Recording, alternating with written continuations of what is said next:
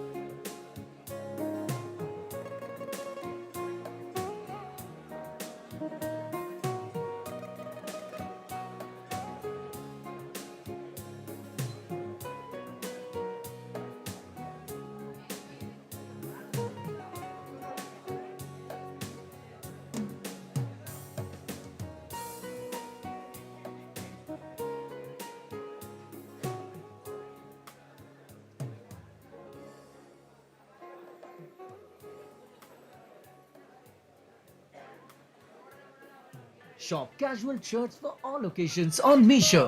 Download now.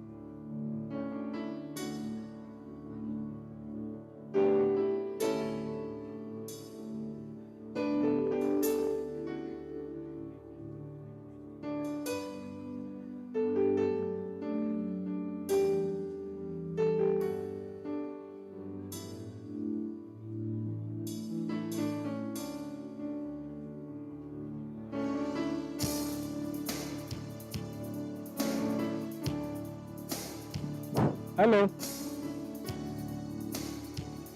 ಎಲ್ರಿಗೂ ನಮಸ್ಕಾರ.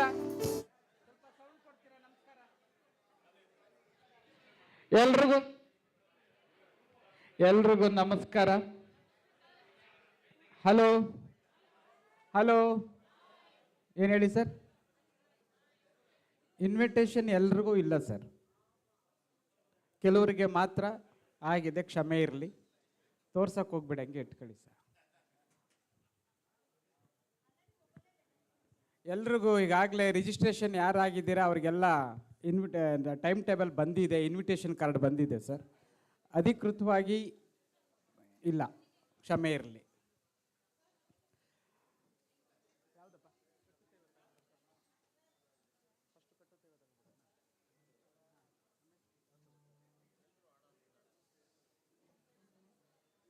ದಯಮಾಡಿ ಎಲ್ಲರೂ ಒಂಚೂರು ಎದ್ದು ನಿಂತ್ಕೊಳ್ತೀರಾ? ನಿಮಗೆ ಗೊತ್ತಿರೋ ಹಾಡು, ನಮಗೂ ಗೊತ್ತಿರೋ ಹಾಡು, ಎಲ್ಲರೂ ಸೇರಿ ಹಾಡೋಣ. ತಿಂಡಿ ತಿನ್ಕೊಂಡಾದ್ಮೇಲೆ ಒಂದು 2 ನಿಮಿಷ ಎದ್ದು ನಿಲ್ಬೇಕಂತೆ ಹೇಳಿದ್ದಾರೆ ಇಲ್ಲಿ.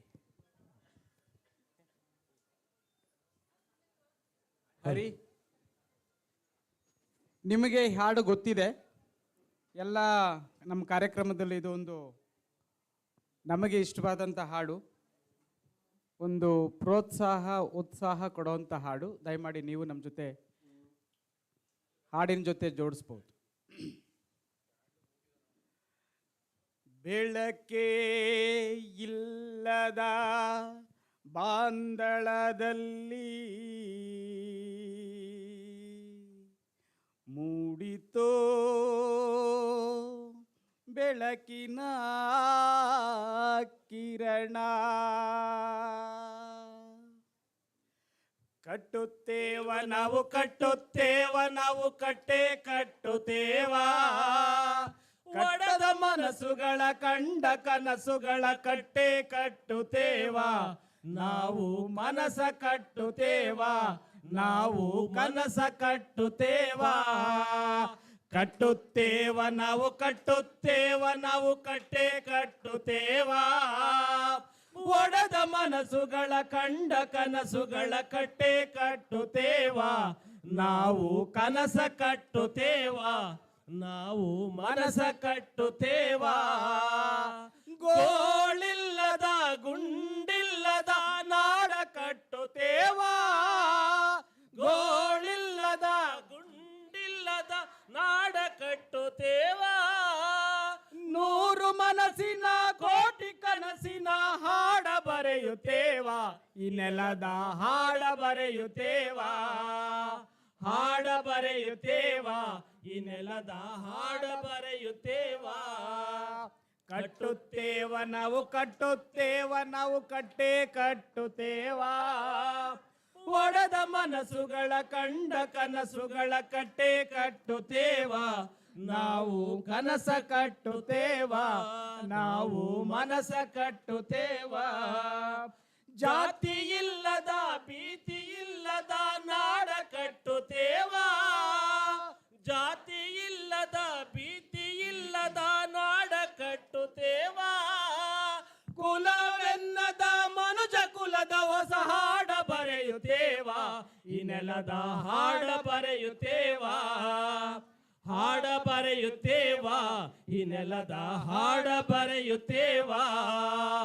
ಕಟ್ಟುತ್ತೇವ ನಾವು ಕಟ್ಟುತ್ತೇವ ನಾವು ಕಟ್ಟೆ ಕಟ್ಟುತ್ತೇವ, ಒಡೆದ ಮನಸ್ಸುಗಳ ಕಂಡ ಕನಸುಗಳ ಕಟ್ಟೆ ಕಟ್ಟುತ್ತೇವ.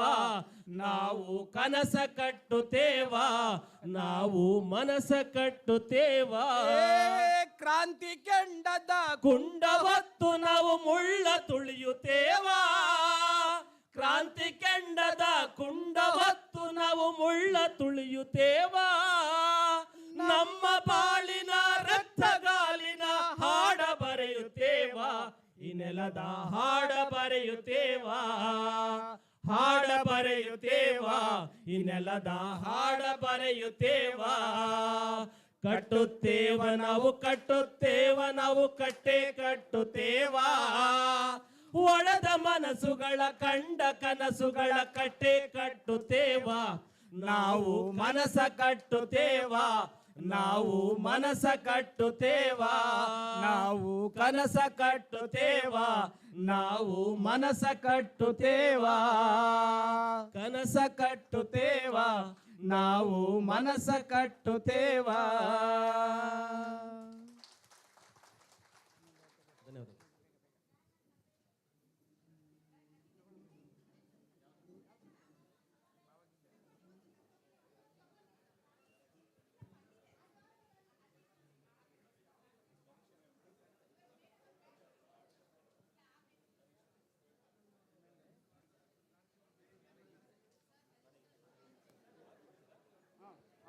ಧನ್ಯವಾದ.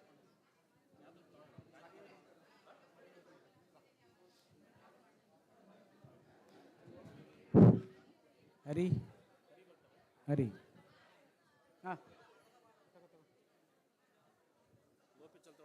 ಲೋ ಪಿಚ್ಚರ್ ಯಾರಾದರೂ ತಮಿಳ್ನಾಡು ಆಡೋಡಿದ್ರೆ ಅಥವಾ ನೀವೇ ತಮಿಳ್ನಾಡು ಆಡಿಸಿ ಎಲ್ಲ ಕರೀರಿ. ಇಲ್ಲಿ ಆಂಧ್ರ, ತಮಿಳುನಾಡು, ಕೇರಳ, ಪಾಂಡಿಚೇರಿ, ತೆಲಂಗಾಣ ಎಲ್ಲ ರಾಜ್ಯದಿಂದ ಬಂದಿದ್ದೀರಿ. ಯಾರಾದರೂ ಹಾಡಕ್ಕೆ ಇಷ್ಟ ಆದರೆ ದಯಮಾಡಿ ಬಂದು ಇಲ್ಲಿ ಹಾಡಬಹುದು. ಕನ್ನಡದವ್ರಿಗೆ ಗೊತ್ತಾಯ್ತು. ಅನೌನ್ಸ್ ಮಾಡಿ. Tamil, Telugu. Good morning all. Good morning. I need a response. Good morning. Not enough. Good morning. Not at all enough. Good morning. Superb. A warm welcome to each and every one of us here, gathered here on this auspicious day. We are gathering here for the South India CSR CSO Conclave 2025. We just heard a Kannada song being sung, a prayer song.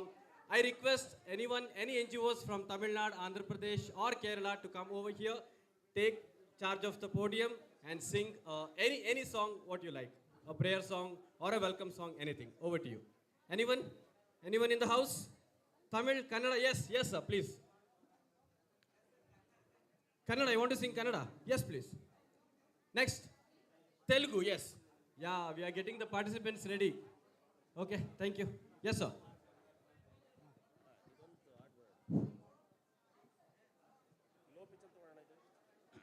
ತಗೋ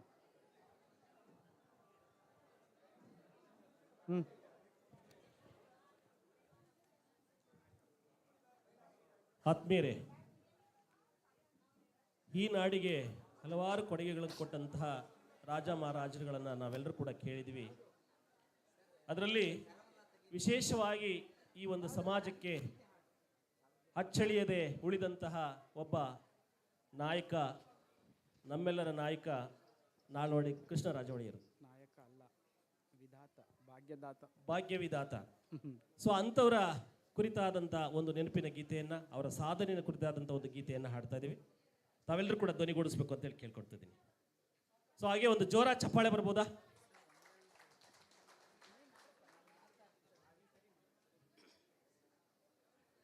ಮರೆಯೋದುಂಟೆ ಮೈಸೂರು ದೊರೆಯ ಶ್ರೀ ನಾಲ್ವಡಿ ಕೃಷ್ಣರಾಜ ಒಡೆಯ, ಶ್ರೀ ನಾಲ್ವಡಿ ಕೃಷ್ಣರಾಜ ಒಡೆಯ.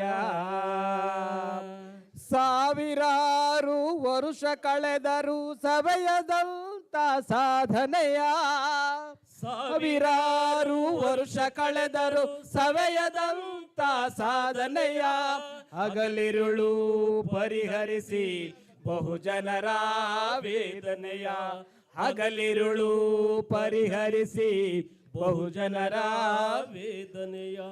ಆಳರಸರಿಗೆ ಮಾದರಿಯಾದ ರಾಜ ಯೋಗಿಯ ಮರೆಯೋದುಂಟೆ ಮೈಸೂರು ದೊರೆಯ ಶ್ರೀ ನಾಲ್ವಡಿ ಕೃಷ್ಣರಾಜ ಒಡೆಯ, ಶ್ರೀ ನಾಲ್ವಡಿ ಕೃಷ್ಣರಾಜ ಒಡೆಯ. ರಾಜೋಚಿತ ವಿದ್ಯೆಯ ಕಲಿತು ತತ್ವಜ್ಞಾನಿಯಾಗಿ ಆಡಳಿತ ಸೂತ್ರ ಹಿಡಿಯುತ್ತ ಸ್ವತಂತ್ರ ರಾಜರಾಗಿ ಮೈಸೂರಿನ ನಿರ್ಮಾತೃಗಳಾಗಿ ನವ ಮೈಸೂರಿನ ನಿರ್ಮಾತೃಗಳಾಗಿ ನಾಡು ನುಡಿಗೆ ಬಹು ಜನರ ಏಳಿಗೆಗೆ ಜೀವ ಕೊಟ್ಟ ದೊರೆಯ ಮರೆಯೋದುಂಟೆ ಮೈಸೂರು ದೊರೆಯ ಶ್ರೀ ನಾಲ್ವಡಿ ಕೃಷ್ಣರಾಜ ಒಡೆಯ ಶ್ರೀ ನಾಲ್ವಡಿ ಕೃಷ್ಣರಾಜ ಒಡೆಯ ಸಾವಿರಾರು ವರ್ಷ ಕಳೆದರೂ ಮರೆಯದಂತ ಯೋಜನೆಯ ಮನುವಾದವ ಮಟ್ಟ ಹಾಕಲು ದಿಟ್ಟ ಕಾನೂನುಗಳ ಮಾಡಿ ಗೆಜ್ಜೆ ಪೂಜೆ ದೇವದಾಸಿ ಅಂತ ಅನಿಷ್ಟ ಪದ್ಧತಿಗಳ ದೂಡಿ ಸರ್ವ ಜನಾಂಗಕ್ಕೂ ಶಿಕ್ಷಣ ನೀಡಿ ಮನೆಗೂ ಬೆಳಕನ್ನು ನೀಡಿದ ಸರ್ವ ಜನಾಂಗಕ್ಕೂ ಶಿಕ್ಷಣ ನೀಡಿ ಮನೆಗೂ ಬೆಳಕನ್ನು ನೀಡಿದ ಜನರ ಏಳಿಗೆಗೆ ಜೀವ ಮುಡುಪಿಟ್ಟ ರಾಜ ರುಚಿಯಾದ ದೊರೆಯ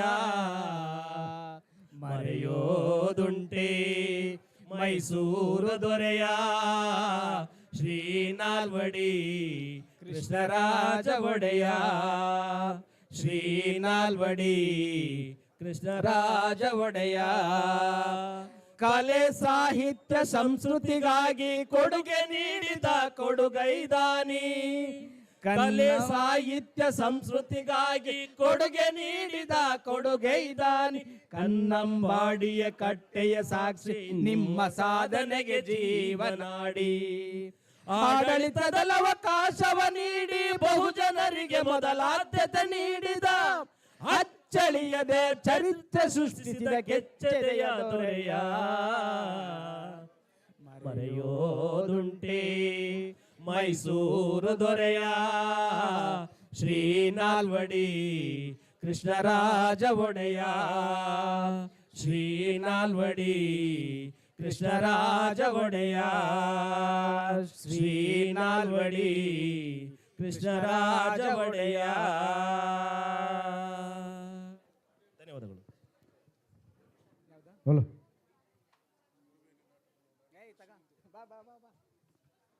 ಹಲೋ ತೆಲುಗು ಸಿಂಗರ್ ಬೇರೆ ಬೇರೆ ರಾಜ್ಯಗಳಿಂದ ಬಂದಿರತಕ್ಕಂಥ ಎಲ್ಲ ನಮ್ಮ ಸ್ವಯಂ ಸೇವಾ ಸಂಸ್ಥೆಗಳ ಮುಖ್ಯಸ್ಥರಿಗೆ ವಿವೈಕೆ ಫೆವಾರ್ಡ್ಕೆ ಮತ್ತು MSME ಮುಖಾಂತರವಾಗಿ ಎಲ್ರಿಗೂ ಹೃತ್ಪೂರ್ವಕವಾದ ಸ್ವಾಗತವನ್ನು ಬಯಸ್ತಾ ಇತ್ತೀಚೆಗೆ ಶಿವರಾತ್ರಿಯನ್ನು ನೋಡಿದ್ದೇವೆ. ಹಾಗಾಗಿ ಆ ಶಿವನ ಒಂದು ಗೀತೆಯನ್ನು ಆಡುವ ಮುಖಾಂತರ ನೆಕ್ಸ್ಟು ಅವರಿಗೆ ಅವಕಾಶ ಮಾಡಿಕೊಡ್ತಾ ಇದ್ದೇವೆ.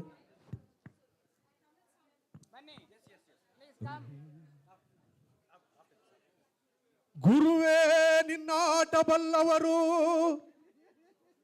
ಯಾರ್ಯಾರೋ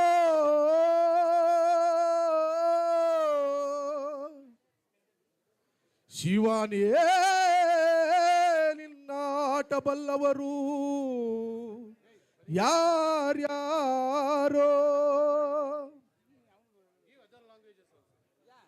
ಗುರುವೇ ನಿನ್ನಾಟ ಬಲ್ಲವರ್ಯಾರ್ಯಾರೋ ಹರನೇ ನಿನ್ನಾಟ ಬಲ್ಲವರ್ಯಾರ್ಯಾರೋ ಗುರುವೇ ನಿನ್ನಾಟ ಬಲ್ಲವರ್ಯಾರ್ಯಾರೋ ಹರನೇ ನಿನ್ನಾಟ ಬಲ್ಲವರ್ಯಾರ್ಯಾರೋ ಕುಂಬರಗೊಳ್ಳಲ್ಲ ಮನೆಯ ಕುಂಬರಗೊಳ್ಳಲ್ಲ ಮನೆಯ ಮಡಿಕೆಯ ನಾದವ ಕೇಳಿ ಕುಂಬರಗೊಳ್ಳಲ್ಲ ಮನೆಯ ಮಡಿಕೆಯ ನಾದವ ಕೇಳಿ ಶಿವನು ಕೈಲಾಸದಲ್ಲಿ ಹರನು ಕೈಲಾಸದಲ್ಲಿ ತೈತಾಂ ತೈತಾಂ ಎಂದು ಕುಣಿದ ಗುರುವೇ ನಿನ್ನಾಟ ಬಲ್ಲವರ್ಯಾರ್ಯಾರೋ ಹರನೇ ನಿನ್ನಾಟ ಬಲ್ಲವರ್ಯಾರ್ಯಾರೋ ಗುರುವೇ ನಿನ್ನಾಟ ಬಲ್ಲವರ್ಯಾರ್ಯಾರೋ ಹರನೇ ನಿನ್ನಾಟ ಬಲ್ಲವರ್ಯಾರ್ಯಾರೋ.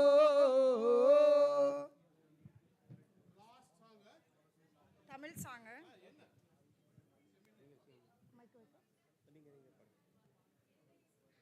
தமிழ் தாய் வாழ்த்து.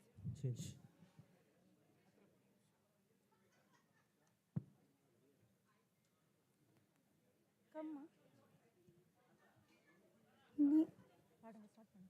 நீராறும் கடலுடுத்த நிலமடந்த கெழிலொழுகும் சீராரும் மதனமென திகழ் பரத கண்டமிதில் திக்கணமும் அதிர் சிறந்த திராவிடனல் திருநாடும் தக்க சிறு பிறை நுதலும் தரித்தனலும் திலகமுமே அத்திலக வாசனை போலனை துளகும் இன்பமுற எத்திசையும் புகழ் மணக்க இருந்த பெரும் தமிழனங்கே தமிழனங்கே உன் சீரிலமை திகழ் பிறந்து பிறந்து வாழ்த்துதுமே வாழ்த்துதுமே வாழ்த்துதுமே.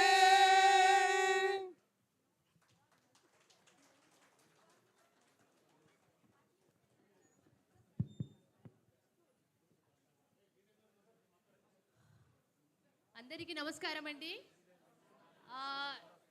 నా పేరు సాక్రుబాయి. నేను జీవనాధార్ సొసైటీ నుంచి హైదరాబాద్ నుంచి వచ్చానండి. మేము ఫోకస్గా మిల్లెట్స్ మీద వర్క్ చేస్తాము, women issues and adults and age group మీద. సో నేను ఒక చిన్న పాట పాడుతున్నాను, సారీ ఏమనుకోవద్దు. ఒకటి ఏంటంటే చాలామంది ఇక్కడ లేడీస్ చాలా తక్కువ కనిపిస్తున్నారు, అందరు కూడా మెచ్చగా కనిపిస్తున్నారు. సో దానికి సంబంధించి ఎవరు తప్పుగా అనుకోవద్దండి, ఓకేనా? సరే, నేను ఒక చిన్న పాట చిన్నది పాడతాను, పెద్దగా పాడను. వినవయ్యావో పురుషుడా ఆడదబలెట్లా అవుతుందిరా,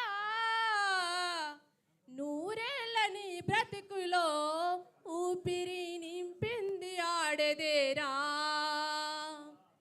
వినవయ్యావో పురుషుడా ఆడదబలెట్లా అవుతుందిరా, నూరేళ్ళ నీ బ్రతుకులో ఊపిరి నింపింది అమ్మేనురా. తల్లిగా చెల్లిగా ఆలి అరదాంగిగా, తల్లిగా చెల్లిగా ఆలి అరదాంగిగా, సకల బాధలు కోచి సాధించి నీ తల్లి ఆ తల్లి ఆడదేరా, ఓ పురుష ఆడదే అమ్మాయిరా. ఆ తల్లి ఆడదేరా, ఓ పురుష ఆడదే అమ్మాయిరా. వినవయ్యా ఓ పురుషుడా ఆడదబలెట్లా అవుతుందిరా, నూరేళ్ళ నీ బ్రతుకులో ఊపిరి నింపింది అమ్మేనురా. Thank you so much.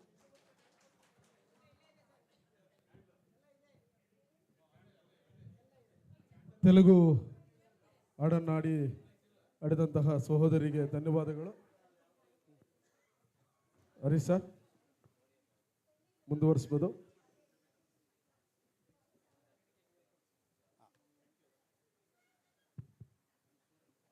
ನಮಸ್ಕಾರ ಎಲ್ರಿಗೂ. ನಮಸ್ಕಾರ ಮಂದ್ರಿಕಿ. Good morning all. A warm welcome to all our esteemed guests,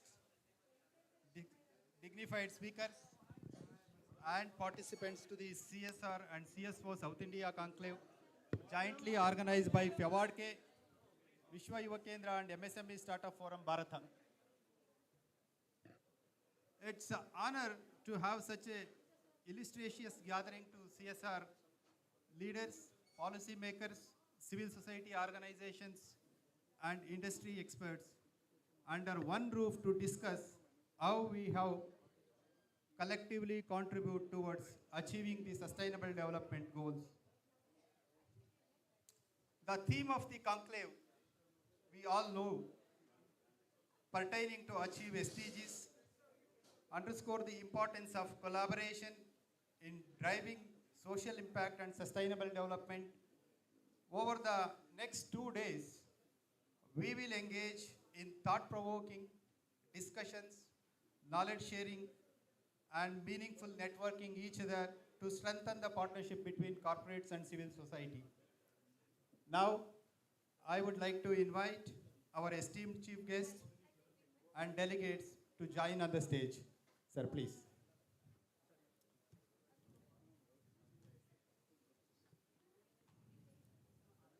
Today's the guest of honors, Shri Neeraj Kumar Lal, Group Head, CSR Arvind Limited and CEO Arvind Foundation. And we have Shri Mitesh Kandrewal, National Vice President MSME and Startup Forum Bharat. Sir, please come. Namaskara. And we will all request Mr. Manjunath K, Program Officer, Vishwa Yuvak Kendra, New Delhi, please come to the stage. And I would like to request Shri Mahesh Chandra Guru, State President, Fevourdk, Karnataka, plus, sir, please be in the.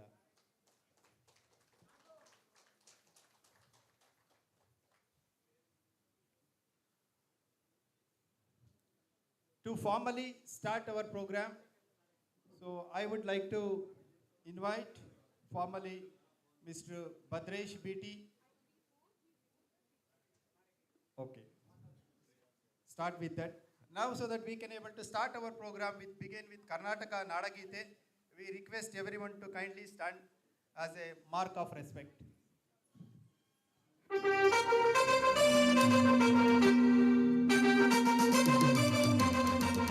जय भारत जननीय तनुजाते जय हे कर्नाटक माते जय सुंदर नदी वनಗಳ ನಾಡಿ जय हे रस ಋಷಿಗಳ ಬೀಡೆ ಭೂದೇವಿಯ ಮುಕುಟದ ನವಮಣಿಯೇ ಗಂಧದ ಅಂದದ ಹೊನ್ನಿನ ನುಡಿಯೇ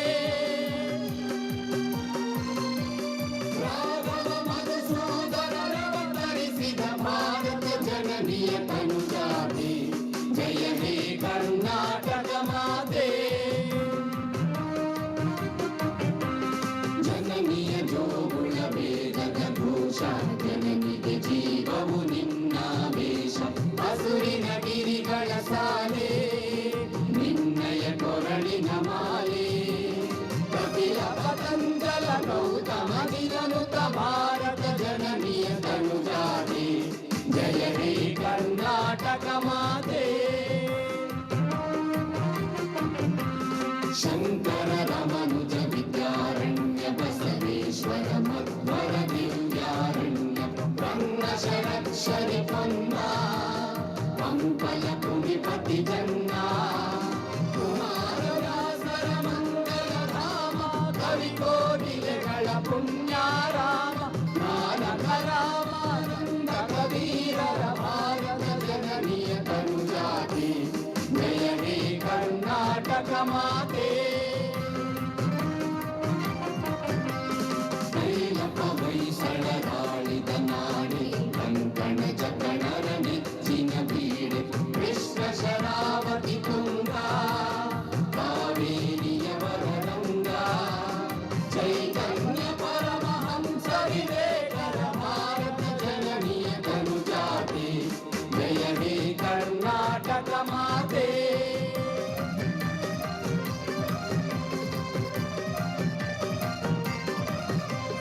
ಸರ್ವ ಜನಾಂಗದ ಶಾಂತಿಯ ತೋಟ ರಸಿಕರ ಕಂಗಳ ಸೆಳೆಯುವ ನೋಟ ಹಿಂದೂ ಕ್ರೈಸ್ತ ಮುಸಲ್ಮಾನ ಪಾರಸಿಕ ಜೈನ ಉದ್ಯಾನ ಜಗತ್ತನ ಹೋಲುವ ಹೊರೆಗಳ ಧಾಮ ನಾಯಕ ವೈರಿಕರ Rama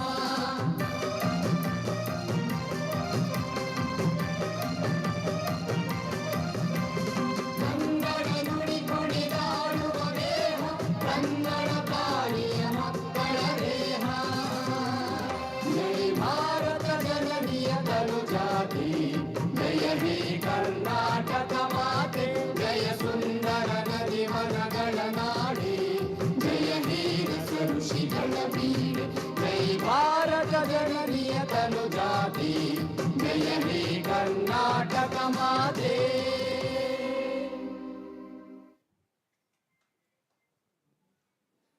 Thank you so much.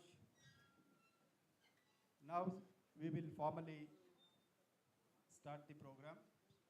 Formally, I would like to welcome Mr. Bhadresh to welcome all the dignitaries and guests for the floor.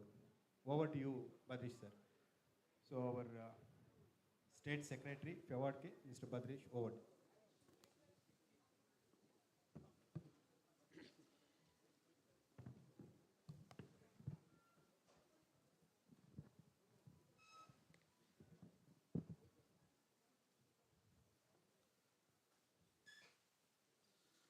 Yes, good morning to all.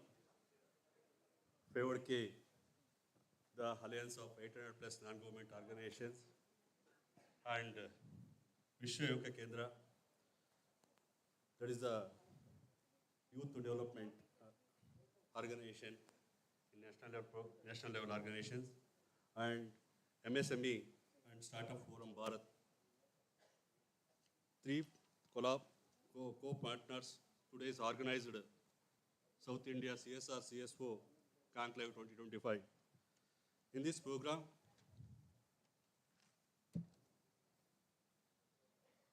distinguished guests, esteemed speakers, and fellow change makers, it is my privilege to welcome you to the South CSR and CSOs Conclave 2025, a unique gathering of CSOs, CSR professionals, and stakeholders committed to create a more just and equitable society.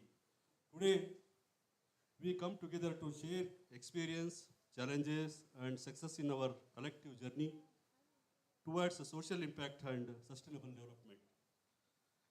As we navigate the complexities of the development landscape, it has become increasingly clear that collaboration and partnership between CSOs and corporates and governments are essential in addressing the pressing social and environmental and economic challenges that we face. This conclave is a demonstration to the power of collective action and our shared commitment to the creating positive change.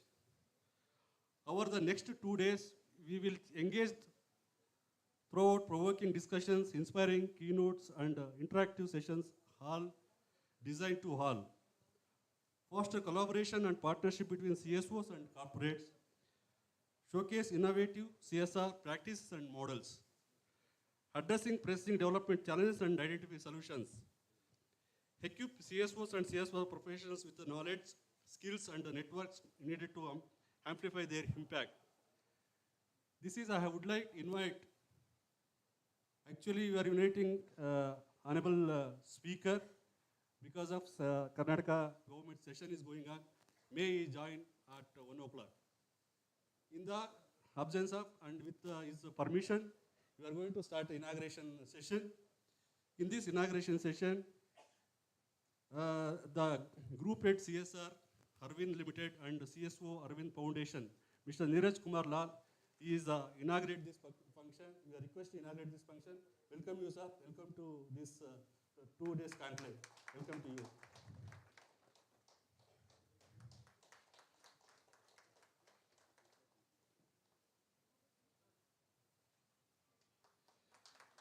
This is the unique products from grassroots organizations are developed and packed these items. That is a millets products.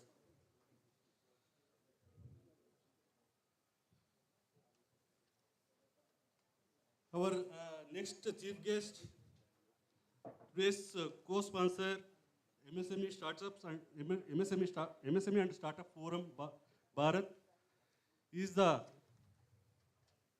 National Vice President, MSME Startup Forum Bharat, Mr. Mitesh Kandrawal, sir. Sir, welcome to you, sir, this 2 days event and for this inaugural session. Welcome you all.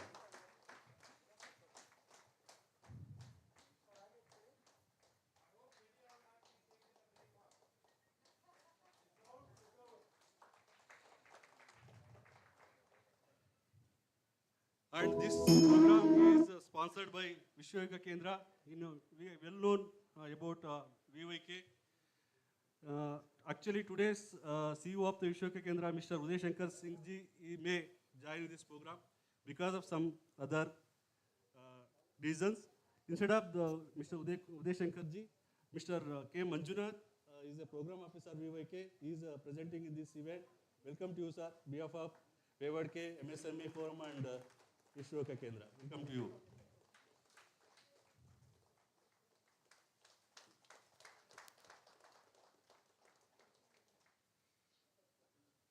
and well known to all, Mr. Maheshandra Guru. He is a motivator, our leader. He is a state president of Fevourdk. Welcome to sir for this inaugural session. You preside the inaugural session and welcome to you.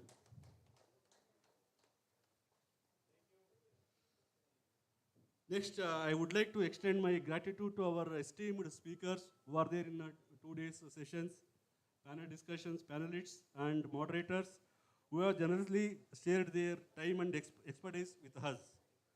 To all our fellow Fevourdk board members are here. Welcome to all our Fevourdk board members. And also welcome to CSO aides and representatives, sponsors, partners. Welcome to all. And also welcome to media personals, print media and electronic media. We appreciate your support and commitment to the cause of social impact and sustainable development. Welcome to all media persons. And to our delegate, we are thrilled to have to hear and look forward to learning from your experience and insights. Let us work together to harness the power of collaboration and collective action to create a brighter future for all. Thank you for the opportunity to welcome you all. Thank you very much.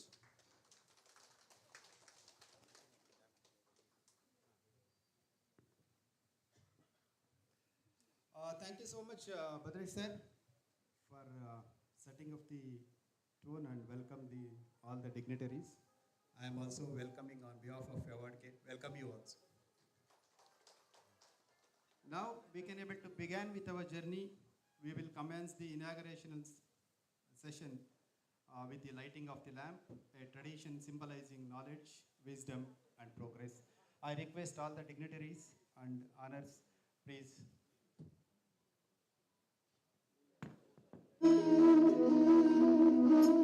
All the board members of Fevourdk, I am requesting, please join your hands.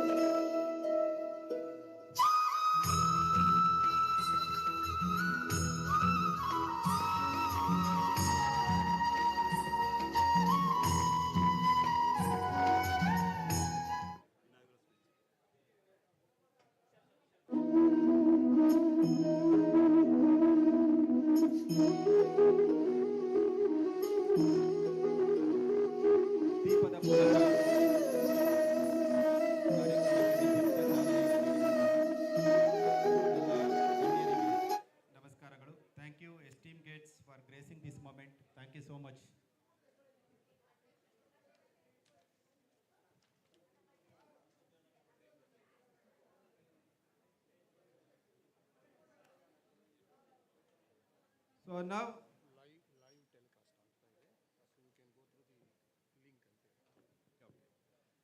so this program also has been live telecasted. Kindly go through the link. Now we can able to have an address from our guest of honors. Before he start, I would like to introduce few words about him.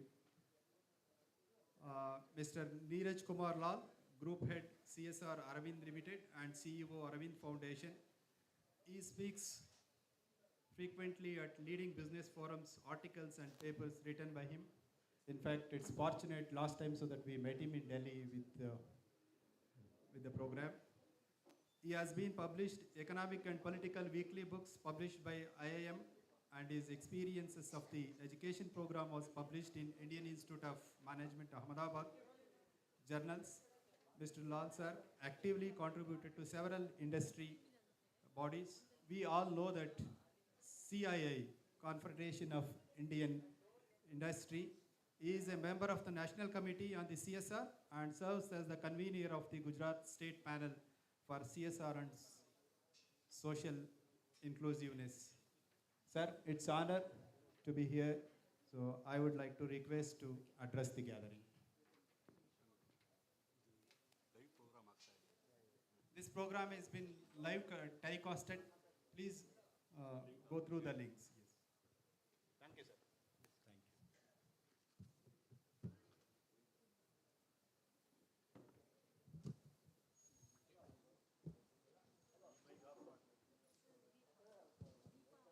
you. I shall use this one or this one.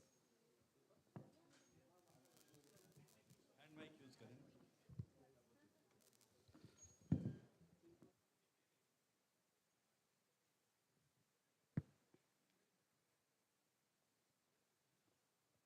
Namaskaram.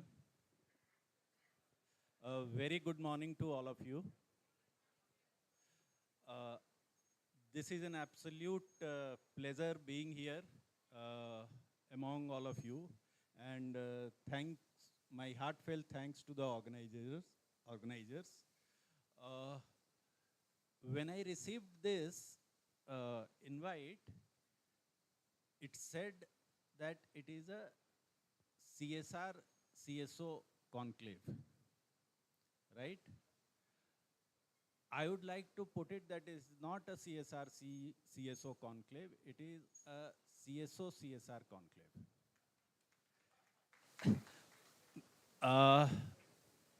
Because I have started my life and I am going back 30 years exactly doing what all of you are doing.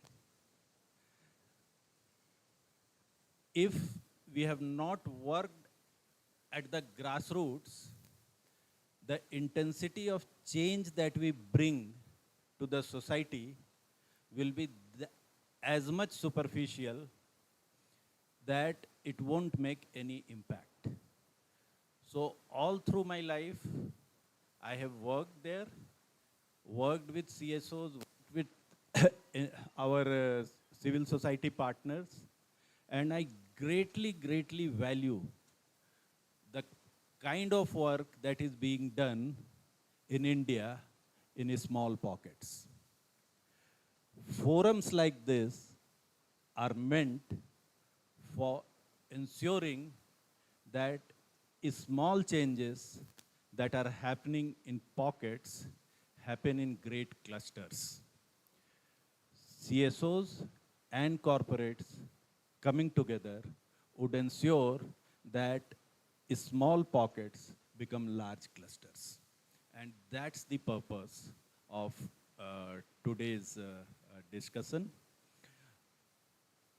There are 2-3 things that I wanted to bring in this forum.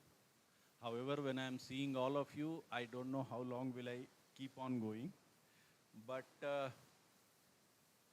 I'm very happy. I'm coming from Ahmedabad, the land of Indian Institute of Management, Ahmedabad. I am coming to the city which is land of IIM Bangalore. So Ahmedabad and Bangalore today and meeting for another A, B, and C this conclave. So, in my childhood, my English teacher told me that anything that you are doing, and if you get stuck, look at the dictionary. So this morning, I have been going to the conclaves and conferences, but never looked at the dictionary. But this morning, I looked at the dictionary. What does conclave mean? And a conclave it is an event that brings together people from academia, civil society, industry, and common people to discuss issues, share knowledge, and collaborate. Conclaves can also be used to recognize achievements and inspire people. And this is what this forum is meant to do: share knowledge, recognize people, identify instances, identify initiatives, and inspire people. So friends, since the focus is on CSOs, on CSRs, and on collaboration, let me speak a little today about what has happened so far, what is happening at this moment, and what is the potential.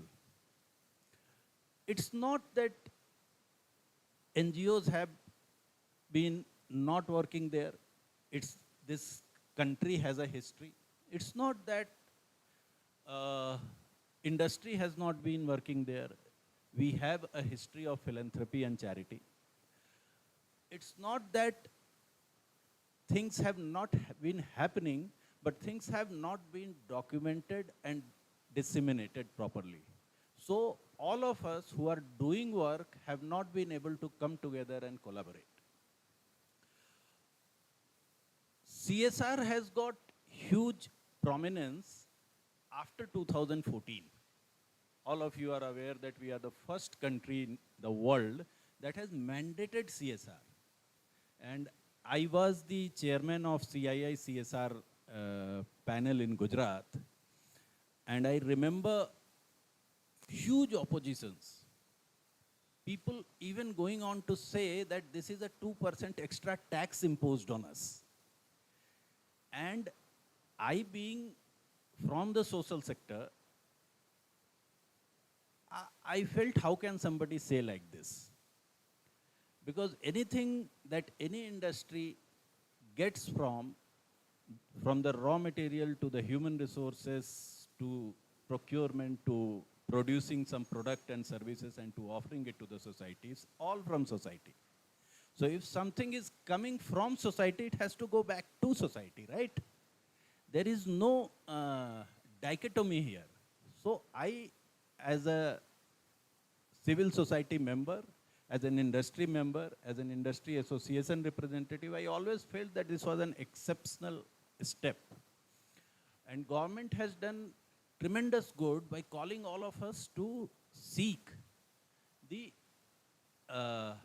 our comments, our reactions before they finalize the act. To cut it short, when the act came, people thought that it is not going to bring any result. But in last 10 years, we are reaching to about 30,000 crores every year. All over India, only CSR is contributing to about 30,000 crores. Is it a big money? Answer is yes, capital YE, yes. Is it going to change India? Answer is no, capital N and O. If this money is not going to bring any change, is it still important? The answer is yes. Mainly because this CSR money is less than 1% of the social sector outlay that government brings to the country. Less than 1%. However, there is a very unique twist to this. And the unique twist is that this money has 2 or 3 characters. One, this money is going to be available year on year on year on year. Okay, that's first characteristic. Second characteristic is that this money is going to increase year on year on year. Okay? So, what is 30,000 crore is going to be available every year, and perhaps it will continue to increase every year. So, I was plotting on an Excel sheet what has happened in last 10 years, and the CAGR was above 11%. And that was ringing bells. Why? Because if this is the rate at which it will increase, in next 3 to 4 years, it will cross 50,000 crores, and in about 10 years, it will cross 1 lakh crore. Now, how will it go to the people? Do corporates have the bandwidth to go to width and depth of the industry? No. How will it happen? It will happen through our CSOs, our partners. Okay? Then comes the third twist. And the third twist is, does our friends have the bandwidth to kind of utilize these resources that is available? And then someone is coming from Satwa tomorrow. And I was reading one of their studies, and this is inner, so I can speak about it. So the study says that all over India, if you look at 300 top NGOs, their combined, looking at their balance sheet, their combined capacity remains to about 8,500 crores. 8,500 crores. So if even today there are 30,000 crore available, how will our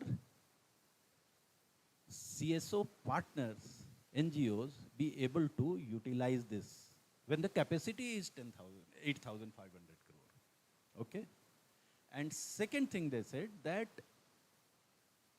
when they looked at organizations who are big, who have large capacities, and who have presence in multiple geographies, there were about 22 organizations who had a balance sheet of about 100 crores.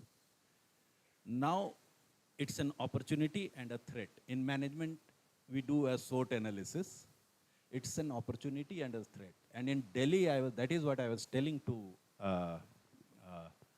Uday and all of you, that forums like these, MSME Forum, Fevourdk, Vishwa Yuvak Kendra, and all of you, if this group decides that we have to ensure that each and every penny, and if not the whole thing, at least half of it should sail through our CSO partners, it will start bringing change at the grassroots. And how will it happen? It will happen through capacity building. It will happen through ensuring that the partners are equipped, CSO partners are capable, and they speak the language that the other party understands. And what is that? The only thing that I am wearing multiple hats. So I am managing 4 or 5 NGOs. So I am a CSO manager also, which is receiving funds from 7 or 8 companies of our group. And there are 4 or 5 other very large CSRs who are funding me to carry out their program. Okay. So I am an implementing agency also. So I am reporting to the management, my management, other companies' management. I am also reporting to the management of other CSRs. So I am wearing multiple hats and seeing that there are 2 or 3 things that, what is a corporate worried for? A corporate is worried for governance. Okay? Because when the act came, the act says that every corporate should interpret this act liberally. And if you are not in a position to spend the money, just tell in your annual report why you could not spend. 2014, this liberal statement turned into a statement of penal. So if you don't spend, you can be penalized. You can be fined. So much so that now if you have not been able to spend, as CEO CSR, I need to pay 2 lakh rupees as fine from my pocket, not from company. So, and all the directors and all the stakeholders of the business, okay? Now, if that is the case, and I don't say that it is difficult to do. If you have to do, you have to do. We all need to eat, so we eat. So if we have to be governed, we have to be governed. And governance is required, so you be governed and get it done. So governance is one thing that is something that Parliament of our country has passed this act, and the President of the country has accented. So it is a law. So rather than arguing, we must follow. So it applies to me, it applies to all of you, right? So the governance is one. So first thing, sir, I would say, if our partners understand the nitty-gritty of compliance of the law and the nitty-gritty of governance, then half of the battle to me is won, and it is 2 days effort, people will understand. Because the kind of difficulties that NGOs face, the number of acts that we already are complying, this is nothing, okay? But this involves a lot of finance and financial reporting, and that's where the difficulty comes. So first part is capacity building. Second part is ensuring that organization like Fevourdk and Vishwa Yuvak Kendra create such programs where you are in a position to support CSO partners with writing of proposal, making of budgets, and implementing. They are implementing anyway. So once these two things happen, I think the partnership will flourish and things will be available. The way things have evolved for CSR, this is going to continue. This is going to continue because, as I said, funds are going to come again and again and again. What is happening that if funds are available to you to work in one area, say in 10 villages, and it is committed for next 5 years, 10 years, will you be able to absolutely transform that area? Will you be able to transform if funds are available for year on year? The answer is yes. If you are working in 5 villages and doing everything, things will change. Now, this is the power. This is the value. So, continuance is possible. Context you have, and the impact you have seen, which can be compounded. So these three things, the continuance and the capacity building and the collaboration, that three things are the key. When I look at gathering like you, like this gathering, I believe this gathering is happening very late, at least perhaps 2-3 decades late. In our time when I was working, when I started my career, we never used to even meet. I have never in my first year of career had attended something like this. So this is happening, so it is a remarkable distinction from what was happening 10 to 20 years ago. But it is also an indication that we have moved very strongly in a positive direction. And that direction is saying that everybody wants to learn, everybody wants to do better, and everybody wants to enhance their potential. So this is something that I believe Vishwa Yuvak Kendra, Fevourdk, MSME and Startups Forum Bharat can jointly do. And I would be extremely happy and will be able to contribute in any way that is possible if this K, that is of Karnataka, turns into an alphabet of each state of India. So if this kind of thing happens in each state of India, we will be happy to work and we will be happy to continue and contribute. So thank you very much. Thank you very much for calling me. And this is something that's close to my heart. I have started like all of you. I still go to my villages. I still go to my slums. I still go to the education centers. And the energy only comes from there. So thank you very much for getting me all this energy. I look forward to having all the discussions today because it is so well planned, from integration to collaboration to technology and dialogues. All that thing is planned in today's time. So thank you very much. I look forward to be with you during the day. Thank you. Thank you very much.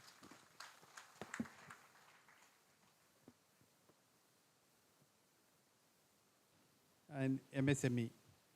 In addition to this leadership, Mr. Kandrewal is actively contributed to various initiatives aimed at empowering entrepreneurs and promoting business networking. Sir, may I request you to share your thoughts? Thank you. Namaskara. So I am very young to all of you, but I privilege for to be in Karnataka 9 years back when I come from Africa to Bangalore. So I shifted. I was past 12 years in Africa, in Central Africa. I was working for Unilever as a HOD finance head, CSR admin, and various roles. So in my capacity, I have a 25 years of experience in different field in the taxation. Even I am from, my core is from Ahmedabad. I done MBA, so finance fields. And yes, as sir was telling for about the farmings and CSOs and all, it is also close to my heart from my childhood because I belongs from Jharkhand, my born and brought up place. But I passed from there lot of places, like I lived in Madhya Pradesh, then I lived to Calcutta, West Bengal, then I moved to Africa to landed to South India. So which is right now, हम जहाँ रहते हैं वही हमारी कर्म भूमि होती है. तो like when I shifted to Bangalore, I like the Bangalore culture. I like because when I was in Africa, India is a whole, like 5 lakh Indians are living over there. And I was heading the North Indian community over there with 500 families over there. So I was always relating with the lot of communities going together in India as a whole. So I always meet different peoples, especially in my office, all majority peoples are from South India. Some are from Andhra Pradesh, some are from Karnataka, some are from Kerala. So a lot of my colleagues and I enrich the new culture of food, then culture of different belongings, so which always inherits me to give more and more to the society. Currently, I am in the capacity of National VP for the MSME Startup Forum Bharat. Like 4 years back during the Corona time, I joined this forum as a member to help to the society in terms of MSME, because MSME is a bone of Indian economy. As per our beloved Prime Minister is telling that 5 trillion economy from India is the MSMEs. Because all we are the small MSMEs, and where we grow our business, we take the support from the local and state and central government. And through that, now what we are doing from the last 4 years, we have 10,000 MSME member at present in India. We are in the cross border. We have 149 chapters throughout of India with the 28 states, with the union territories. And our founder, Dr. Manoj Kumar Shah, who belongs from Varanasi, he is a serial entrepreneur. And under his leadership, The mentor is Dr. Vijay Chautwala ji, who sits right now at the PMO office, New Delhi. So from his inspiration, this forum has started. And our core mission of this forum is to help the majority of the MSME to build the capacity building in terms of funding, in terms of networking, in terms of giving the business in different cross-border. Like we are in South India, now you have to do the business in North India, you have to do the West India, East India. So the proper coordination, proper policy making, the MSME these days doing lot of work in contributing the Indian economy, directly making the policy making in the central government ministry at present. So our lot of right now the members and business entrepreneurs throughout in MSME are from different parts of India and contributing daily on a daily basis. So right now, if I will tell the graphics,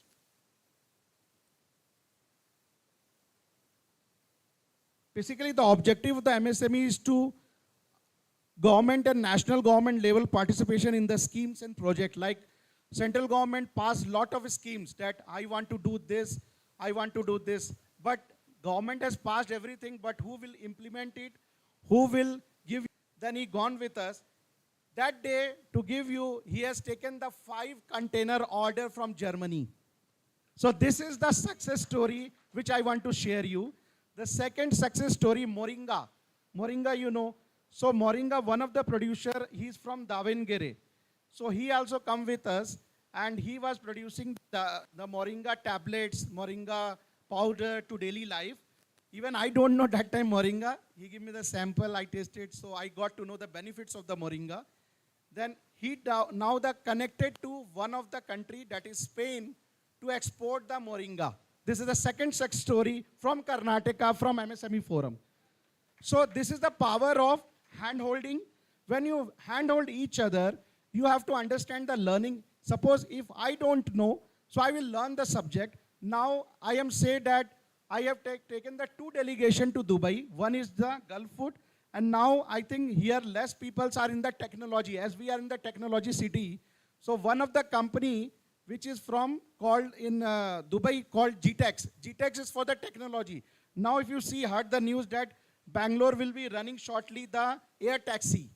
From Bangalore International Airport to, if you go to Electronic City, you will charge only 700 rupees and you will go in a fraction of 15 minutes. That is air taxi to be launched in Bangalore very soon.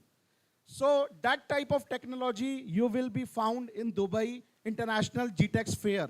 So Dubai is the place right now these days, lot of exhibition, lot of delegations going through for the learning purpose, for taking the technology. I recently visited the Aero Show in Yalanka, just passed. So there I've seen this time, it's a historic in Karnataka.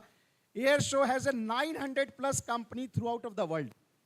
Now, for us, we think that, okay, 900 companies might come. What is the use of that? But now, if you see, the best part is that, as in Bangalore, we are loved that by God's grace, we are all in the Bangalore right now, in Karnataka. The best part is that all the company now coming in India and taking the learning from the Bharat, our initiative of own technology, like PM is telling, Atmanirbhar Bharat. So if we do the all technology in India, we don't want to go to export, or we don't want to import the things. Everything can be produced in India itself. So the MSME role in every sector, MSME these days are not only in the food, technology, networking, then making sessions. I am also launching the different chapters, as my role is to launch the chapter, taking membership, and to encourage them and do lot of funding support. Even our founder, Dr. Manoj Kumar Shah, is right now a BJP Cell NRI convener, Pradesh Vibhag, which we call. So he has a lot of connect for the different investors throughout of the world. Now he's taking lot of efforts to bring the investor to India to take the help of all the MSME. So these days MSME is doing lot, and I will love to more explore with you all. I don't want to make more time with you. I will do the networking session with you. So thank you very much for giving the time, and thank you Guru sir and Vishnu and sir for Arvind Mills also. Thank you very much, and thank you all the guests. Thank you.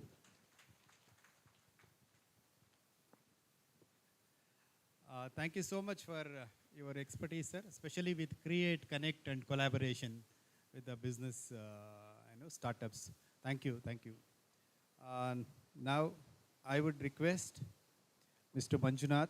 Manjunath, so we all know him very well. So he is the program officer of Vishwa Yuvak Kendra, a prominent youth development organization in India.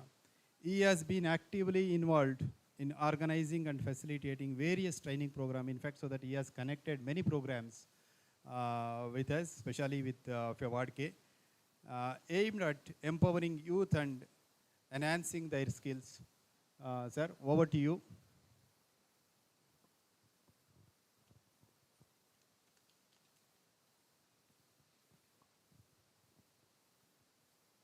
ಎಲ್ರಿಗೂ ನಮಸ್ಕಾರ, ಅಂದರಿಗೂ ನಮಸ್ಕಾರಂ. எப்படி இருக்கீங்களா?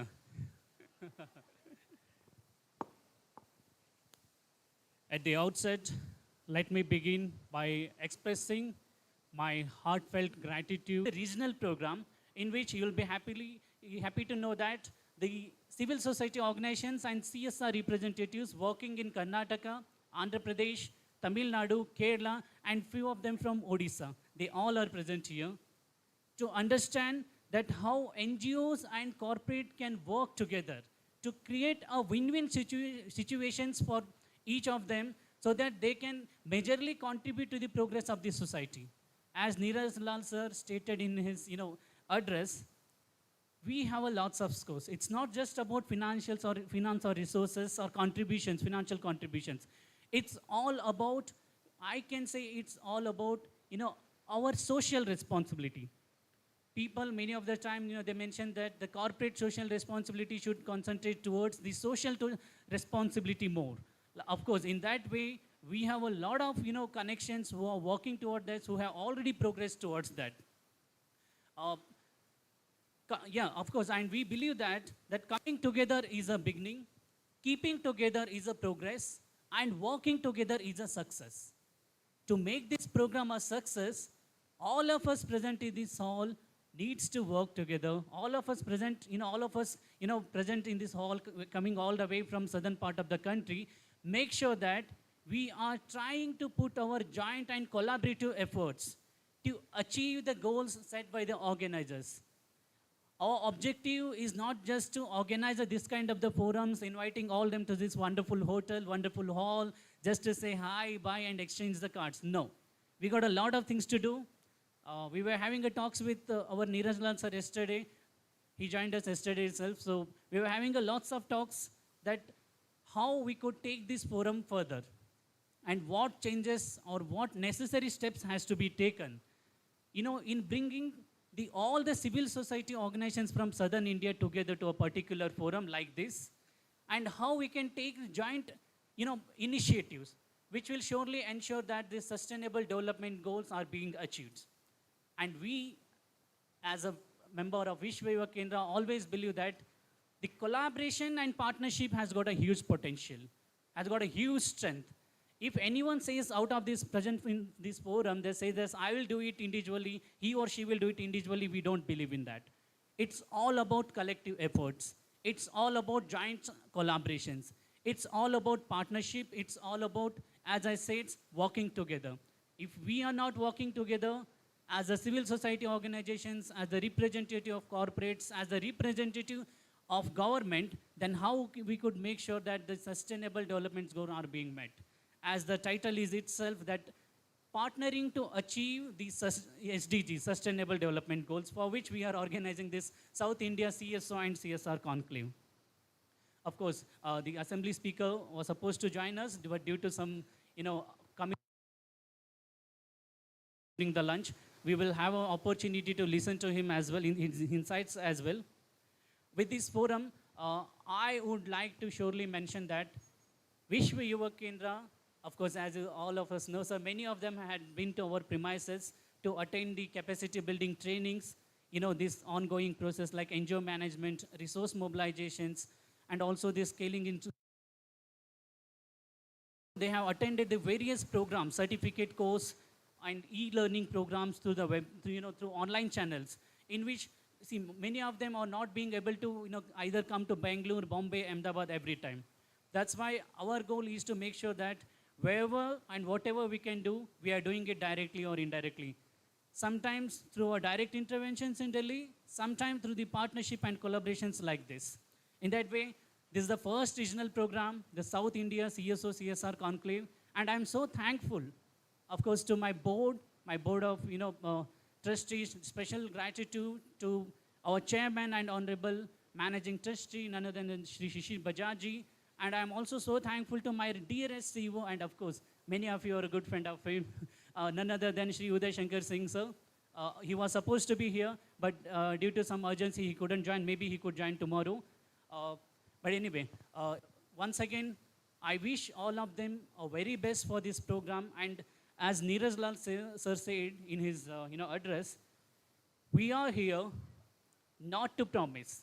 So we are here not to promise, but we are here to make sure that we all can work together, we all can work in the spirit of collaboration and partnership, that some good promises for the betterment of the future, for the betterment of the community, for the betterment of the people that we are working with can be met up, sir. So this is the objectives.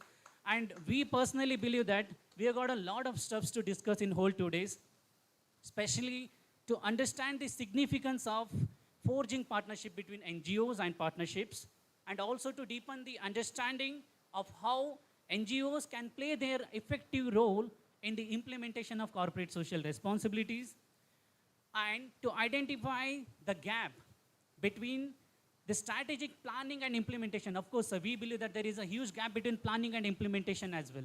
If we are ready with this strategic planning and implementation, then we will surely be able to achieve these goals, these SDGs as well, working hand in hand.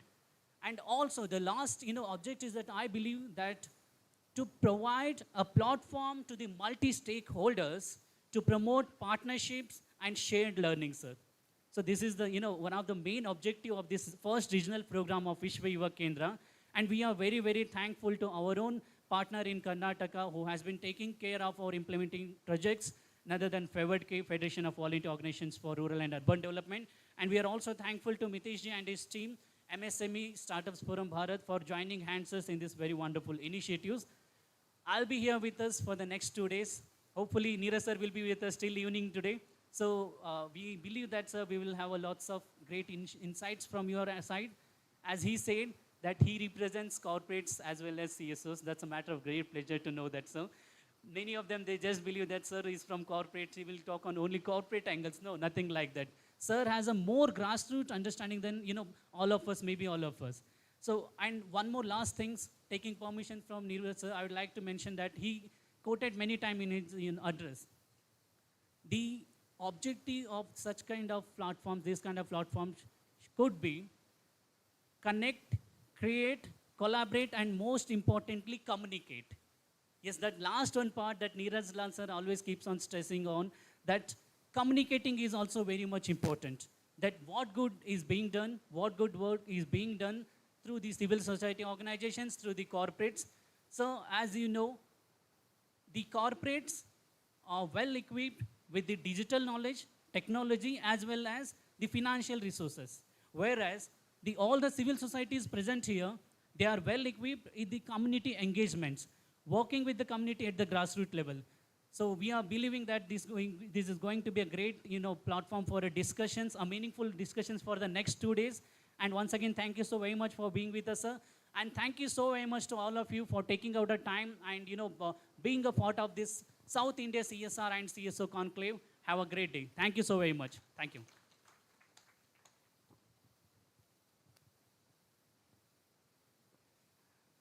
Thank you so much for sharing how the Vishwa Yuvak Kendra is taking initiative to enhance the capacity building of CSOs. And also he has briefly set the context, how the 2 days, the workshop is going to be. So thank you, sir, again. So now I would like to move and invite Mr. Mahesh Chandra Guru, State President Fevourdk, to deliver the presidential speech. Before that, a brief information about Mahesh Chandra Guru. So we all know him is the State President of Fevourdk, a federation comprising over 800 voluntary organizations dedicated to enhancing social, economic and cultural empowerment across Karnataka. Sir, over to you. Thank you.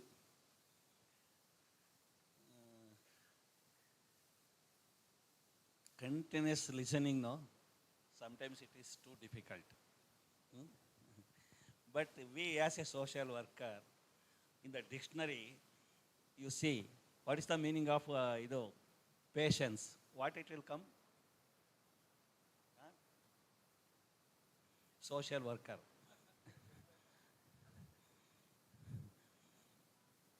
When you see in the dictionary, because we have to change whole dictionary and all the things, many things we have to change, because we are the changing agents. Huh? We are not listening means who will listen? In all our life, we are go on teaching to the community. We are expecting that wherever we go, people has to listen us. Here we are not listening means we don't have any moral rights to teach or blame the people, they are not listening to us. Therefore, my dear brother and sisters, you yourself are dedicating to the services. Nowadays is very selfish society. Even husband is not caring his wife.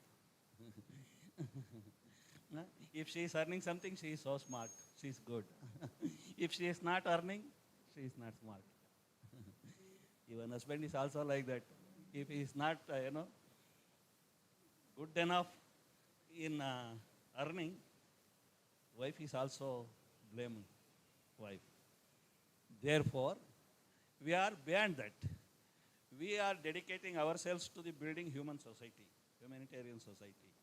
Therefore, we have to do and we have to continue all that initiatives process means we ourselves has to go through all this burning process. It's like a tapassu. We have to make that tapassu. Then only we will become very pure and pure to dedicate ourselves to our works. So therefore, I am always very proud to be with all you social workers. I am very proud to be a social worker. Second thing, as a network, Fevourdk, we are always planning to strengthen our member organizations' capacity and as well as the social sector. There are a lot of challenges. I need not to explain all those things. So we are facing a lot of challenges. So we have to come out from all those challenges means we have to build ourselves and we have to build a supportive ecosystem to our social sector as well as voluntary organizations. So therefore, every year we are conducting different programs. So again, this time we are thought that why not this meet? Initially it came CSR meet. Yes, Neeraj ji said, I thought that without CSO, how will be CSR? Why for CSR? Don't mind, sir. Without CSO, what for CSR? So I thought that, no, it is not CSR meet, it is CSR CSO meet. So it came like that. Then when I am experiencing from past 30, 40 years, even we have 800 plus organizations in our network. Out of 800, more than 600 organizations, till now they are not connected to any CSRs. Why? This is the brainstorming and burning issue. All of my dear friends, they are dedicating themselves and they are in the field. But they are not connected to any sources. But the fact is, they need that. Then I thought, MSME, no? Why not? MSME means micro, small, medium. We are also very small, micro, medium. Who has to handle us? MSME is one of the nation building institution. CSR, big industries, they are giving big contribution to the country, nation building. MSME is at the grassroots level. We are also at the grassroots level. And the 90s, 2000, 2010 is always, we are speaking about motivation, organization, networking. Now the time is marketing, product, connecting, skills, those words. So then we thought that why not MSME with us? Mitesh. His name is not Mitesh, he is Amitesh. Look like he is small, but he is up to sky. He is very ambitious, very aggressive. Hmm? So he is having a lot of networks, experiences, concerns, and passions. And Mera Didi, Shaya Gandhi. Shaya Gandhi, she is the president of MSME and vice president of National MSME Advisory Board. Yeah. Today she is in another place in a spiritual program. She is very humbled. Both of them and our Mahadeva Gowda sir is with us. They are all, we had last 2-3 years, we are continuously working together, and we are planning that how to build a supporting system and how to work with MSME, CSRs, and CSOs. So in this combination, we have planned these 3 organizers, and our ambition is all social service organizations has to have a supportive system. It's a basic need. So it's like one side is MSME, another side is CSR. We are in the center. Like that, I am requesting Mitesh ji, you have to, earlier also I am discussing with him, we need not just always our, this conclave conference should not end with only information. There should be with actions. I am also discussing with him earlier. My expectation is that at least today, at least 50 to 100 organizations has to get some MOUs with a small support, maybe 1 lakh, 2 lakh, whatever it may be. Then they may go on expanding themselves. So he is good enough. I request you, at least as a follow-up action, next year we have to make that venture. It is possible. We have to do it. And you have to take us initially, then you have to connect to the Nirasab. From 1st standard to 10th standard, you have to take us. Then graduation, you connect us to the Nirasab. In between, to build our capacity, we have a great 2 organizations with us. One is Vishwa Yuvak Kendra, Bharat Saab initiated, Vishwa Yuvak Kendra. They themselves working throughout the country in different initiatives. Even Fevourdk is very proud to say that they are one of our backbone. From past 5-6 years, Jor say, from past 5-6 years, we are conducting continuous programs in different places on different themes. And another one more organization, I am also very happy to say that Dhwani Foundation. Dhwani Foundation, no one is ready to work with networks, that to capacity building of NGOs. No one is concentrating on that, but Dhwani is concentrating on that. They are working in 2 ways, individual organization capacity building as well as network building. That to now they are expanding themselves. Gopi sir may be here, he is here. Yes, Gopi sir is there. We are also very proud to say that Dhwani is our Dhwani. Dhwani is our Dhwani. So like that, so we have to move forward. That too outcome, we are expecting outcome of this 2 days conclave is, the first one is mutually we have to understand the scope and limitations of CSR and CSOs, MSMEs. Because always we are blaming CSRs. Always CSRs goes with the big organizations, or they are not looking to us and they are not handholding to us. When we are discussing about this, our Gopi sir is telling that what are all the limitations even in CSR concerns. So he is explaining that. We are also get surprised. Oh, like this. Because we are not aware about all those limitations. So there are limitations that we have to understand. At the same time, CSR also has to understand our constraints and limitations. We are also burning at the local level. We have a high passion, but that passion itself is burning us. Someone has to nurture, no? Because society, whatever we may be say that it is very well developed, but still NGO services are very much required. Very much required. That too in building humanitarian services, NGOs has to be always there. Always even between husband and wife, one social worker has to be there. That is the situation now. So therefore, therefore I am requesting both of you, you please look into us and you have to give sufficient nutrition, nutrition and also healthy, good water and you have to take care of our health. We will take care of community, that to vulnerable society, who are all in vulnerable. That will take care. So therefore, that is the one outcome we are expecting, understanding mutual. The second one is initiative to collective common agenda. We are here about 5 to 6 states, South India. So at least next 5 years in 3-4 themes, domains, we may prepare one common agenda, common issue.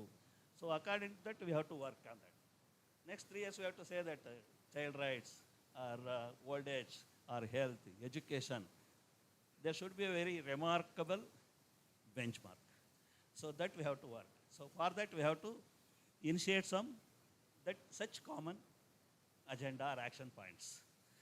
The third one is we need to form South India level network. Here we are already assembled here, all the states. So we will initiate that. And next, we have to form formal South India level network.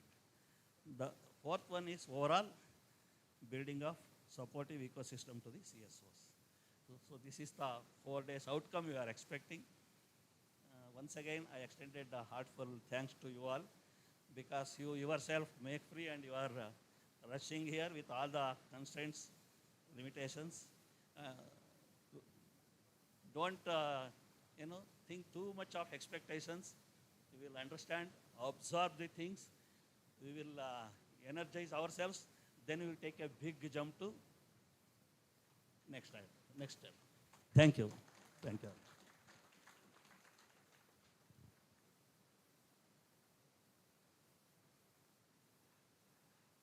Thank you so much, sir, for your passion about the sector. And also he has highlighted on how the information has to be transferred to the action-oriented and the importance of collaboration, especially with Vishwa Yuvak Kendra and MSME and Dhwani Foundation, how they will be bringing this sector into the mainstream. That was the whole information so that he has delivered. So on behalf of all of us, thank you so much to Guru sir. Now, so that we will be having a concluding this inaugural session, I would like to invite Ms. Sister Regina from Dream India Network to deliver the vote of thanks. Sister, over to you.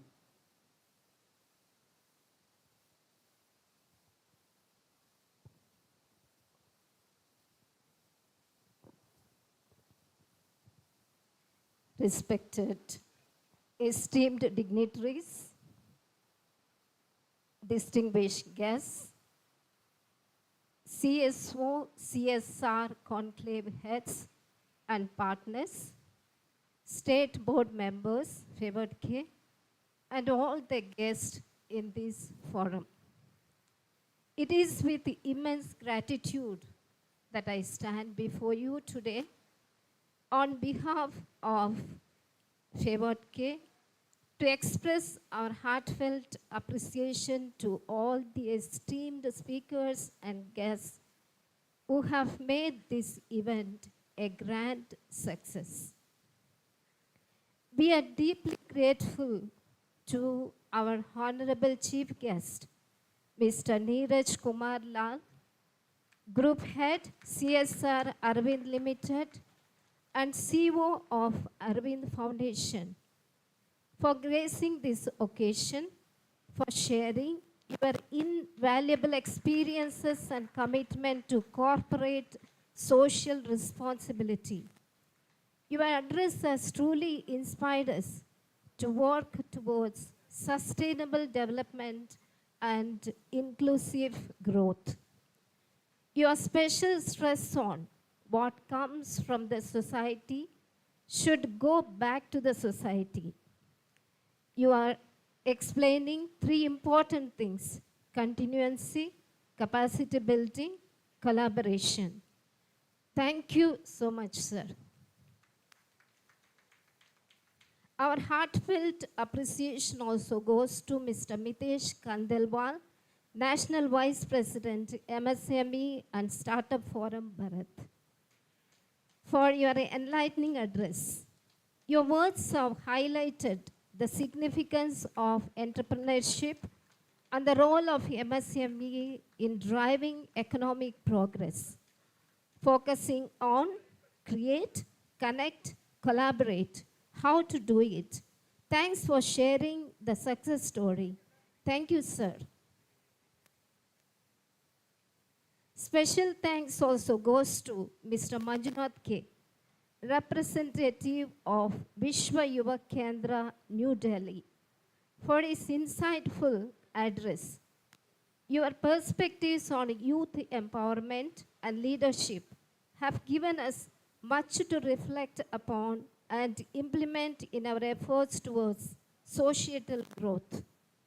Thank you for challenging all with create win-win attitude. How to coming together, keeping together, working together, which will lead to success and which is for the betterment of our society. Thank you, sir. Thank you so much. And a warm thank you to Mr. Mahesh Chandra Guru, State President of Fevourdk, for delivering the presidential address.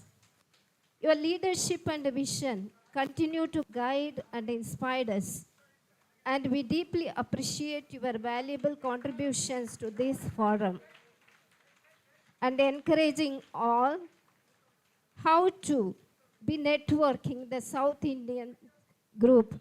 Thank you so much, sir. I do extend my gratitude to all the organizers, participants, CSO heads, partners, and all those who are seated here for who have contributed to making this event a meaningful and successful gathering. Once again, a heartfelt thank you to each one of you for your time, wisdom, and dedication.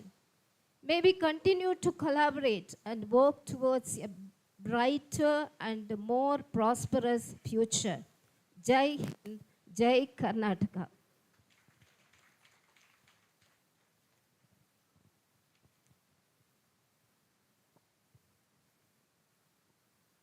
Gentle reminder from the technical department, there are a lot of wires found here. Please be careful when you walk around. Avoid stamping the wire and pulling the wires. ಇಲ್ಲಿ ತುಂಬ ವೈರ್ಗಳಿದೆ, ಅದನ್ನು ದಯವಿಟ್ಟು ಹುಷಾರಾಗಿ ನಡಿಬೇಕಾದ್ರೆ ಓಡಾಡಬೇಕಾದ್ರೆ ನೋಡ್ಕೊಂಡು ಮಾಡಿ. ತುಂಬ short circuit ಆಗ್ತಾ ಇದೆ. Thank you.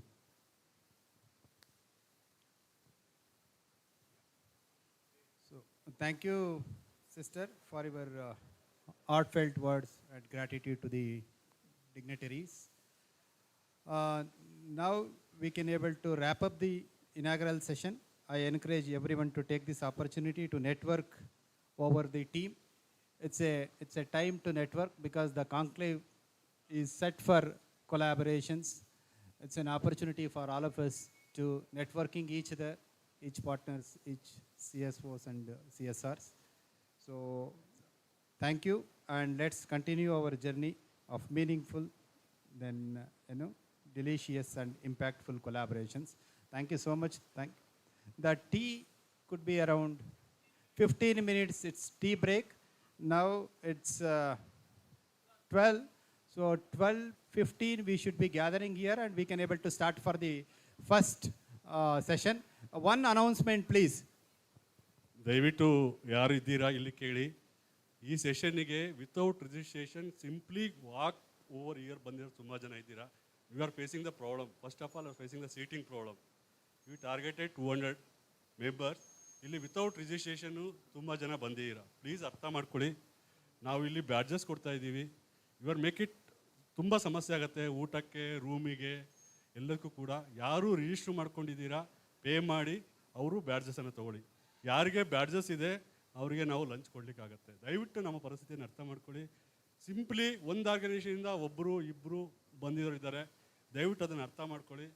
ಯಾರಿಗೂ ನಾವು ಬೇಜಾರು ಮಾಡ್ತಾ ಇಲ್ಲ, ದಯವಿಟ್ಟು ನಮಗೆ ಕೋಆಪ್ರೇಷನ್ ಮಾಡಿ. ನಾಳೆ ನೋಡಿ ಕರೆದಿದ್ದಾರೆ, ಚೆನ್ನಾಗಿ ಮಾಡಿಲ್ಲ, ಅರೇಂಜ್ಮೆಂಟ್ ಮಾಡಿಲ್ಲ, ಪೆನ್ ಕೊಟ್ಟಿಲ್ಲ. ನಮಗೆ 225 ಮೆಂಬರ್ದು ಕಿಟ್ ಅರೇಂಜ್ ಮಾಡಿದ್ದೀವಿ. More than 225, 230. ನಾವು ಲಿಮಿಟ್ ಇರೋದು 200 ಮ್ಯಾಕ್ಸಿಮಮ್. ನಾವು ಪ್ಲ್ಯಾನ್ ಮಾಡಿದ್ದು 150ಗೆ, ಅದನ್ನು 200 ಇನ್ಕ್ರೀಸ್ ಮಾಡಿದ್ವಿ. ಈಗ 240ವರೆಗೂ ಮೆಂಬರ್ಸ್ ಇಲ್ಲಿದ್ದಾರೆ. ಯಾರು ರಿಜಿಸ್ಟ್ರೇಷನ್ ಮಾಡ್ಕೊಂಬಂದಿಲ್ಲ, ದಯವಿಟ್ಟು ರಿಜಿಸ್ಟ್ರೇಷನ್ ಮಾಡಲಿಕ್ಕೆ ಟ್ರೈ ಮಾಡಿ, ಬ್ಯಾಡ್ಜಸ್ ತೊಗೊಳಿಕ್ಕೆ ಟ್ರೈ ಮಾಡಿ.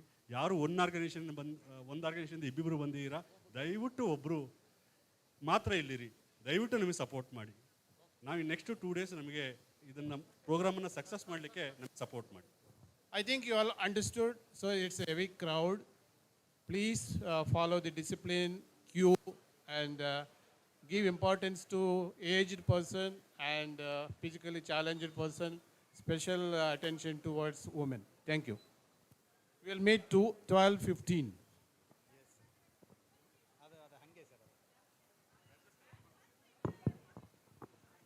ದಯವಿಟ್ಟು ಹೊರಗಡೆ ಬ್ಯಾಡ್ಜಸ್ ಇದೆ, ಯಾರು ರಿಜಿಸ್ಟ್ರೇಷನ್ ಫಾರ್ಮ್ ನಿಂದು ಇದ್ದರೆ please collect the badges in the outside. They are giving the badges who are registered in the online.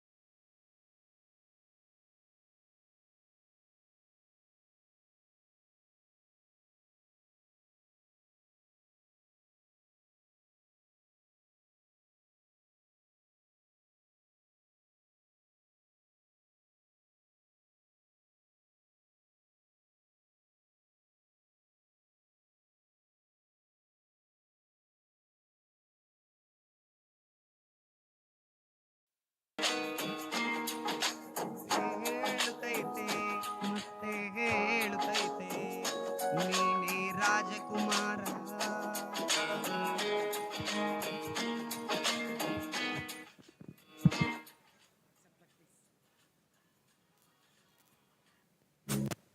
Sir, thank you.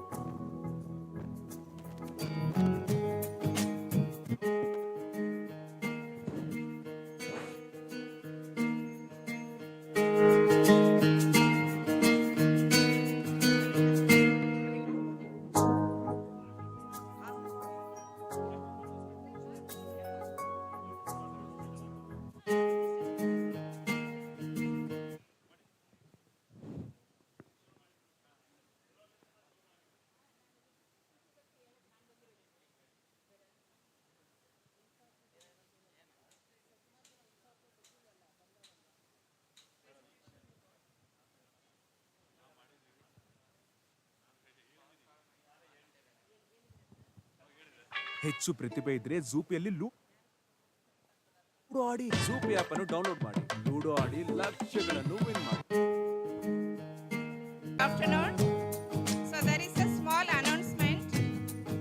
Those who have not paid 1,000 rupees, kindly do the payment. So you can do the payment to me. So I will give you the receipt. Otherwise, there is Renita staying outside. So you do the registration with Renita. Otherwise, there is a QR code in the group. So you can use the QR code also and kindly do the payment. Thank you.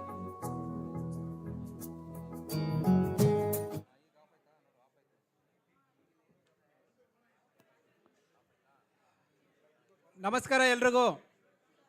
ನಮಸ್ಕಾರ. Good afternoon. Okay, now, so we are moving to start the first session. It's insights and trends from the India's funding landscape, decoding challenges and opportunities for NGOs. This session is going to moderate by Father Edward, Vice President, Fevourdk. This is actually move into the insightful discussion, India's funding landscape, decoding challenges and opportunities for NGOs. To guide us through this, we have a panel distinguished experts. Mr. Gopinath sir, Executive Director of Dhwani Foundation, Bangalore. I request Gopinath sir, Executive Director, Dhwani Foundation. Sir, please be. And Ms. Ami Mishra, Associate Director from Dasara, we are requesting you to please.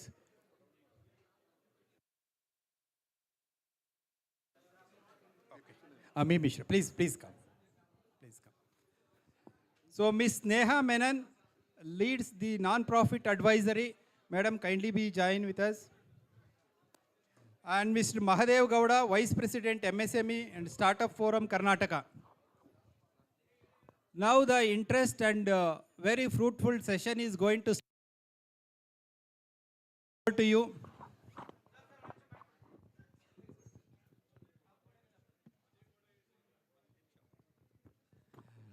ದಯಮಾಡಿ ಎಲ್ಲ ಸ್ವಲ್ಪ ಸೈಲೆನ್ಸ್ಗೆ please maintain the silence. This is an insight session is going to start now. This is what so that we want it. No, we came all the way because we need to listen and we need to connect and we need to collaborate. The experts are here. Please be silent and cooperate with us. Thank you.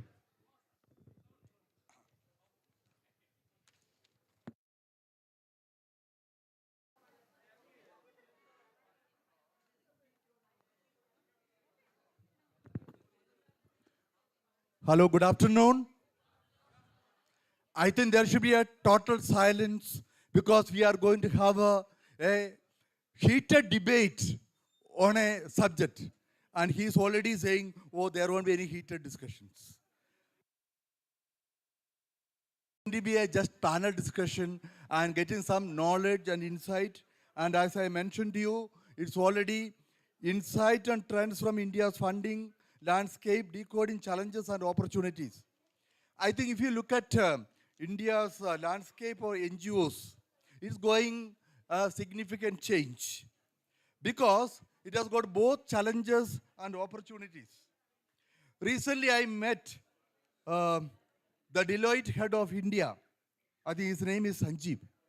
On a personal meeting, he said, Father, it is better that you go for retail giving. That means individuals.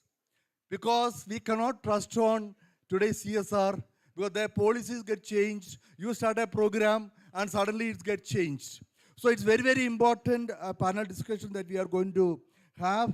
And today we have, as an introduction, it will be given by, our famous manager, K. Gopinath, Executive Director of Dhwani Foundation. And I think he's going to speak for a few minutes. And as our president rightly said, he is a Dhwani for everybody, and especially for the Fevourdk. And thank you so much, sir. He has got a lot of experience, 25 years of experience, and he was in APD. And I think he is a trendsetter. And he is called for a lot of discussions, also support for NG, especially the development sector. And we welcome you, sir, for this panel discussion. And we have, Ms. Ami Misram, Associate Director for Dasram. And we are very, very happy to have her here. And the watchword is gender, development, philanthropy, and social policy. And that's a watchword for her own life too. And we have Ms. Neha Menon, leads the non-profit advisory of Dasram. And we are very, very happy to have both of you here.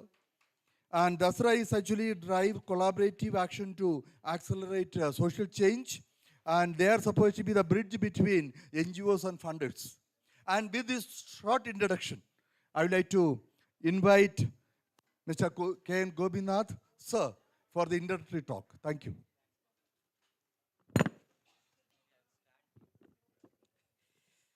Thank you father. ನಮಸ್ಕಾರ.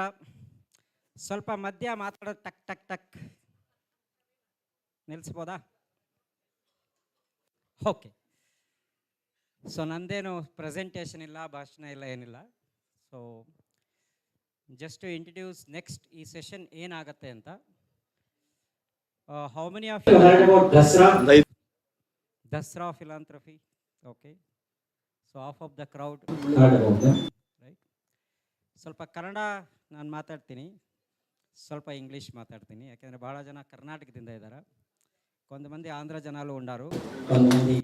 So also we have some Tamil friends here, but majority of you are from Karnataka. ಹಾಗಾಗಿ ಸ್ವಲ್ಪ ಕನ್ನಡ, ಸ್ವಲ್ಪ English ಮಾತಾಡೋಣ, right? I think ಭಾಳ interesting. Neeraj ಅವರು ಭಾಳ ಚೆನ್ನಾಗಿ ಮಾತಾಡಿದ್ರು. ಇನ್ ಎ ವೇ ಈಗ ದಸರಾದವರು ಏನು ಶೇರ್ ಮಾಡೋಕ್ಕೆ ಹೋಗ್ತಾರೆ ಅದರ ಕಾಂಟೆಕ್ಸ್ಟ್ ನೀರಜ್ ಅವರು ಬೆಳಗ್ಗೆ ಕೊಟ್ಟಿದ್ದಾರೆ. So what mister Neeraj spoke was very relevant, and the next part what Dasara is going to share with us is a little extension of what Mr. Neeraj spoke in the morning. ಬೆಳಗ್ಗೆ ನೀರಜ್ ಅವರು ಏನು ಮಾತಾಡಿದರು, ಒಟ್ಟಾರೆ CSR ಪರಿಸ್ಥಿತಿ ನಮ್ಮ ದೇಶದಲ್ಲಿ ಹೇಗಿದೆ, ಏನಾಗ್ತಿದೆ ಅಂತ ಅವರು ಎರಡು ವಿಷಯ ಹೇಳಿದರು. ಒಂದು ಕಡೆ there is growing money of CSR, ಇನ್ನೊಂದು ಕಡೆ there is a growing need of NGOs capacity. So two parts what he was talking. So this session is more about what is that growth when we talk about funding in India. Bharat ದೇಶದಲ್ಲಿ ಹಣ ಅಂದಾಗ NGO ಸೆಕ್ಟರ್ಗೆ ಯಾವ ರೀತಿ ನಡೆದು ಕಾಣ್ತಿದೆ ಸದ್ಯಕ್ಕೆ, future ಹೆಂಗೆ ಕಾಣಿಸ್ತಿದೆ. So future landscape of this whole funding or social sector ಬಗ್ಗೆ ಇನ್ನೊಂದು 5-6 ವರ್ಷದಲ್ಲಿ ಹೆಂಗೆ ಕಾಣುತ್ತೆ ಅನ್ನೋದು next session. That's what Dasra is going to share with us. Those who don't know about Dasra philanthropies, Dasra is a global organisation. ಅದು ಒಂದು ಅಂತಾರಾಷ್ಟ್ರೀಯ ಮಟ್ಟದ ದೊಡ್ಡ ಫಿಲಾಂಥ್ರಫಿಕ್ ಆರ್ಗನೈಸೇಷನ್. ಅವರು ಸಾಕಷ್ಟು ದೇಶಗಳಲ್ಲಿ ಕೆಲಸ ಮಾಡ್ತಾರೆ. India is one of their largest working space. Dasra does many different things. So one side, they educate donors a lot. ಅವ್ರದ್ದು ಒಂದು ಮುಖ್ಯ ಕೆಲಸ ಏನಂದರೆ ಸಾಕಷ್ಟು ಡೋನರ್ಸ್ಗೆ ಕನೆಕ್ಟ್ ಮಾಡ್ತಾರೆ ಸೋಷಿಯಲ್ ಸೆಕ್ಟರ್ಗೆ. ಅದಕ್ಕೆ ಬಹಳಷ್ಟು ಅಂತಾರಾಷ್ಟ್ರೀಯ ಮಟ್ಟದಲ್ಲಿ ಕೆಲಸ ಮಾಡ್ತಾರೆ ಅವರು. So in fact recently they did one wonderful work in US. ನಮ್ಮ ರಾಜ್ಯದಿಂದ ತಮಿಳ್ನಾಡಿನಿಂದ ಒಬ್ಬ ಪಾರ್ಟ್ನರ್ನ ಕರ್ಕೊಂಡು ಹೋಗಿದ್ರು. That's how they connect people. Grass root one women leader who was our Dhwani partner, they took all the way this lady to US. Why they took this lady all the way from Tamil Nadu to US? Just to help US philanthropists to understand the need of South Indian situation. So one example how Dasra works. So Dasra ಒಂದು ದೊಡ್ಡ ಕೆಲಸ ಏನಂದರೆ connect educate so that philanthropy ಏನಿದೆ across the globe looks at social sector more meaningfully. Adu one kelsa what Dasra does. Second, what they also do a lot of capacity building work. ಸಾಕಷ್ಟು ಸಂಸ್ಥೆಗಳ ಜೊತೆ ಸಾಕಷ್ಟು ರೀತಿಯ capacity building ವರ್ಕ್ನು ಕೂಡ ಮಾಡ್ತಾರೆ. But most importantly Dasra is a very scientific organisation. ಅವರ ಒಂದು ವೈಜ್ಞಾನಿಕವಾಗಿ ರಿಸರ್ಚ್ ಅವರ ಒಂದು ದೊಡ್ಡ ಕೆಲಸ. They spend lot of time. ನಾವೆಲ್ಲ ಗ್ರೌಂಡಲ್ಲಿ ಹೆಂಗೆ ಕೆಲಸ ಮಾಡ್ತೀವಿ ದಿನ ಕಮ್ಯುನಿಟಿ ಜೊತೆ, ಅವರು ಆ ಥರ data, emerging trends, what is happening in the country, outside country, donor ಸ್ಪೇಸಲ್ಲಿ ಏನಾಗ್ತಿದೆ, NGO ಸ್ಪೇಸಲ್ಲಿ ಏನಾಗ್ತಿದೆ ಅಂತ research is one of Dasra's biggest strength. ಯಾಕೆ ರಿಸರ್ಚ್ ಬಹಳ ಮುಖ್ಯ ಅಂದರೆ without understanding the data, without reading data properly, we can't plan properly. ನಾವು ಸಾಕಷ್ಟು ಜನ ಜಂಪ್ ಮಾಡ್ತೀವಿ ಕೆಲಸ ಮಾಡೋಕ್ಕೆ. ಒಂದಿಷ್ಟು ಸಂಶೋಧನೆ, ಒಂದಿಷ್ಟು ಡೇಟಾ ಇಟ್ಕೊಂಡು ಪ್ಲ್ಯಾನ್ ಮಾಡಿದ್ರೆ it is always fruitful results we can see. So Dasra is a backbone, the way I see, for the social sector at the national level. Yake backbone anta ಹೇಳ್ತೀನಿ ನಾನು ಅಂದರೆ they do this lot of work on research on where the money coming, where the money be invested, where the money will go to come in future, what is happening on social sector. ಈ ಥರ ಅವರು ಸಾಕಷ್ಟು research ಮಾಡ್ತಾರೆ. I think that research is very important ನಮ್ಮಂಥವರು ಗ್ರೌಂಡಲ್ಲಿ ಕೆಲಸ ಮಾಡೋರಿಗೆ, and Dasra plays a huge role on that. ಇನ್ನೊಂದು, some of you already I think ಈ ರೂಮ್ನಲ್ಲಿ ಕೂತಿರೋರು ದಸರಾ ಪಾರ್ಟ್ನರ್ಸ್ ಇದ್ದಾರೆ ಕೆಲವರು. They have started a very innovative programme called rebuild India ಅಂತ. ಎಷ್ಟು ಜನ ಕೇಳಿದ್ದೀರಾ rebuild India? How many of you are rebuild India partners in this room? So some of you are rebuild India partners, right? Rebuild India ಅನ್ನೋದು Dasra created after Covid ಆದಮೇಲೆ ನಮ್ಮೆಲ್ಲರಿಗೂ ಅನುಭವ ಇದೆ. ಸಾಕಷ್ಟು smaller organisations most grassroot NGOs closed after COVID because suddenly money stopped. That's a time Dasra came up with this new program called Rebuild India anta. What is Rebuild India?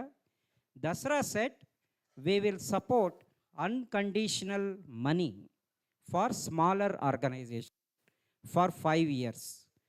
5 ವರ್ಷ without a proposal, just to see that organization become stable and become more sustainable, and let you decide ನಿಮಗೆ ಯಾವುದ್ರ ಮೇಲೆ ಖರ್ಚು ಮಾಡಬೇಕು ಅಂತ ಅದರ ಮೇಲೆ ಖರ್ಚು ಮಾಡಿ. No proposal is required. 5 years we will support you ಅಂತ ರೀಬಿಲ್ಡ್ ಇಂಡಿಯಾ ಅಂತ. They have a big plan for rebuild India. Rebuild India Dasra goal ಏನಂದರೆ to support 5 years 500 organization in India. Every year 100 organizations, small organizations support ಮಾಡ್ತಾರೆ ಅವರು. Already I think they are supporting close to 200 organizations in the last 2.5 years, and another 300 organizations they are going to support. Okay. So last year they had this whole idea of looking at women leaders organization at the grassroots. Rebuild nalli what they thought was they will pick women focus and support grassroots women leaders. Like this Dasra does various things. So it's very interesting. I'm glad that Fevourdk thought about bringing Dasra, and I'm very happy they agreed this invitation and they are here, because they are a research organization for the social sector. Not only for social sector, they are also guiding force to the philanthropists or donor community. They are in a way connect between social sector and donors. They are like Dhoni in a big way do capacity building at a larger global level. They are also about grassroots organization. So all this is in one place. That is what Dasra actually. So what Dasra will do now, they are going to give a little presentation on the few slides ತೋರಿಸ್ತಾರೆ, where we all can learn the whole funding situation ಹೆಂಗೆ ಕಾಣ್ತಿದೆ, how do you look at it, what's happening in the whole resources. So they are going to share, and they said after that they are happy to take some question and answers. So they will take some questions from you, they will answer. So we have Ami Mishra here. She is a research expert and lot of studies she has done, and that will give a larger understanding to all of us. And Sneha actually understand lot from the sector. So our Ibru kuda, they both are going to actually run this session. My job is to just introduce Dasara, and I'm sure it will be very useful, because morning Ms. Neeraj spoke very well. Resource will never come easily, remember. So it's like somebody asked me, one of my Tamil Nadu partner, is there really CSR, sir? We keep hearing CSR. How do they look like? Was the question. I said, they look like you and me. They are also human beings. Oh, only we hear about them, but we don't see them. Where are they?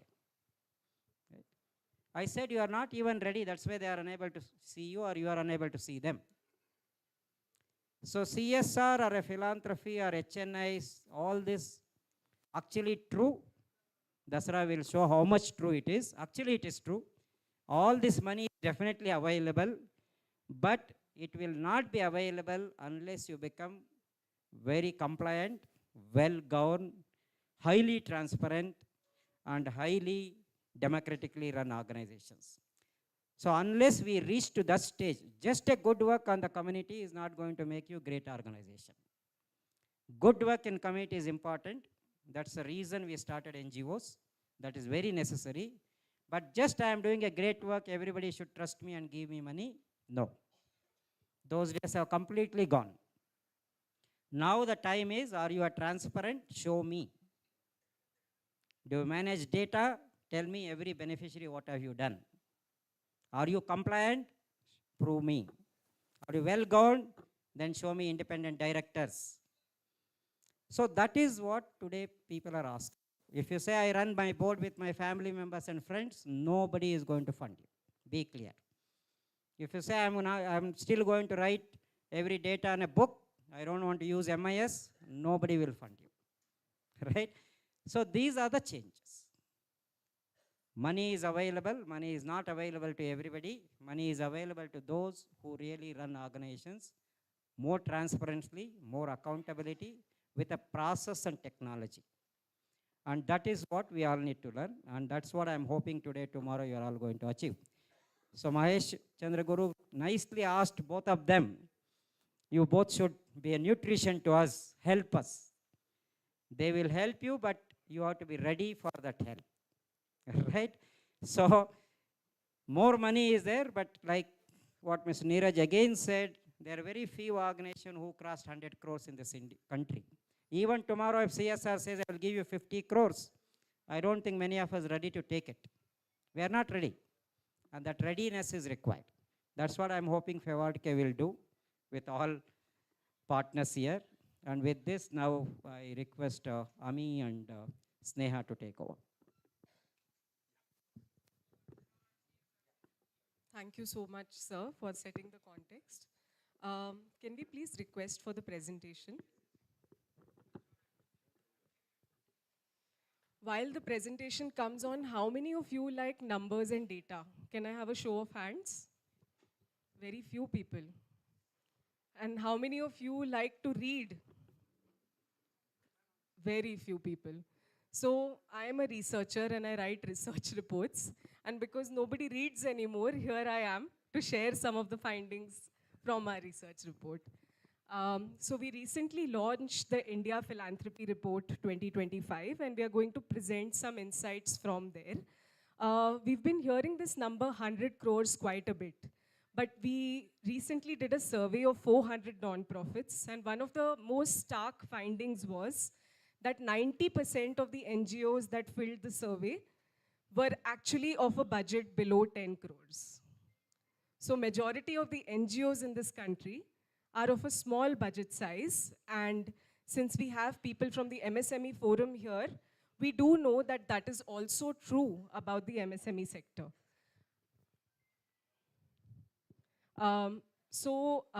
Basically what I wanted to say is that India's non-profit sector is a story of small is beautiful.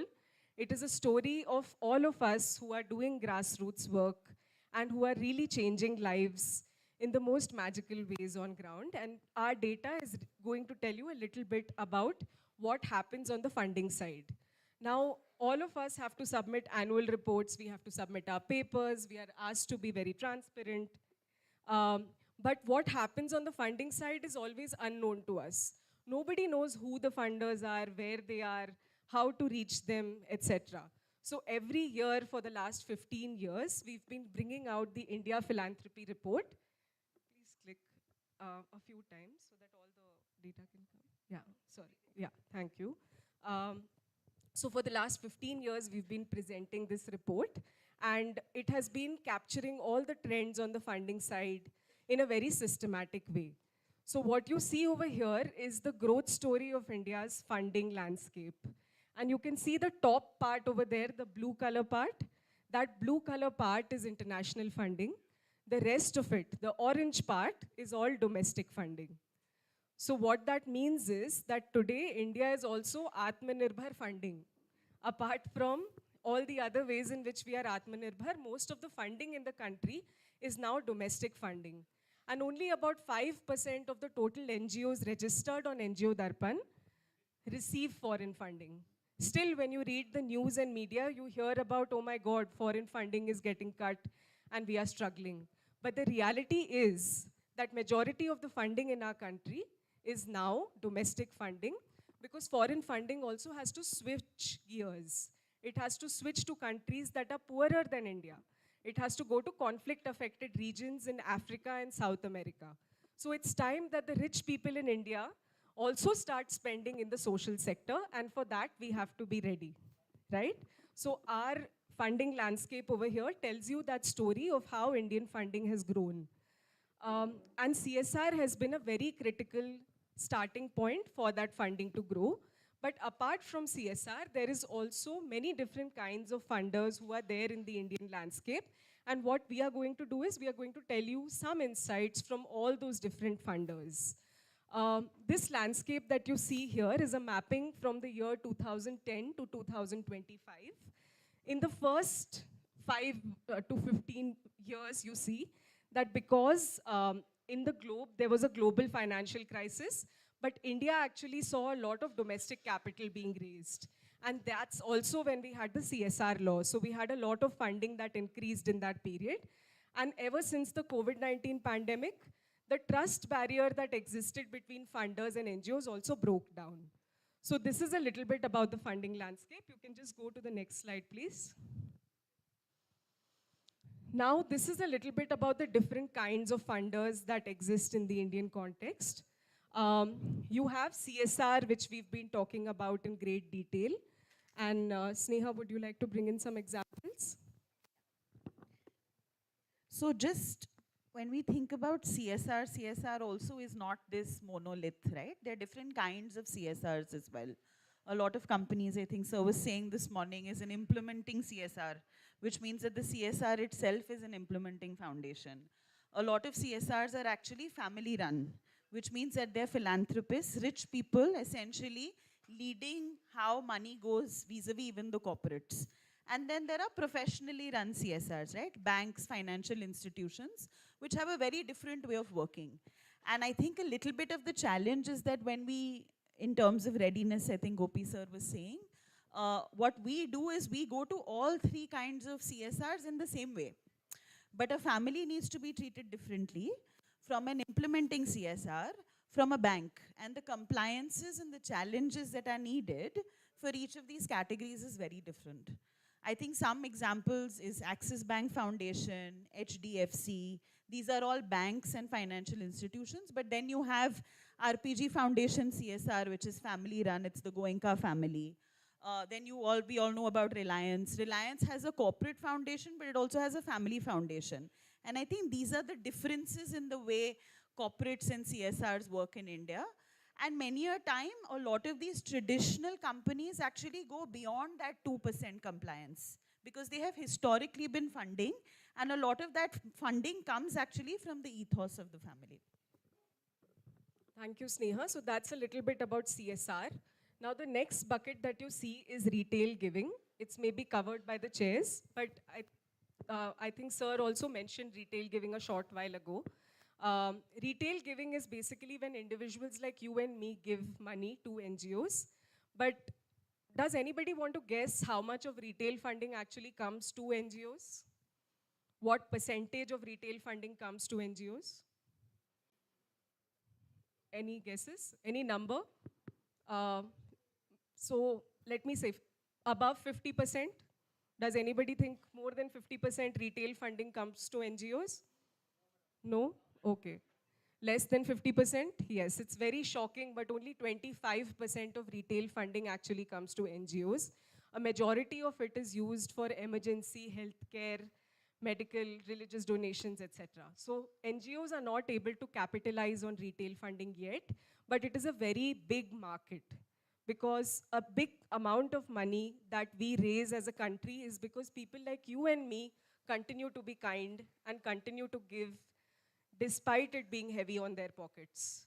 So retail funding platforms like Dana Mojo, Give India, and others, it's always useful for NGOs to consider registering themselves on such platforms because retail funding is a big bucket of philanthropy. Moving on to the next side, which is family philanthropy. Now, family philanthropy is really the backbone of philanthropy in the Indian context. And by family philanthropy, we mean very, very rich people. So people who have net worth of over 7 crores is what we qualify as family philanthropy. And within family philanthropy, we have 3 buckets. So you have affluent, HNI, and UHNI. In the UHNI category, you have Adanis, Ambanis, Tatas, Birlas, that kind of group. And in the HNI, you have plenty of rich people who are contributing. And now what we have started to do, because nobody knows how funders' mindsets work, right? What we have started to do is we've started to study how different generations of family philanthropists are giving differently. So Nikhil and Nitin Kamath, everybody has heard of them, the founders of Zerodha. So they are giving in a very radically different way, right? They are giving in a very new age way. They are first generation wealth creators, school dropouts, extremely entrepreneurial. So they are giving with a lot of trust, and the older brother is giving to climate change and the younger brother is giving to urban development and approaches philanthropy in the same way that an entrepreneur would. So we've started to study some of these giving behaviors. Similarly, you have a lot of prominent women philanthropists now. From the South India context, you have Rohini Nilikini, you have Sudha Murthy, who are doing very good work. You also have intergenerational givers. So Azim Premji has set such a high benchmark for doing so much philanthropy at the community level, right? Now, how will their next generation give? How will their sons give? How will their daughters give? Is what we call intergenerational philanthropy. So we have started studying the giving behaviors and we have observed some very interesting trends. Sneha, would you like to come in? Okay, so a little bit about what's unique about these organizations, right? So depending on who these philanthropists are, if they're very old and they're sort of traditional givers, they still continue to give to large institutions, large foundations. A lot of them actually give to large education organizations. They give to hospitals. We've recently heard about, I think it's in Bangalore, there's a museum called MAP, which received a very large donation from the Harish and Beena Shah family. But then when you actually look at the next generation of givers, and we may have heard of Rati and Ria Forbes, there is an influence of actually how Rati gives and how her philanthropy gives. And you see that influence even in the way Ria gives. In the sense they want to give to marginalized communities. I hear that there are a lot of grassroots organizations in these rooms. Similarly, if you look at Rohini Nilekani, she wants to give to boys and girls. So when she thinks about gender, she thinks that gender and women empowerment should not just be an agenda of girls, but it should also be the responsibility of young boys. Similarly, Azim Premji, we know he gives through Azim Premji Foundation, but he's also an individual philanthropist. And a lot of the reason we think this segment and this sector is very interesting is because they are not really governed by compliance. They are governed by their heart, and they're governed by traditional practices. When you see a very young person and a very young philanthropist, they are concerned about issues of climate. They are interested in technology. They are interested in innovation. They do ask, are programs actually sustainable? Are they led by young people? So organizations that are also led by young people are funded by young people, and these are some trends that we see emerging as newer areas of giving, where they're not just looking at health, but they're looking at health and education, which we call intersectionality. They're not just looking at climate, but they're looking at climate and agriculture. So they're looking at these cross-sectoral themes, and they're trying to understand how can the solution or the program that you're developing actually lead to innovation and solve for a problem in the short to long term.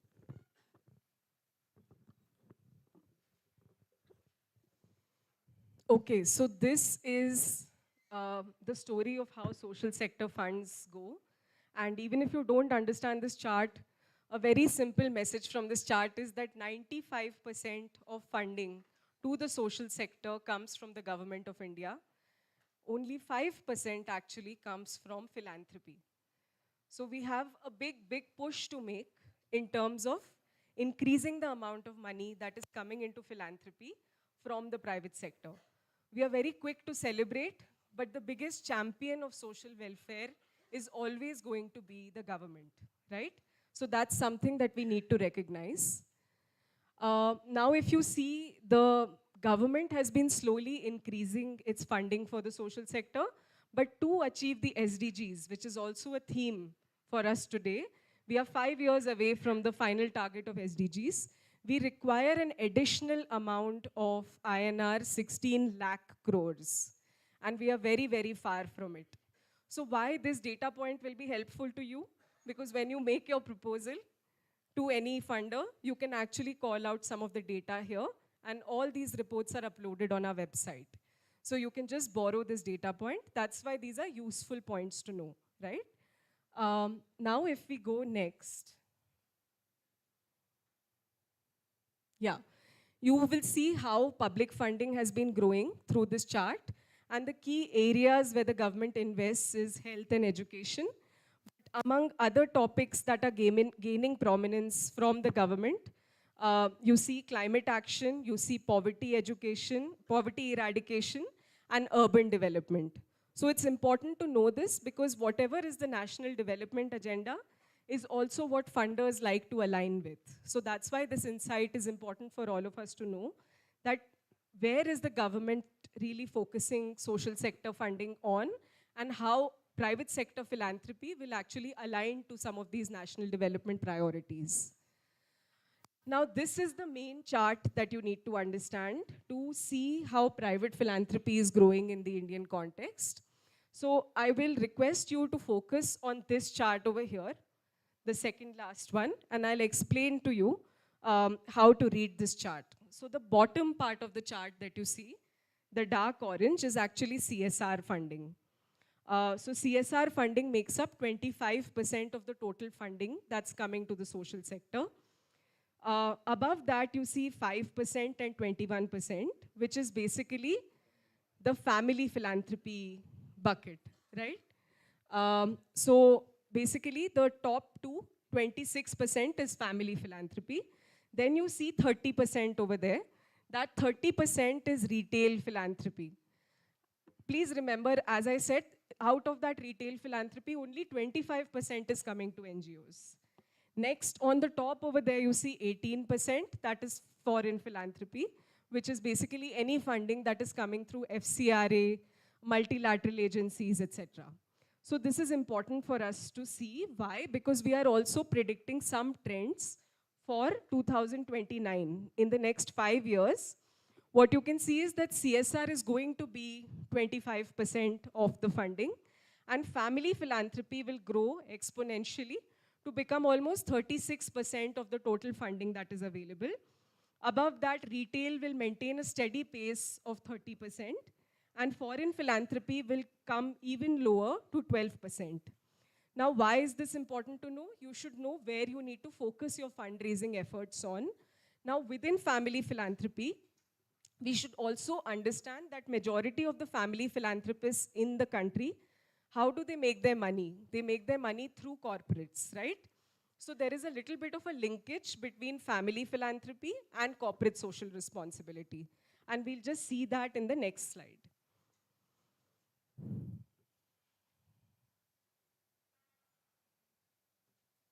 Sorry.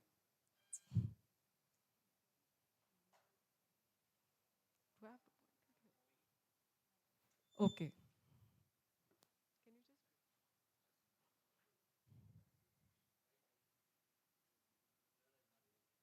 Okay. So the link that we need to understand is that, yeah. Okay.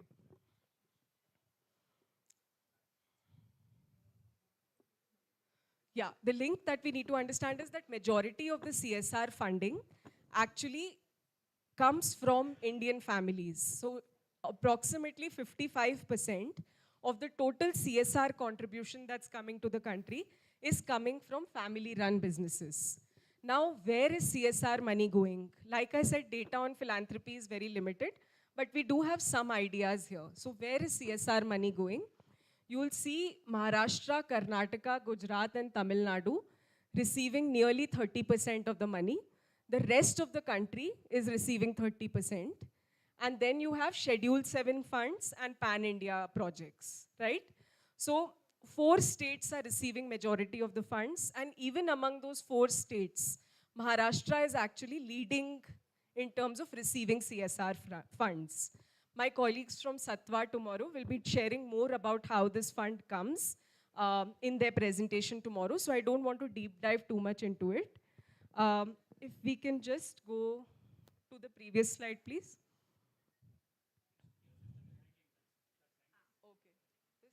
Okay, no problem. So just in terms of the majority of the focus areas for funding, majority of the focus areas are health and education. And they continue to be so in the case of both private family philanthropy as well as corporate social responsibility.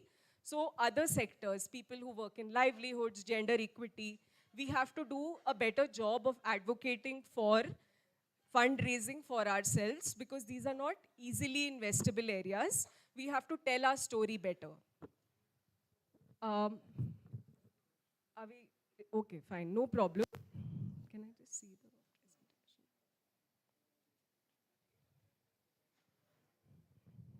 All right.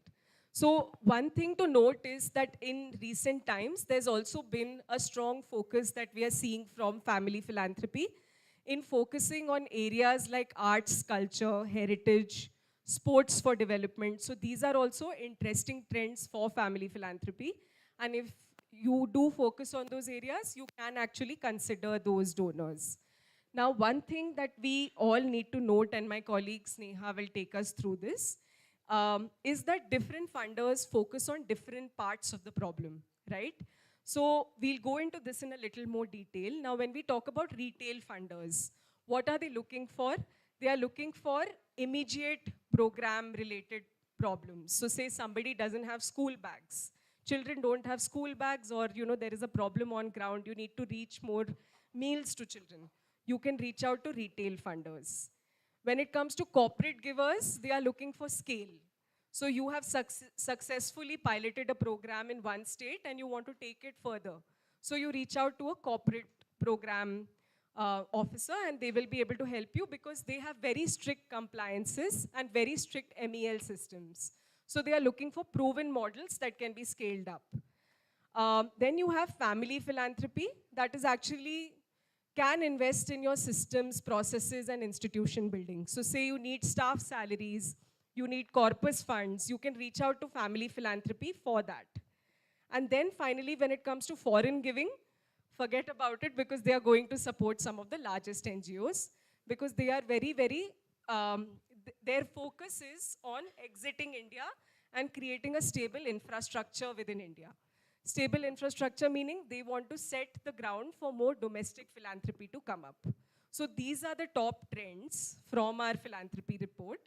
I will pause here and hand it over to Sneha, who will take you through how you can use these trends in your fundraising efforts. Thanks, Ami. That's super helpful. If we can move 2 slides forward, please.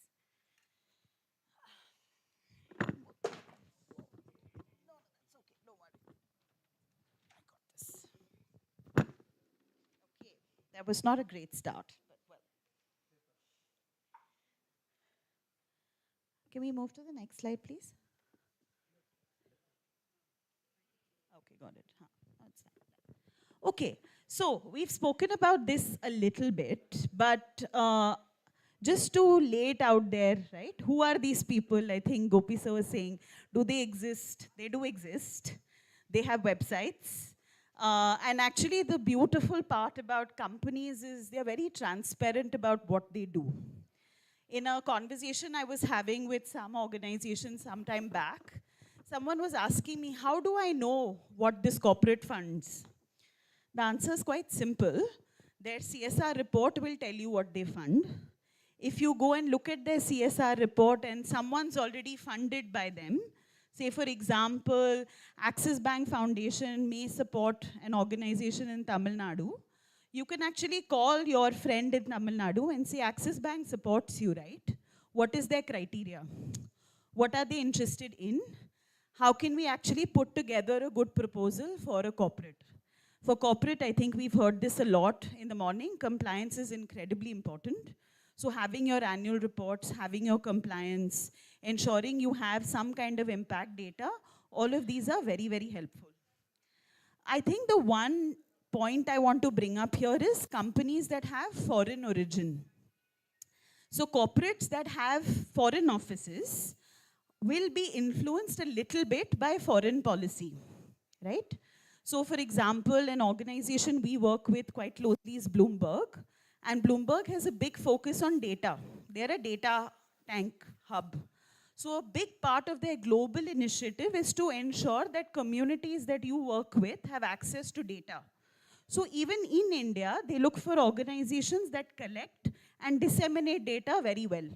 And so they run a very large program called the Data for Good Exchange, which looks at grassroots organizations that focus on data, not necessarily technology.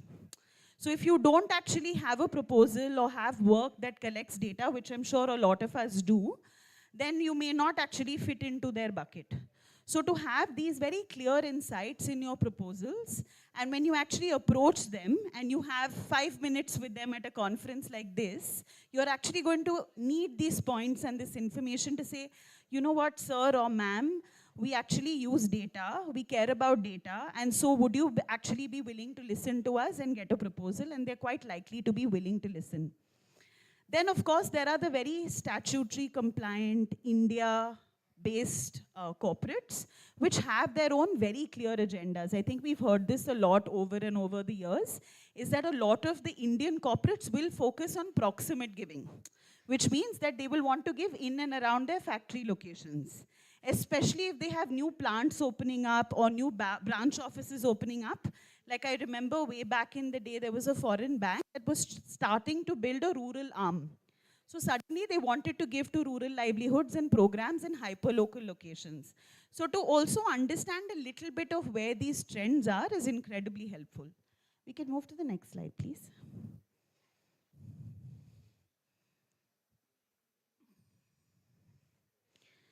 I think I'm just going to keep some things. I think we often think about corporates as monoliths. And I think someone asked, right, who are these corporates? Who are they? No, can we stay with the previous slide? Okay, it's fine. Whenever the slide comes up, that's okay. But corporates essentially are people like you and me. they also want information, they want to be educated, and they want to know what's happening in the landscape. So if you have been to a conference and some information about compliance that's new, that you have access to, do let the corporate CSR head know, because they'll actually be interested in engaging with you further, because their only way of understanding what's happening in communities is through you. And so a lot of these conclaves and opportunities that you have to network are great places to also tell the corporate that these are the challenges in my location and this is the very unique opportunity you have to support our work. We can move into, sorry, the next slide, please.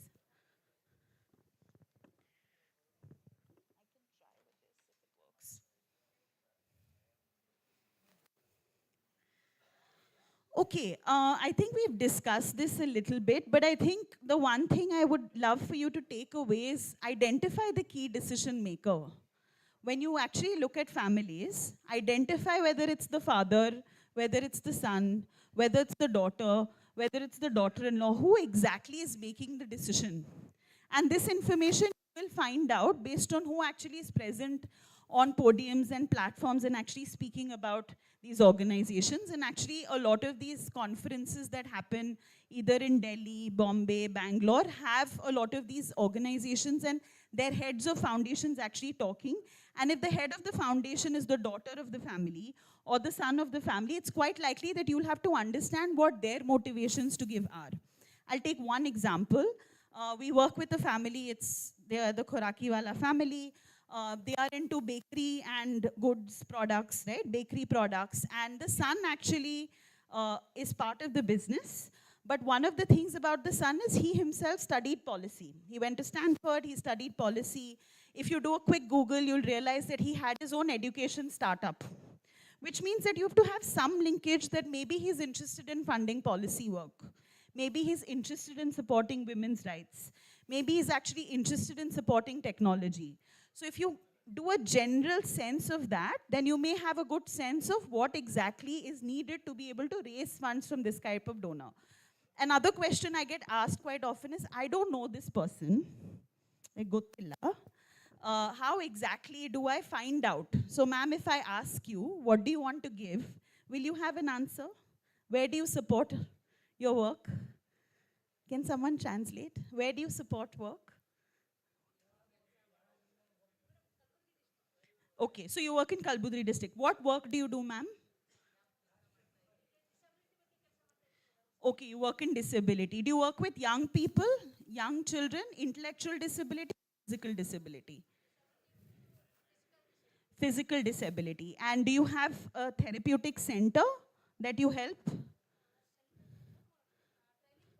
You do training programs to give them access to livelihoods, equipment. Okay, great. So thank you, ma'am. Thank you. In 5 minutes, I have figured out that ma'am works in Karnataka. She works with people with disabilities. She works with providing them livelihood opportunities to training. You have a conversation like this with a funder and they'll tell you everything that they want you to know, but we don't listen. We always go to them saying, we have this program, we have that program, but we don't actually ask them, ma'am, sir, what is it that you would like to fund? Right? Just as I asked you, ma'am, what is it that you do and what are you interested in supporting? So I think having a conversation is the first step to understanding where and how a donor would like to give. Can we move to the next slide, please? Okay, I think Ami referred to this a little bit. You know, foreign foundations are very exciting. They're very interesting. If you have an FCRA, they give you large amounts of money. But they are also meant to build the institution, right? For many years, we have depended, and we know about the recent loss of American funding. We've all seen it in the news. There is a huge dependence in our sector on foreign funding. But foreign funding is limited. It's meant to build the ecosystem. Once they have built the ecosystem, after a 3 or 5 year period, they are going to exit. Then what happens? So it is important that when we get foreign funding, if we have an FCRA, we are actually using that money to invest in our fundraising efforts to be able to build more funding either from domestic philanthropy, from corporates, and actually using that money so that we're not dependent on foreign funding, because after a period of time, foreign funds will go to poorer, more needy countries, which is not India. But the good news is we do have Indian foundations, and Indian foundations that are run by philanthropists and individuals, and a few of those are actually in Bangalore. And actually, how do they give is something we should be learning. In fact, Azim Premji, for many, many years, has been funding grassroots organizations, non-profits. Again, where are these people? How are we going to reach out to them? A very interesting organization said, we are funded by Azim Premji. So can you actually ask someone that's funded by Azim Premji, can you please make a referral? Can you please introduce? But you have to have your compliance in order, because all of these foundations have very extensive compliance. So you also have to be ready as an organization. You have to have your proposals, you have to have your compliance, you have to have your independent board, you have to have your balance sheet, you have to have your program locations, and you should be able to talk about your impact. Then this source of funding is useful. Otherwise, don't, because these are very difficult. You have to write long proposals, go for many, many meetings. So if you're not ready, then attracting this kind of donor becomes difficult. We can move to the next one. We can move to the next one. Okay. Next. Okay.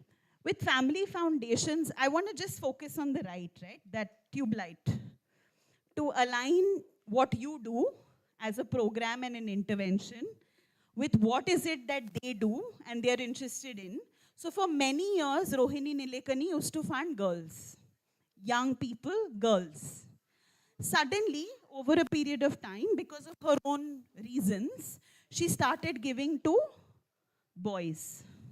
She cared about young boys and girls together for gender empowerment, women's empowerment. Then if you look at now trends, she's interested in AI and technology. Are we actually looking at this information and are we putting it in our proposals? No, we're quite likely writing what we want to fundraise for. So using these words and this information in your proposals or when you talk to these funders is really easy for them to know, oh yes, this organization knows what I want, what I'm interested in, and so they'll actually give people that we can continue to fund in the long term. I think the one thing also is, once we get funding from them, then we're happy.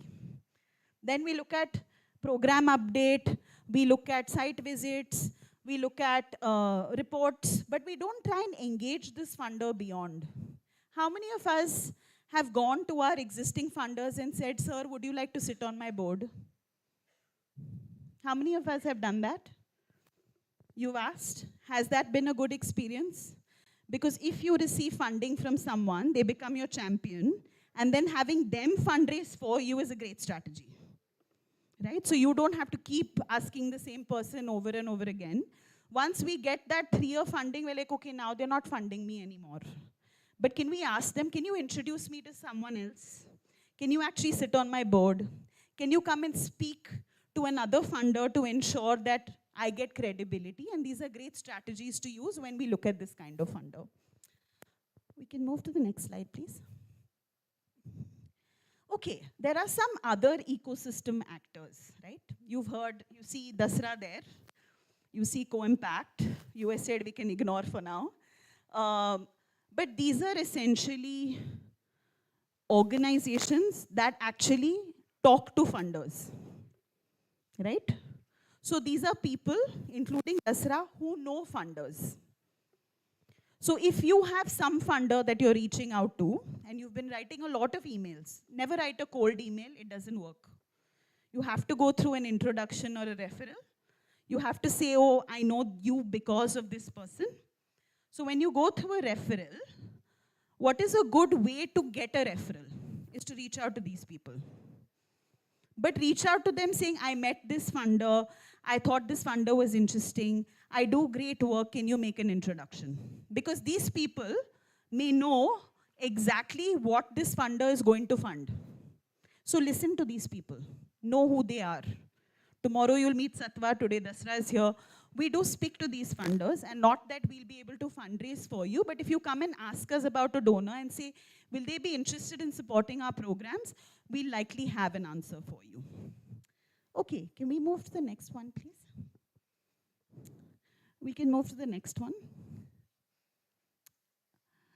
I think some things about institutions is, don't just reach out to them in the foreign context. They have Indian offices, they have local offices, they have local people sitting in these offices that actually will be more accessible to talk to, as opposed to an email you're writing to someone in the US or the UK.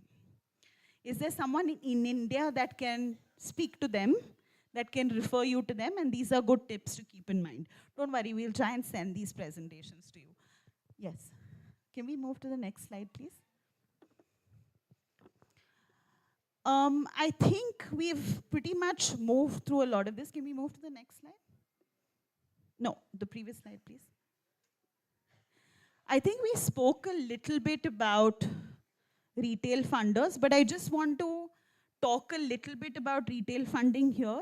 Is if you are sub 5 CR organization, that's if your budgets are less than 5 CR or 5 crores, retail funding is a very good way to raise project-based funding. But if you are an organization that's a little beyond 5 CR or 5 crores, then the effort needed for retail funding can be very high, because retail funders also need to be cultivated. And you may get a little money from many donors, and to manage that takes a little bit of effort. So use the crowdfunding platform if you want to do campaigns. If you suddenly have, I know some gentleman here was saying that they have a school for people with disabilities. You can raise funds for the fees of a girl child for a year. So very attractive campaign on these crowdfunding platforms, and all of these platforms are very easy to use. If you ask them, they'll also do training for you. It's very good ways to raise short-term, quick capital for short programs. But otherwise, they can be very laborious and can be difficult to maintain and target. And with that, we can go to the last slide. Yeah, thank you for listening to us patiently. I know we shared a lot of data and insights. All our reports are available on our website. We are happy to take any questions that you may have. If we have time, Guru sir, or we can... Okay. Any questions? Yeah.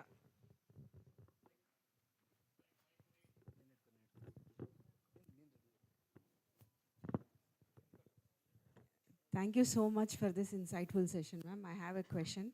So why CSRs are still focusing on skill development rather than job creations or avenues for job creations? So now I am representing an incubation center which supports startups and entrepreneurs. Like, you know, in the entire presentation, like, you know, 1 or 2 places like mentioned innovation or startups, but there is a scope. When India is like, you know, moving towards job creation rather than depending on MNCs who are like actually giving jobs.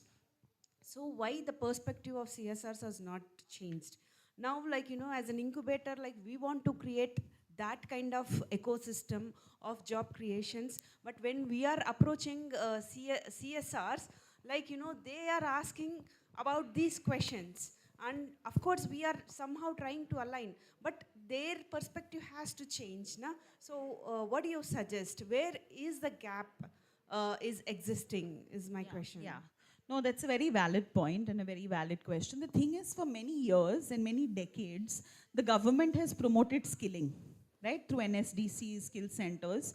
So CSRs have originally directly oriented to what the government is supporting. It is a natural alignment, right? Because there's profits linked to incentive, links to this. But that being said, if you work or go to CSRs that actually fund innovation, and an example of that is the Marico Group. They actually run a social innovation program, which tells you that they may actually be willing to invest in incubating and growing initiatives and doing that end-to-end market linkage. My one recommendation to nonprofits is always situate the problem. Right? I think you have a lot of great data from the IPR, but you also have your own data. Yes. Once children are skilled, then what happens? So talk about the lack of employment, talk about the lack of opportunity, and talk about that need in your context, and they will likely listen. They will still try and tell you, will you please do skilling, which you can probably backward link either yourself or through collaboration with another NGO. But there's a way to create a need. They have to feel the need that you feel in the community. But that's my quick answer. I hope that's helpful. Thank you. One more thing to note is who in an economic context creates jobs. It's the corporate that creates jobs. It's the enterprises that creates a job. So it's also important to note that there is a role difference between funders in the social impact space and economic actors in the context of India. And I think that's where we have to find synergies with MSME forums and understand the unique role that civil society plays, that CSR plays, as against what the enterprise ecosystem plays. So that's just one thing to note as we also, understand the macroeconomic system. Yeah. Thank you so much, ma'am. Hello, madam. Hello, sir. One more question. No, that it's a No, just so, madam, my question is that so now all funding organizations are looking at their perceptions, but here what challenges we are facing, what relevant to community or actually what need in that particular community, for that they are not coming forward to funding, but they're looking in their perceptions. How we can tackle these issues? I mean, so I agree, we have the similar problem, but I think two things, right? Is the geography and the sector aligned? Because if it isn't, it isn't. But two, I think for us, what we find most impactful in understanding the need is to actually have them visit the community or have the community speak to them directly. Because as non-profit leaders, we are also bridge builders, right?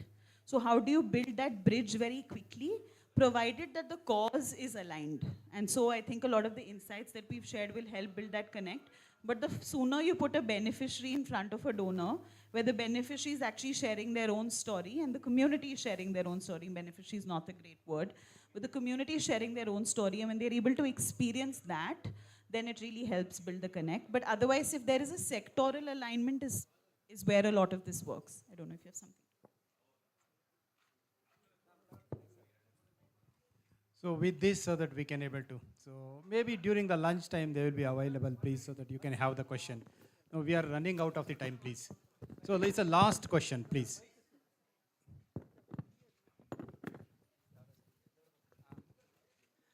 Thank you, ma'am. Really, it was an eye-opening session for us, for the NGOs.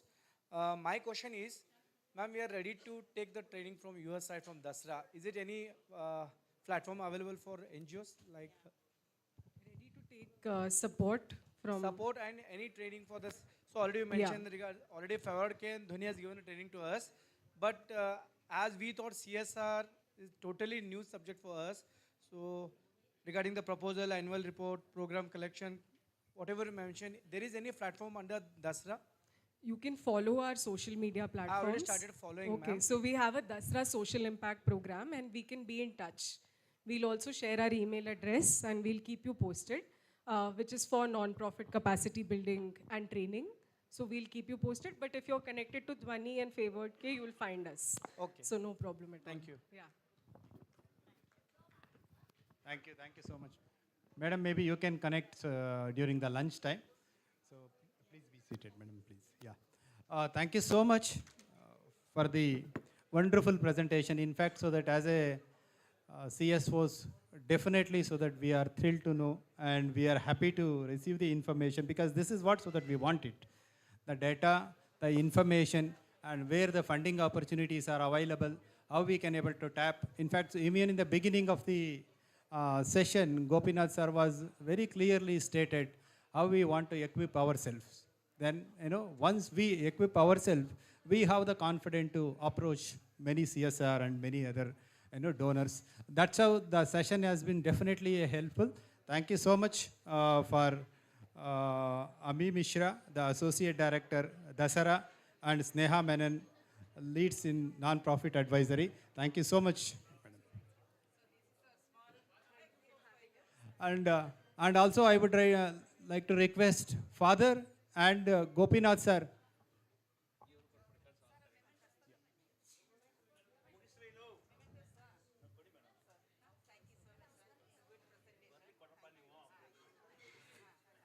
ದಯಮಾಡಿ ಸ್ವಲ್ಪ ಸಹಕಾರ ಕೊಡಬೇಕು. We are requesting the cooperation because one more small session is going afterwards. ನಮ್ಮ ಸಭಾಧ್ಯಕ್ಷರು speaker will be coming. So after that, so that we will break for the lunch. Now it's for sir ಕೈಗೆ ಕೊಟ್ಬಿಡಿ ಗೋಪಿನಾಥ್ ಸರ್ಗೆ. Yeah.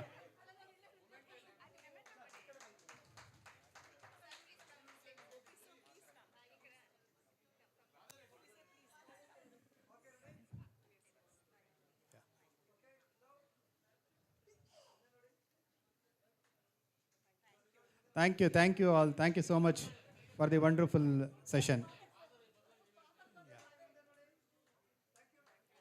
Thank you so much.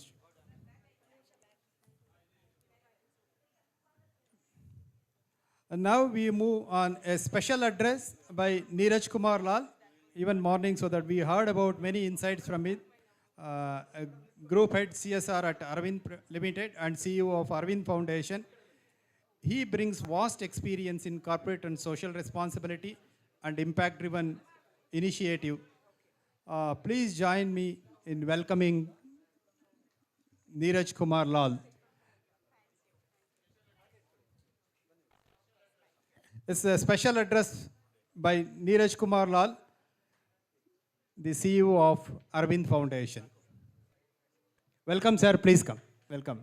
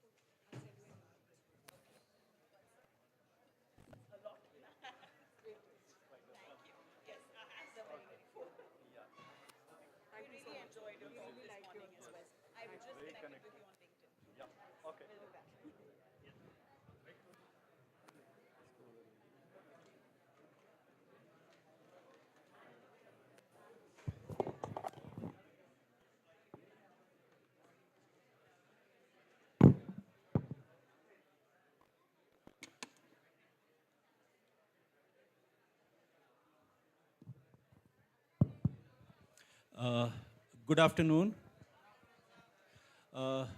Is it very tiring by now? No? Okay. Good to hear, because the session immediately before the lunch and session immediately after the lunch, both are very tiring. Because it's difficult to pass the time to reach lunch, and it's difficult to keep your eyes open after lunch. So I am fortunate to be here just before lunch. This session, while this South India's CSO CSR conclave was planned, my session wasn't planned. But we met Dr. Sajjan and Manjunath, Udayji at Delhi, and I was sharing few things for them, because you mentioned about employment and employability, and I was sharing the same thing with them, that it's such a dichotomy that on one hand, there are crores of young people who are not finding jobs, and on the other hand, there are huge amount of industries, number of industries, who wants to provide lakhs of jobs, and there is no match happening. That's one part. The second part is that even if there are jobs that are getting to people, are these jobs helping the people who have got into the job to come out of poverty? Is it the case that you are employed we are helping so many of our brothers and sisters to be skilled and get jobs. But is it that those jobs are helping them to come out of poverty, or they are employed but still in poverty? These are few questions that I was asking to Manjunath, Dr. Sajjan. Yesterday evening when I landed, I was talking to a lot of other friends, and it seemed that there is no answer to it. But there are certain answers that I had, and I thought it is very important to discuss. And I am very, very thankful to the organizers that they said that we will carve out a little time and you discuss those things. So my question is that, is it possible to be employed and still poor? Is it possible to be earning a monthly salary and still you are poor? And what are those conditions that kind of pushes a person to remain poor while employed? Okay. So I will take you a little 2-3 years back when Corona struck.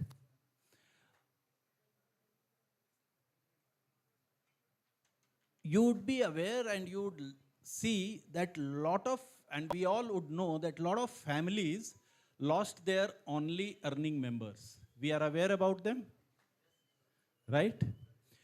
We also came to know that lot of families and earning members lost jobs, right, during Corona.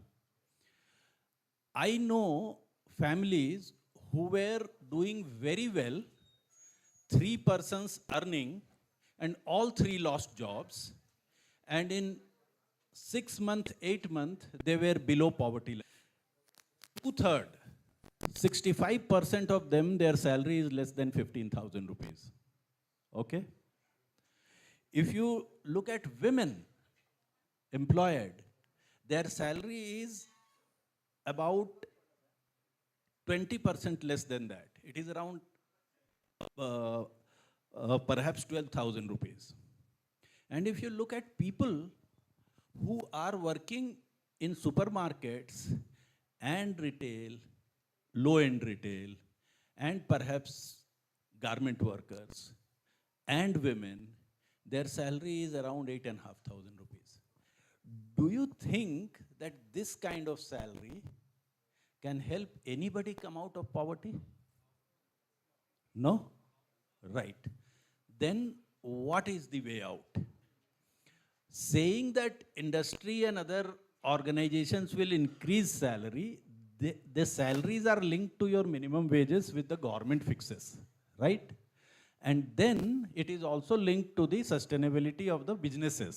If salaries are very big and if some organizations are linked to working on very thin margin, it might be difficult. Then what is the way out?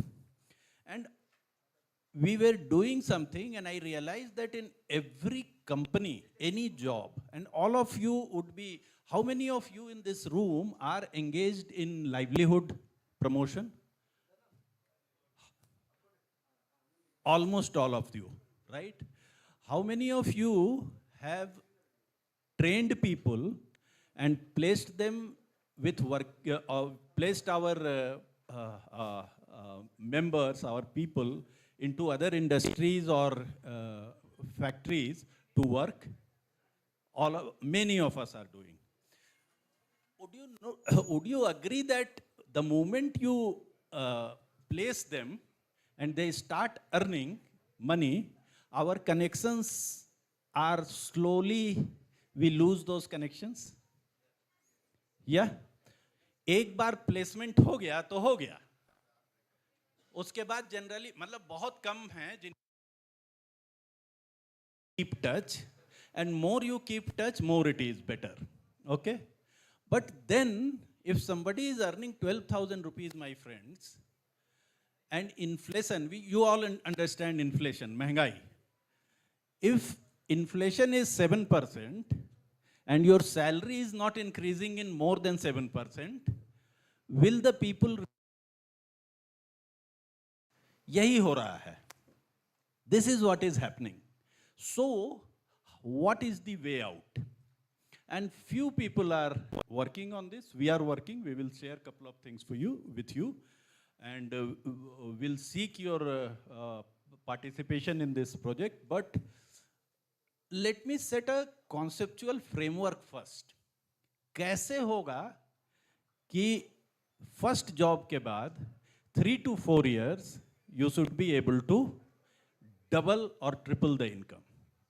So I think our honorable speaker has come. I'll stop here, and after that we will again start. Thank you. Thank you so much.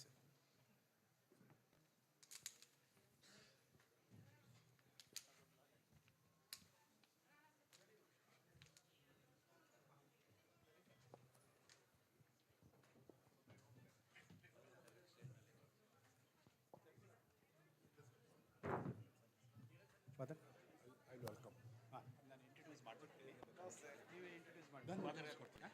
Okay. So thank you so much. Now it's time.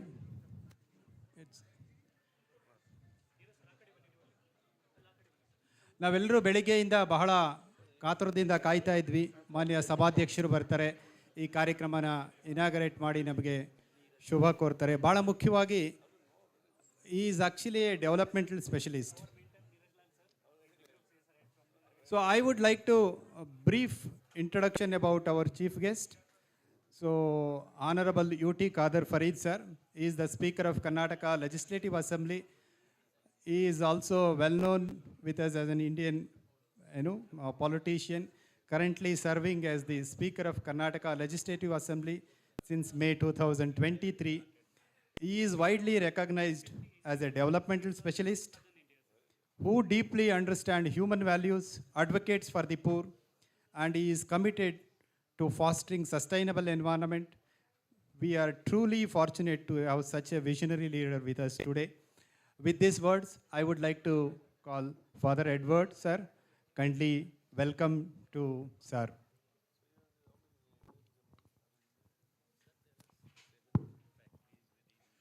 Good afternoon. I think just a few months back, we had been invited for a unity gathering. And that's a time in which I have really heard our leader, Honorable UT Kadar, speaking from his heart. I think he is a politician, seasoned politician, loved by, I think more loved by the opposition party. That time he made some statement, irrespective of caste, religion. And he said, we don't know from where it has come, but it is there. What are we going to the next generation? What are we going to give to our children? And I think that was the statement he made. Let India be there, let the politics go, caste go, all the politics in politics, let it go, but let Karnataka be a model state for India. And can we make that? That was his question. That time onwards, I was just thinking, we should invite him to our NGO sector. Because NGO sector knows the pulse of the people. So today, if you really look at, how many women's group that we have for the entire, for the entire Karnataka, for how many women's group, I think the number is still not yet, because that kind of number that we have. I think we must be having about 15,000-20,000 NGOs. I think we should be able to bring them to one forum, provided we have a leader. And we have identified the leader, that is you, sir. Because you are not making, a show. It is coming from your heart. Maybe the education, the background, the family, and the outlook. And that's the reason, sir, today you are here, and we have come really to invite you. Sir, what we would like to tell you, that we are all NGOs are with you with your dream. And it is going to be your dream.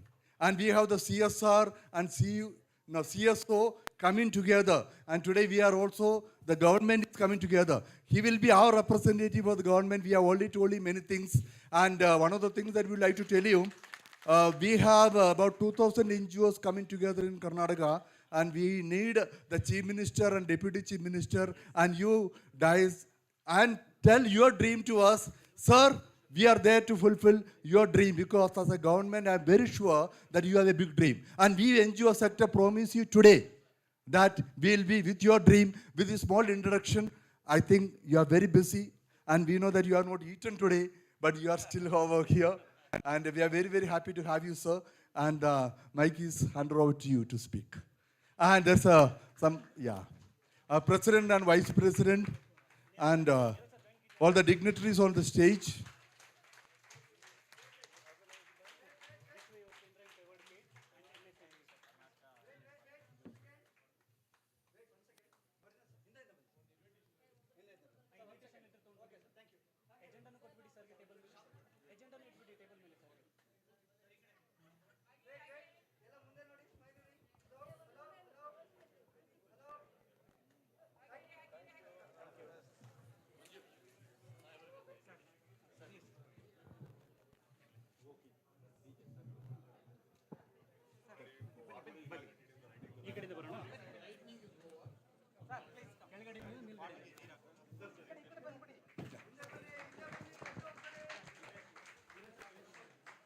ಈ ಒಂದು ಸಸಿಗೆ ನೀರೆರೆಯುವ ಮುಖಾಂತರ ವಿದ್ಯುಕ್ತವಾಗಿ ಚಾಲನೆ ಕೊಟ್ಟು ಇದಕ್ಕೆ ಶುಭಾಶಯಗಳನ್ನ ಆಶಿಸ್ತಾ ಇದ್ದಾರೆ. It's a gracious and special occasion for all of us. Thank you so much sir. Thank you.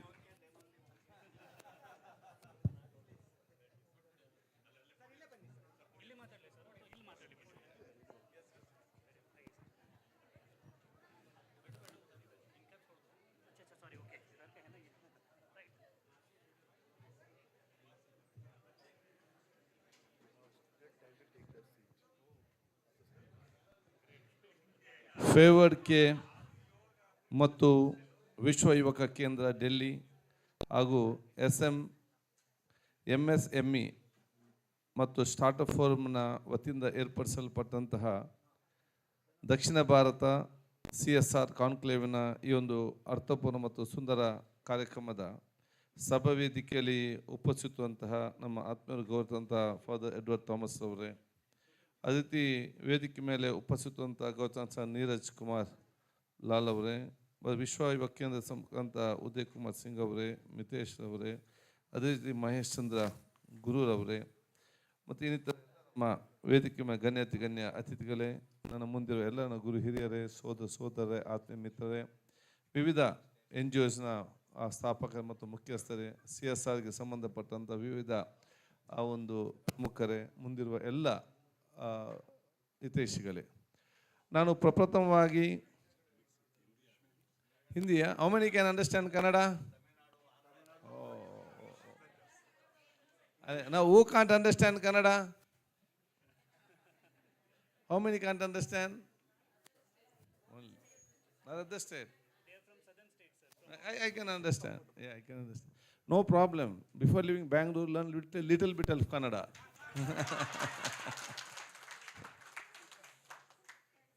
I appreciate the initiative of the Fevourdk and Vishwa Yuvak Kendra along with MSME and the Startup Forum for having this program over in Karnataka and in Bangalore also. I welcome each and everyone within the Karnataka and outside Karnataka also to place with Bangalore, Karnataka state. And I am sure that getting together, sharing your knowledge and having your own network will ultimately benefit the society in the state and this country. So I congratulate all the NGOs who have formed the NGOs, the chairmen and members, and will come forward to serve the society and this country in days to come with their own vision and own plan. So starting an NGO and going forward is not so easy, because all won't be much be interested in doing the social work or having this concern to the society and having the formation of NGO. Because many people they may have wealth or rich, money will be there, but that heart and mind won't be there to form and go to work for the society.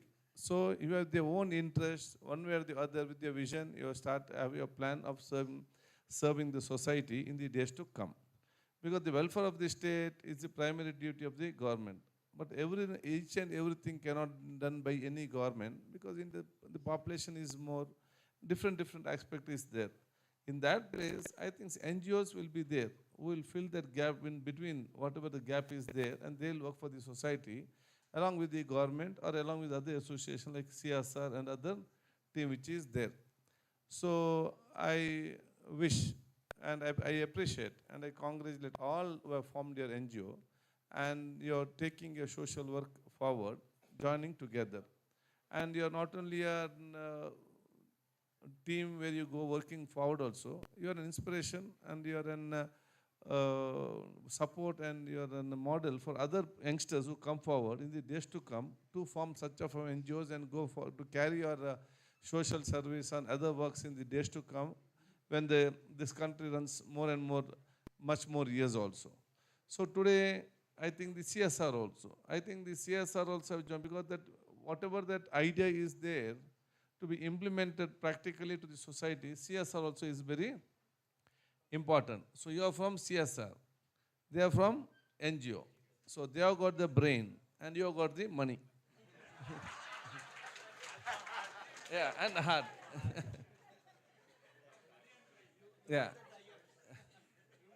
You have to and you all have formed to the join to this together and convert it to the society. Ultimately, what is the vision?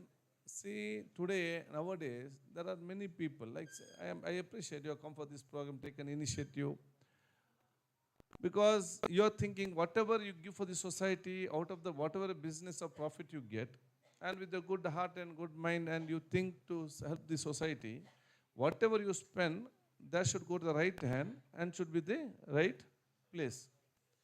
So what I feel nowadays is, for money, there's no dearth of money, shortage of money.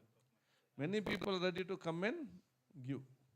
Only thing, they should have confidence that whatever they give, that will go into reach the people in a right way. Some of the institutions I have gone where I see crores of rupees checks are just thrown. When I go to Jayadeva and other hospitals and all, you should see there the CSR grant they give by company, big checks they keep there. All above 5 crores, 6 crores, they are just on the side it is there, because so many people come and give there. People want to have the along. See, now the good one trend is there. The businessmen and other people who are working for there, they have got that mindset to come and help in one way or the other to help the people.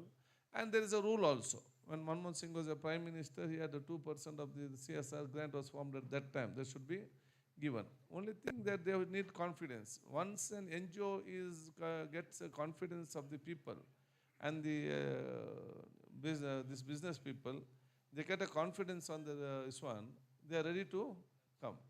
So how to build confidence and what type of work can be done and what is your vision and how to convert your vision to reality, that I think get together and meeting is done by Father Edward and all this team of the 2-3 associations, to both of them to blend together, the CSR team and the NGOs team. We have to exchange your views and between confidence between each and everyone, and see that the NGOs, you get the confidence to the work and you know how to approach whom and what and how, and what is in the mindset of the people who are on the CSR there, how this NGO should be there. You will get a knowledge regarding that. So, exchange of these views and the CSR team knowing the the difficulties of the NGOs and their struggle, I think you also can understand. Usually what has happened now, one who has got money, businessman, he sits at home and thinks, he knows I've got money, why he come and ask me? I would have given. And what that fellow who's thinking on the side, he thinks he knows we are in difficulty, why can't he give? So this is the gap is there between the society in wherever I see. So I think now I think you're training to the NGOs how to approach and whom to approach and what causes should be approached. And the CSR, we are ready on, our vision is like this, how you to implement in the days to come. I think this training and this workshop will help both of you all, and both of the intention and vision is that the aim is same, to serve the society. So I'm sure that you are getting together and having a good workshop, and you will come to a common thinking and common vision where you can implement your dreams or your vision to the society successfully. Regarding our Father Edward and other have a support from the government also. Even government, we also need these things, because even we all should know what is on the society, what is the difficulty of the people who are there. So I'm sure that whenever you want to have a meeting, please tell me. Even I will talk to the CM and Deputy CM, other ministers also, whomever you want, and we can have a meeting regarding this. I think this will help the government also to implement their various programs through you all people to reach their programs to the people in a right way. So I appreciate our associations like Fevourdk and Vishwa Yuvak Kendra, MSME and the Startup Forum Bharat, having this initiative and workshop over here. Till what time the workshop is there? Oh, till tomorrow evening is there. Because our session is running, my session is going on. So I request you to please come to assembly and watch the session also. You can see the beauty of Indian democracy within our assembly.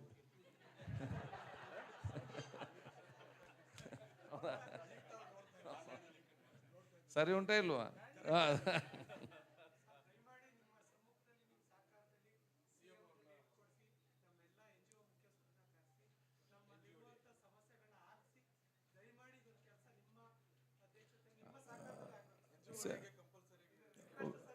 We will plan that, don't worry. And I will talk to, I will fix a date. I will talk to CM and other ministers also. And you don't worry. This NGO meet will be done within Vidhana Saudha only. The Vidhana Saudha, because that within that our banquet hall ready, we can do it there. Other weekend, the Vikas Saudha also is there. What is the total members, participation total members? 2,000. But we have, I think 800 is the maximum there. If banquet hall is not ready, banquet hall, and you fix ಮಾಡಿ ಯಾವಾಗ date ಅಂತೇಳಿ. It's good. It's good for you also, good for you also, and for the government also it is better. It's required. I think only getting exchange between the every section of the society and knowing each other only will help the state and this country in the days to come. So once again, congratulate each and everyone, and I congratulate all the NGOs. There may be big NGOs, there may be small NGOs, there may be those NGOs were started long years back, and so ಇದೆಲ್ಲ ಸ್ವಾಭಾವಿಕ ಸಮಾಜದಲ್ಲಿದ್ದ ನಂತರ society ಅಂತೆಲ್ಲ ಹೋಗ್ತದೆ ಬರ್ತದೆ, ಇದು ವಿಚಾರ ಇರ್ತದೆ. No that is there. ಆದ ಕಾರಣ ನಾನು ಯಾಕೆ ಮಾತಂತ ಹೇಳಿದರೆ, ನಮ್ಮಲ್ಲಿ ಈಗ ಗಡಿಬಿಡಿ ಜಾಸ್ತಿ, ಫಾಸ್ಟ್ ಫುಡ್ ಊಟ ಮಾಡಿ ಎಲ್ಲ ಫಾಸ್ಟ್ ಅರ್ಜೆಂಟ್. ಈಗ ಜೀವನದಲ್ಲಿ ಎಲ್ಲ ಸಮಸ್ಯೆಗಳು ಬಂದೇ ಬರ್ತದೆ. ಸಮಸ್ಯೆ ಇಲ್ಲದ ಪ್ರದೇಶ ಎಲ್ಲೂ ಕೂಡ ಸಿಕ್ಕಲಿಕ್ಕೆ ಇಲ್ಲ, ಸಮಸ್ಯೆ ಇಲ್ಲದ ಮನುಷ್ಯನು ಕೂಡ ಸಿಕ್ಕಲಿಕ್ಕೆ ಇಲ್ಲ, ಸಮಸ್ಯೆ ಇಲ್ಲದ ಕುಟುಂಬವನ್ನು ಕೂಡ ಸಿಕ್ಕಲಿಕ್ಕೆ ಇಲ್ಲ. ಇನ್ನು ಸಮಸ್ಯೆ ಇಲ್ಲದ ಒಂದು ಗ್ರಾಮ ಬೇಕಾದರೆ ನಮ್ಗೆ ಒಂದು ಗ್ರಾಮ ಮಾತ್ರ ಸಿಕ್ಕುದು ವಿಶ್ವದಲ್ಲಿ. ಆ ಗ್ರಾಮದಲ್ಲಿ ಹೋಗಿ ಕೂತ್ಕೊಳ್ಳಿ, ನಿಮ್ಗೆ ಯಾವುದು ಕೂಡ ಟೆನ್ಷನ್ ಇಲ್ಲ. ನೀವೀಗ ಆಲೋಚನೆ ಮಾಡಿದ್ರಿ, ಈ ಒಂದು ಗ್ರಾಮ ಯಾವುದು ಮಾರ ಯೂಟಿಗಾದ್ರೆ ನಮಗೆ ಹೇಳಿ, ನಾವು ಹೋಗಿ ಅಲ್ಲಿ ಕೂತ್ಕೊಳ್ತೇವೆ ಅಂತ ಹೇಳಿ. ಅಷ್ಟು ಅರ್ಜೆಂಟ್ ಪಡಬೇಡಿ. ಸ್ವರ್ಗದಲ್ಲಿ ಮಾತ್ರ ಟೆನ್ಷನ್ ಇಲ್ಲ, ಬೇರೆ ಎಲ್ಲ ಕಡೆ ಟೆನ್ಷನ್ ಕಟ್ಟಿಟ್ಟ ಬುತ್ತಿ. ಮತ್ತು ಅಲ್ಲಿಗೆ ಹೋಗ್ಲಿ ಯಾರಿಗೆ ಅರ್ಜೆಂಟ್ ಕೂಡ ಇಲ್ಲ, ಸ್ವಲ್ಪ ಇಲ್ಲಿ ಇರ್ತೇವೆ, ಟೆನ್ಷನ್ ಆದರೂ ಕೂಡ ನಾವೆಲ್ಲ ಸ್ವಲ್ಪ ಇರ್ತೇವೆ ಅಂತ. ಮತ್ತೆ ಇರಬೇಕಲ್ಲ, ಇಲ್ಲಿ ಇರಬೇಕು. ಆದ ಕಾರಣ ಇದನ್ನು ಸಕಾರಾತ್ಮಕವಾಗಿ ಸ್ವೀಕರಿಸಿಕೊಂಡು ಹೋಗುವಂಥ ಕೆಲಸ ಇವತ್ತು ಆಗುವಂಥದ್ದು. ಆದರೆ ಒಬ್ಬನ ಸಂತೋಷ ಹಂಚಲಿಕ್ಕೆ ಆ ಮನೋಭಾವ ಇವತ್ತು ಬರಬೇಕಾಗ್ತದೆ. ಈ ಒಂದು ಕಾಲಘಟ್ಟದಲ್ಲಿ ಇವತ್ತು ಇರುವಂಥದ್ದು. ಆ ಒಂದು ಸಂದರ್ಭದಲ್ಲಿ ಇಂಥ ಎಲ್ಲ NGOs, ಸೋಷಲ್ ವರ್ಕ್ ಎಲ್ಲ ಕೂಡ ಅತಿ ಅಗತ್ಯ ಅಂತ ನಾನು ಕೂಡ ಹೇಳಿಕೊಂಡು ನಿಮಗೆಲ್ಲರಿಗೂ ನನ್ನ ವಿಶೇಷ ಶುಭಾಶಯ ಸಲ್ಲಿಸಿ, ಮತ್ತು ನನ್ನ NGOsಗಳಿಗೆ ಮತ್ತು ನನ್ನ CSRಗೆ ಒಂದು ಮಾತು ಹೇಳೋದು, ದೇವರಿಗೆ ಮೆಚ್ಚುವ ಕೆಲಸ ಮಾಡಿ. ಜನ ಮೆಚ್ಚಿಸಲಿಕ್ಕೆ ಬಹಳ ಕಷ್ಟ ಇದೆ, ಅಷ್ಟು ಸುಲಭ ಇಲ್ಲ. You can please God, not the people. ನೀವು ಎಷ್ಟೇ ಕೆಲಸ ಮಾಡಿದ್ರು ಕೂಡ ಜನ ನಿಮ್ಮನ್ನು ಮೆಚ್ತಾರಂತೇಳಿ ಏನು ಕೂಡ ನಿರೀಕ್ಷೆ ಇಟ್ಕೊಳ್ಬೇಡಿ. ಆ ನಿರೀಕ್ಷೆ ಇಟ್ಟರೆ ಮತ್ತೆ ನಿಮಗೆ ಬೇಸರ ಆಗ್ತದೆ. ಬೇಸರ ಆಗಿ ಮತ್ತೆ ಕೆಲಸ ಮಾಡೋದು ಸ್ಲೋ ಆಗ್ತದೆ. ಆದ ಕಾರಣ ನೀವು ಎಷ್ಟೇ ಕೆಲಸ ಮಾಡಿದ್ರು ಕೂಡ ಜನ ನಿಮ್ಮನ್ನು ಮೆಚ್ಚೋರಿದ್ದಾರೆ, ಇಲ್ಲ ಅಂತಲ್ಲ, ಅದು ಮೆಚ್ತಾರೇ ಬೇಕೆಂಬ ಭಾವನೆಗಳು ನಿಮ್ಗೆ ಯಾರಿಗೆ ಕೂಡ ಇಂಜೋಸ್ಗಳಿಗೆ ಬೇಡ. ದೇವರನ್ನು ಮೆಚ್ಚುವಂಥ ಕೆಲಸ ಮಾಡಿ, ದೇವರು ಒಂದಲ್ಲ ಒಂದು ರೀತಿಯಿಂದ ನಿಮಗೆ ಅಭಯವಾಗಿ ನಿಂತೇ ನಿಲ್ತಂತ ಹೇಳಲಿಕ್ಕೆ ನಾನು ಇವತ್ತು ಇಚ್ಛಿಸುವಂಥದ್ದು. ಯಾಕಂತ ಹೇಳಿದ್ರೆ ನಮ್ಮ ಪಂಚಾಯತ್ ಸದಸ್ಯರು ಇರ್ತಾರೆ, ಇವರು ಓಟಿಗೆ ನಿಲ್ಲುವಾಗ ಭಯಂಕರ ಖುಷಿ ಇವರಿಗೆ. ಓಟಿಗೆ ಪಂಚಾಯತ್ ಮೆಂಬರ್ ಗೆದ್ದು 1 ವರ್ಷ ತನಕ ನಮಗೆ ಬಿಡಿಸುತ್ತಿಲ್ಲ MLAಗಳಿಗೆ. ಅಲ್ಲಿ ರೋಡ್ ಆಗಬೇಕು, ಇಲ್ಲಿ ಲೈಟ್ ಆಗಬೇಕು, ಇಲ್ಲಿ ತೋಡಾಗಬೇಕು, ಇವನು ಬೊಬ್ಬೆನೇ ಬೊಬ್ಬೆ. ಕಡೆಗೆ 1.5 ವರ್ಷ 2 ವರ್ಷದ ನಂತರ ಪಂಚಾಯತ್ ಮೆಂಬರ್ ಕಾಣೆ, ಅವನ ಅಡ್ರೆಸ್ಸೇ ಇಲ್ಲ. ಎಲ್ಲಿ ಅದು ಇಂಥ ಫಂಕ್ಷನಲ್ಲಿ ಅವನು ಬಂದಿದೆ, ಪಂಚಾಯತ್ ಮೆಂಬರ್ ಕೇಳ್ತಾರೆ, ಎಲ್ಲಿ ಮಾರೆ ನಿನ್ನ ನೋಡಲಿಕ್ಕಿಲ್ಲ ಅಂತ ಕೇಳಿದರೆ ಪಂಚಾಯತ್ ಮೆಂಬರ್ ನಮ್ಗೆ ಹೇಳ್ತಾನೆ, ನನಗೆ ಬೇಡ ಮಾರ್ಯ, ಜನಸಾಮಾನ್ಯ ನನ್ನ ತಂದೆಗೆ, ನನ್ನ ತಾಯಿಗೆ, ನನ್ನ ಅಣ್ಣನಿಗೆ, ನನ್ನ ತಮ್ಮನಿಗೆ ನಾಯಿಗೆ ಬೈತಾರೆ, ಇದರ ವಿಷಯ ಬೇಡ, ನಾನು ನಾಳೆ ರಾಜೀನಾಮೆ ಕೊಟ್ಟು ಮನೆಗೆ ಹೋಗ್ತೇನೆ ಅಂತ ಅವರು ಹೇಳ್ತಾರೆ. ಅದಕ್ಕೆ ನಾನು ಅವ್ರಿಗೆ ಹೇಳ್ತಾ ಇರ್ತೇನೆ, ಒಬ್ಬರು ದೇವರ ಭಕ್ತ ಅಂತೆ, ದೇವರ ಭಕ್ತ ಭಾಳ ಕಷ್ಟ ಆಯ್ತಂತೆ. ದೇವರ ಭಕ್ತ ಆಗಿ ಭಾಳ ಕಷ್ಟ ಆದಾಗ ದೇವರಿಗೆ ಒಂದು ಪತ್ರ ಬರೀತಾನಂತೆ, ನಾನು ಭಾಳ ಕಷ್ಟದಲ್ಲಿದ್ದೇನೆ, ನನಗೆ ಅರ್ಜೆಂಟ್ 2,000 ರೂಪಾಯಿ ದುಡ್ಡು ಕಳಿಸ್ಬೇಕಂತೇಳಿ. ಈ ಲೆಟರ್ ಸಿಕ್ಕುದು ಯಾರಿಗೆ? ಪೋಸ್ಟ್ ಮಾಸ್ಟರ್ಗೆ. ಪೋಸ್ಟ್ ಮಾಸ್ಟರ್ ನೋಡ್ತಾನಂತೆ, ಇವನಿಗೆ ತಲೆ ಸರಿ ಇಲ್ಲ ಅಂತ ಹೇಳಿ ಆ ಲೆಟರ್ ಹರಿದು ಬಿಸಾಡ್ತಾನಂತೆ. 1 ವಾರಕ್ಕೂ ಮತ್ತೊಂದು ಲೆಟ್ರ್ ಬರ್ತದೆ, ನಾನು ಭಾಳ ಕಷ್ಟದಲ್ಲಿದ್ದೇನೆ, ನನಗೆ ಅರ್ಜೆಂಟ್ 2,000 ರೂಪಾಯಿ ದುಡ್ಡು ಕಳಿಸ್ಬೇಕಂತೇಳಿ. 2ನೇ ಲೆಟ್ರ್ ಕೂಡ ಸಿಕ್ಕುದು ಯಾರಿಗೆ? ಇದೇ ಪೋಸ್ಟ್ ಮಾಸ್ಟರ್ಗೆ. ಇದನ್ನು ನೋಡ್ತಾನಂತೆ, ಇವನು ಮತ್ತೊಂದು ಲೆಟ್ರ್ ಬರ್ತಿದ್ದಾನೆ, ಇವನು ತಲೆ ಸರಿ ಇಲ್ಲ ಅಂಥೇಳಿ ಇದನ್ನು ಕೂಡ ಹರಿದು ಬಿಸಾಡ್ತಾನೆ. 3ನೇ ಲೆಟ್ರ್ ಭಾಳ ಖಾರವಾಗಿ ಬರ್ತಾನೆ. ಲೆಟ್ರ್ ನೋಡುವ 3ನೇ ಲೆಟ್ರ್ ಇವನಿಗೆ ಸಿಗ್ತದೆ, ಪೋಸ್ಟ್ ಮಾಸ್ಟರ್ಗೆ. ಈ ಪೋಸ್ಟ್ ಮಾಸ್ಟರ್ ನೋಡುವಾಗ ಅವ್ನು ಬರ್ತಾನೆ ಅಂತ, ನಾನು ಭಾಳ ಕಷ್ಟದಲ್ಲಿದ್ದೇನೆ, ನಾನಿನ್ನ ಪರಮ ಭಕ್ತನಾಗಿದ್ದೇನೆ, ನಾನು 2 ಪತ್ರ ಬರೆದಿದ್ದೇನೆ, ನಯ ಪೈಸೆ ನೀವು ನನಗೆ ಕಳಿಸ್ಲಿಲ್ಲ.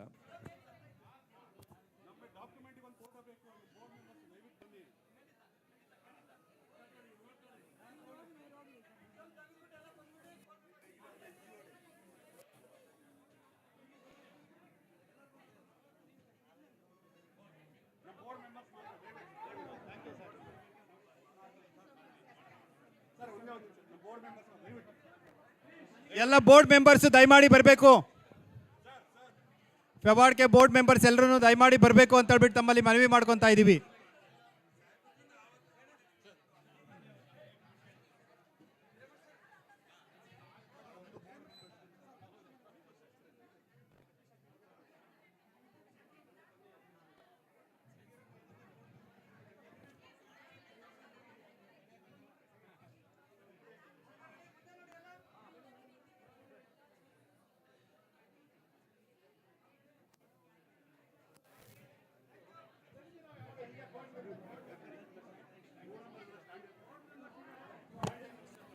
ದಯಮಾಡಿ ಎಲ್ಲ ಫೆವಾರ್ಡ್ಕೆ ಬೋರ್ಡ್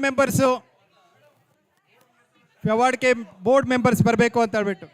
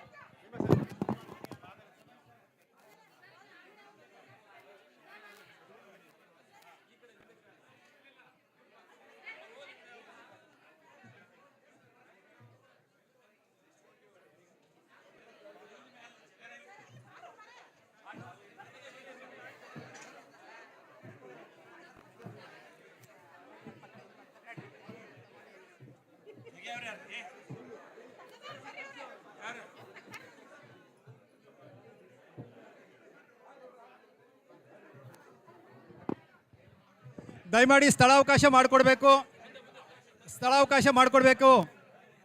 ಫೋಟೋ ತಗೊಂಡವರು ಮುಂದೆ ಹೋಗಬೇಕು.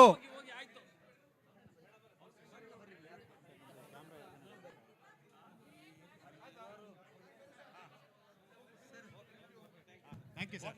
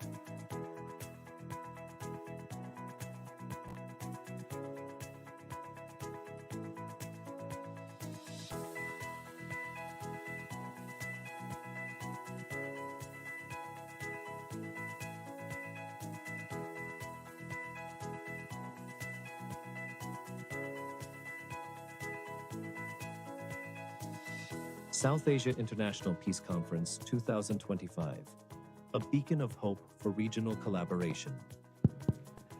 Rotary Hello, District hello. 3192 Check. in zones 4, Audio check. 5, 6, and 7 envisions SciPC 2025 Check. as a transformative initiative Okay. to tackle regional challenges Chris, by yeah, uniting leaders, two chapati. communities, and innovators. Grounded in service and collaboration, it aims to foster peace and address key health Audience, and attention, environmental please. sustainability issues in South ಒಂದ್ಸರಿ Asia. ಜೋರ ಚಪ್ಪಾಳೆ clap please. To unite leaders and communities Everyone, across everybody, South everybody Asia clap in a ಹಾಕ್ಬೇಕು, ಚಪ್ಪಾಳೆ dedicated ಹಾಕ್ಬೇಕು. pursuit of peace and ಅವಾಗಲೇ harmony through sir dialogue, ಹೇಳ್ತಾ ಇದ್ರಲ್ಲ ಊಟ ಆದ್ಮೇಲೆ collaboration, ಊಟಕ್ಕಿಂತ ಮುಂಚೆ and ಸಮಸ್ಯೆ ಭಾಳ innovative ಇರುತ್ತೆ ಅಂತ ಹೇಳಿ. I am right? The please concept of everybody clap. initiating SciPC ಇವತ್ತು ನೀವು ಕ್ಲಾಪ್ ತಟ್ಟಿದ್ರೆ ನಾಳೆ ನಿಮ್ಮ ಎನ್ ಜಿ is ಗೆ to ಜನ foster ಕ್ಲಾಪ್ ತಟ್ತಾರೆ. dialogue, collaboration, and You are getting my actionable point? solutions. If you clap today, Policy tomorrow you will making get in two critical from the areas. society. ಅರ್ಥ ಆಗ್ತಾ ಇಲ್ಲ ಇನ್ನು ಎಷ್ಟೋ ಜನಕ್ಕೆ. 1. Peace building through environmental well-being. 2. Peace building through health well-being. Goals and outcomes. Environment. Hello Goals Rani and madam, outcomes. Health. ದಯಮಾಡಿ ಎಲ್ಲರೂ ಒಳಗೆ ಬನ್ನಿ please. Peace through Okay. community welfare.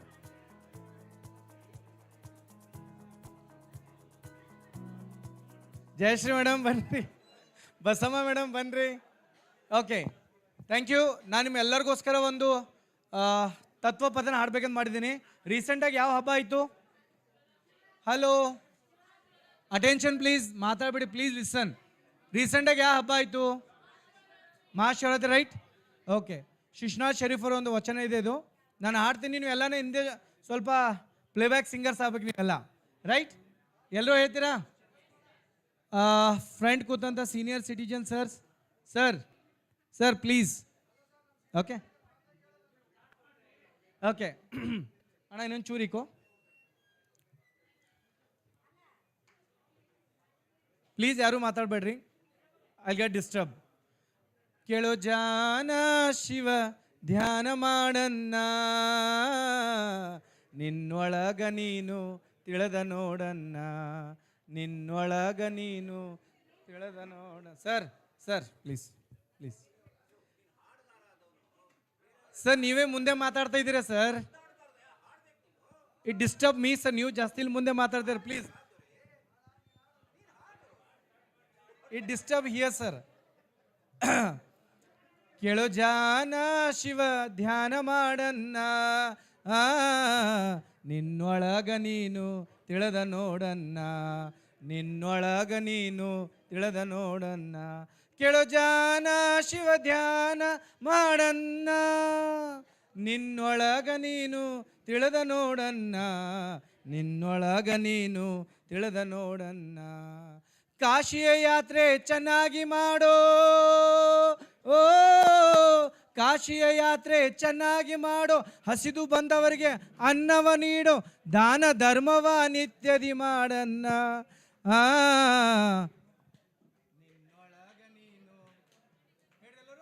ನಿನ್ನೊಳಗ ನೀನು ತಿಳಿದ ನೋಡನ್ನ, ನಿನ್ನೊಳಗ ನೀನು ತಿಳಿದ ನೋಡನ್ನ.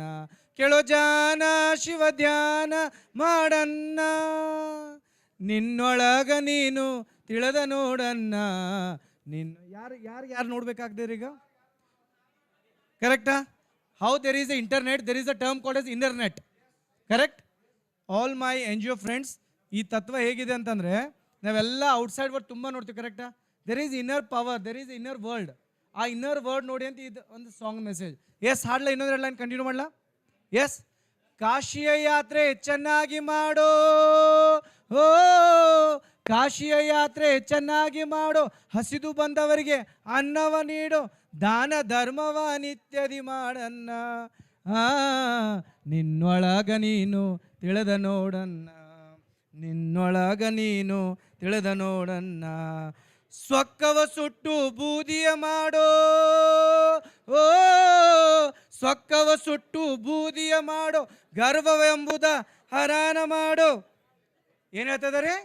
ಸ್ವಕ್ಕವ ಸುಟ್ಟು ಈಗೋ ಕಿಲ್ ಮಾಡಿ ಅಂತ ಹೇಳ್ತಿದ್ದಾರೆ. ಕರೆಕ್ಟಾ? ಸ್ವಕ್ಕವ ಸುಟ್ಟು ಬೂದಿಯ ಮಾಡೋ ಗರ್ವವೆಂಬುದ ಹರಾನ ಮಾಡು ಸಿಟ್ಟು ಬಂದಾಗ ನಿಧಾನ ಮಾಡನ್ನ. ಇದನ್ನೇ ಅವಾಗಲೇ ಸ್ಪೀಕರ್ ಸರ್ ಹೇಳಿದ್ರು, ಹ್ಯಾವ್ ದ ಪೇಷನ್ಸ್ ಅಂತ ಹೇಳಿದ್ರು. ಸಿಟ್ಟು ಬಂದಾಗ ನಿಧಾನ ಆಗಿರೋದ್ರೆ ಕರೆಕ್ಟಾ? ನಿನ್ನೊಳಗ ನೀನು ಚಪ್ಪಾಳೆ ಹಾಕ್ಬೋದು ಅಂದ್ರೆ ಅವನಿಗೆ ನಿನ್ನೊಳಗ ನೀನು ತಿಳಿದ ನೋಡನ್ನ ಕೇಳೋ ಜಾನ ಶಿವ ಧ್ಯಾನ ಮಾಡನ್ನ ನಿನ್ನೊಳಗ ನೀನು ತಿಳಿದ ನೋಡನ್ನ ನಿನ್ನೊಳಗ ನೀನು ತಿಳಿದ ನೋಡನ್ನ ಲಾಭವ ನೋಡಿ ವ್ಯಾಪಾರ ಮಾಡೋ ಲಾಭವ ನೋಡಿ ವ್ಯಾಪಾರ ಮಾಡೋ ಎಂಟೆಂಟು ದಿನಕ್ಕೊಮ್ಮೆ ಲೆಕ್ಕವ ಮಾಡೋ ಸ್ನೇಹ ಕಂಡಲ್ಲಿ ವಸ್ತಿ ಮಾಡನ್ನ ನಿನ್ನೊಳಗ ನೀನು ತಿಳಿದ ನೋಡನ್ನ ನಿನ್ನೊಳಗ ನೀನು ತಿಳಿದ ನೋಡನ್ನ ಕೇಳೋ ಜಾನ ಶಿವ ಧ್ಯಾನ ಮಾಡನ್ನ ನಿನ್ನೊಳಗ ನೀನು ಎವ್ರಿವನ್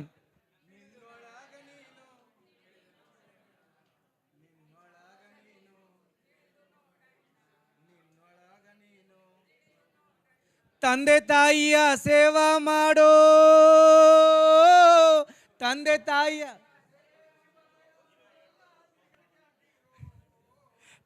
ತಾಯಿಯ ಸೇವಾ ಮಾಡೋ ಮೋಕ್ಷದ ಮಾರ್ಗವ ದಾರಿಯ ಹಿಡಿಯೋ ಶಿಶುನಳದಾಶನ ಪಾದಕೊಂದನ್ನ ನಿನ್ನೊಳಗ ನೀನು ತಿಳಿದ ನೋಡನ್ನ ನಿನ್ನೊಳಗ ನೀನು ತಿಳಿದ ನೋಡನ್ನ ಕೇಳೋ ಜಾನ ಶಿವ ಧ್ಯಾನ ಮಾಡನ್ನ ನಿನ್ನೊಳಗ ನೀನು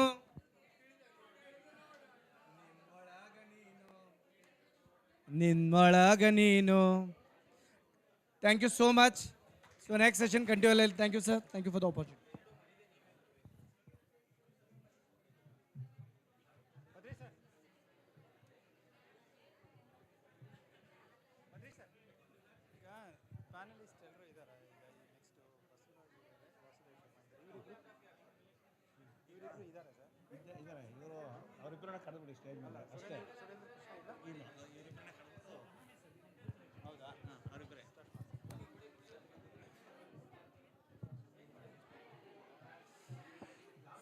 ನಮಸ್ಕಾರ ಎಲ್ರಿಗೂ.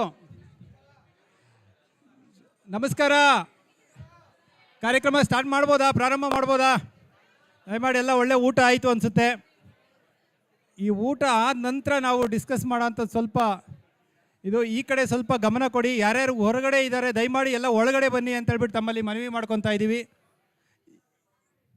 ಈಗ ಊಟ ಆದ ನಂತರ ಮೊದಲನೇ ಅವಧಿ ಮೊದಲನೇ ಸೆಷನ್ ಈಗ ಪ್ರಾರಂಭ ಆಗ್ತಾ ಇದೆ.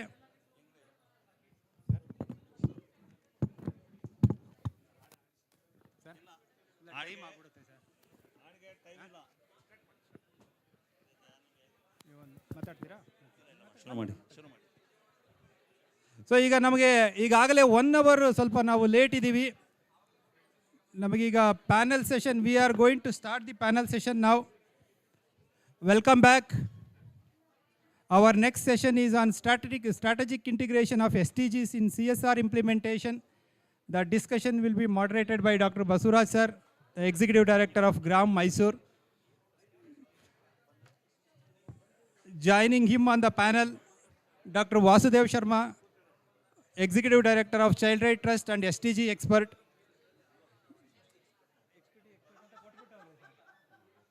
ದಯಮಾಡಿ ವೇದಿಕೆಗೆ ಬರಬೇಕು. I am requesting Basavaraj sir and Vasudev Sharma sir ದಯಮಾಡಿ ವೇದಿಕೆಗೆ ಬರಬೇಕು.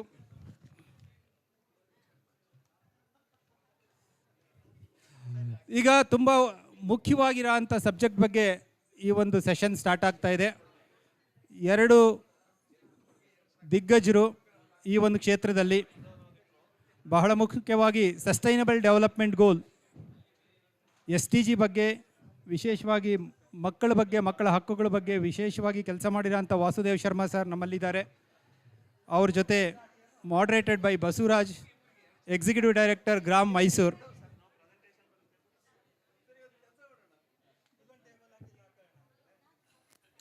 ದಯಮಾಡಿ ಎಲ್ಲರೂ ಈ ಕಡೆ ಸ್ವಲ್ಪ ಗಮನ ಕೊಡಬೇಕು. ನಿಮ್ಮಲ್ಲೇ ಮಾತಾಡ್ತಾ ಇದ್ರೆ ಇಲ್ಲಿ ಸೆಷನ್ ಮಾಡೋ ಅಂಥದ್ದು ಸ್ವಲ್ಪ ಕಷ್ಟ ಆಗ್ತಾ ಇದೆ. Hello hello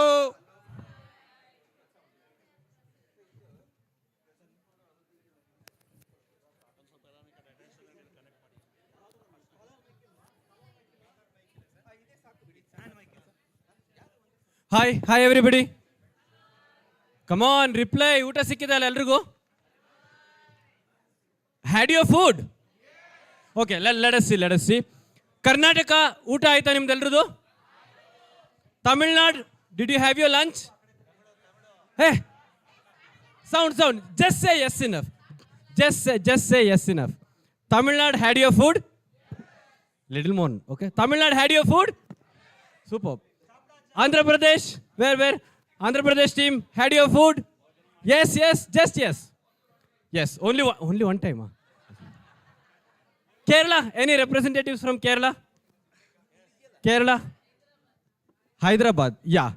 Hi ma'am, yes. Kerala, any representative from Kerala?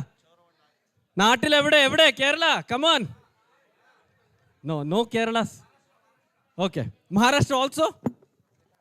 Okay. I was just checking whether all of you are awake. There is no high chance. Please don't sleep off. AC is on. Even though you sleep, don't snore and disturb others, okay? But I'm pretty sure you're not going to sleep. Very interesting, very debative session we are going to have. Strategic intervention of SDGs. Please request all of you to keep professional silence and please listen to the speakers. Over to you, sir. Thank you.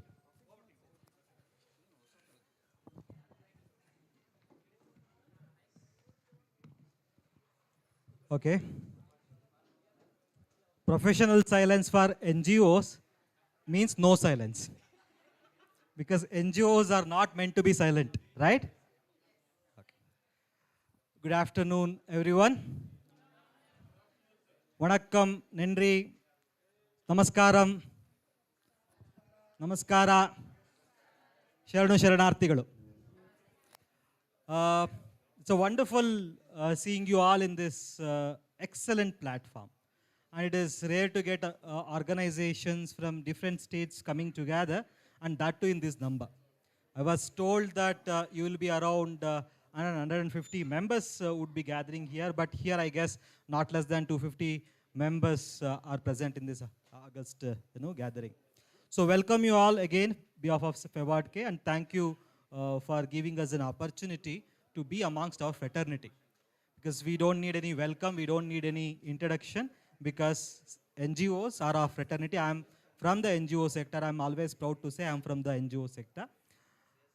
Friends, we are in the wonderful, I expected there would be another 2 more panel members, but I'm happy that we have only Dr. Vasudev Sharma along with us. I tell you why. See, he is someone even I look up to as senior in the sector, and has been extensive knowledge in starting from child rights to the various other aspects. Don't limit it to child rights only. So he has got a wonderful development sector exposure and experience as Toto. So I'm really privileged to be with him in this panel, moderating this session. Rather than moderating, I thought both of us we were discussing, it will be something like a duo.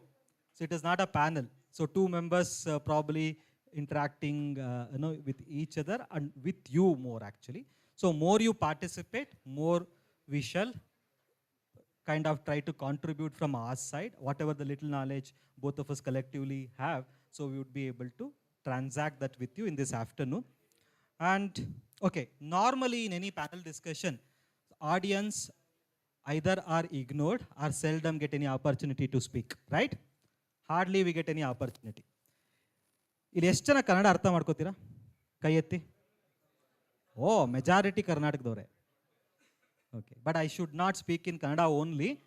because as our constitution said, the minorities wherever they are should be priority. Okay, whether it is linguistic, whether it is gender, whether it is whatever. Okay, so I'll keep my conversation in English only to predominantly.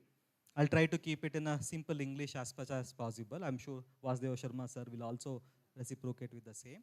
In case any clarification, discussion, or Karnataka friends want to have, we are always available. We are in Karnataka only. You can always reach out to either Sharma sir or me for any such interactions. We are always happy to contribute. Okay. Yeah, the Tamil Nadu is not that, because I only said to talk in Kannada, but Tamil Nadu or it could be Andhra Pradesh, we are quite reachable. So at least I am there on all the social media platform. You can reach out to me in any social media platform. Anyways, okay, let me start asking you first. I'll go to Vasudeva Sharma sir later. You come to that. And you have to listen to me today. Unfortunately, I'm the moderator. Okay. I'm going to give you full 30 minutes. No worry about that. Okay. Okay. This is, I would say, we are in the pivotal time of this discussion. I would say why we are in a very important stage in the development sector to be discussing about CSR and NGO partnership and collaboration. Can anybody in this room tell me what is the size of CSR in this country? No, those who have attended my class in Mysuru do not have right to answer. With that caveat, with that condition, I'm asking this question. Senior students. Okay, that's Kannada is default. Okay. So we all know are here. We are curious to understand. Let's be honest. We are interested about the resources, right? We want to work, we want to do good work. That is no second thought about that. There is no doubt. We all want to work for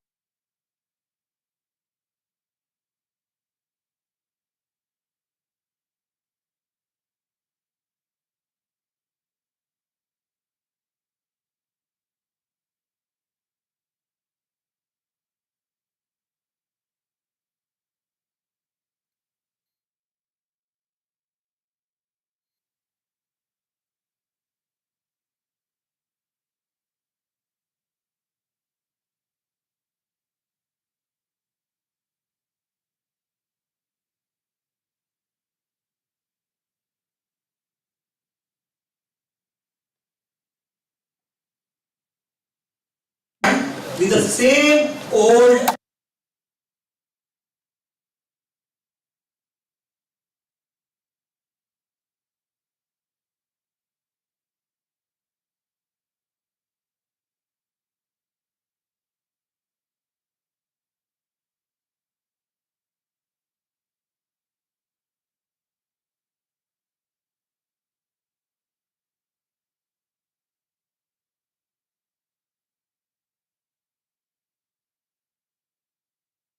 for that.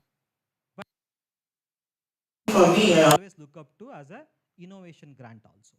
I don't know how many CSR are actually practicing it, because I have also a problem. This is not the forum to talk about the problems in the CSR sector, but certainly some CSR are open to kind of be with you, co-create a model, co-create a program with you. I think that is the reason why the country is increasingly talking more and more about CSR.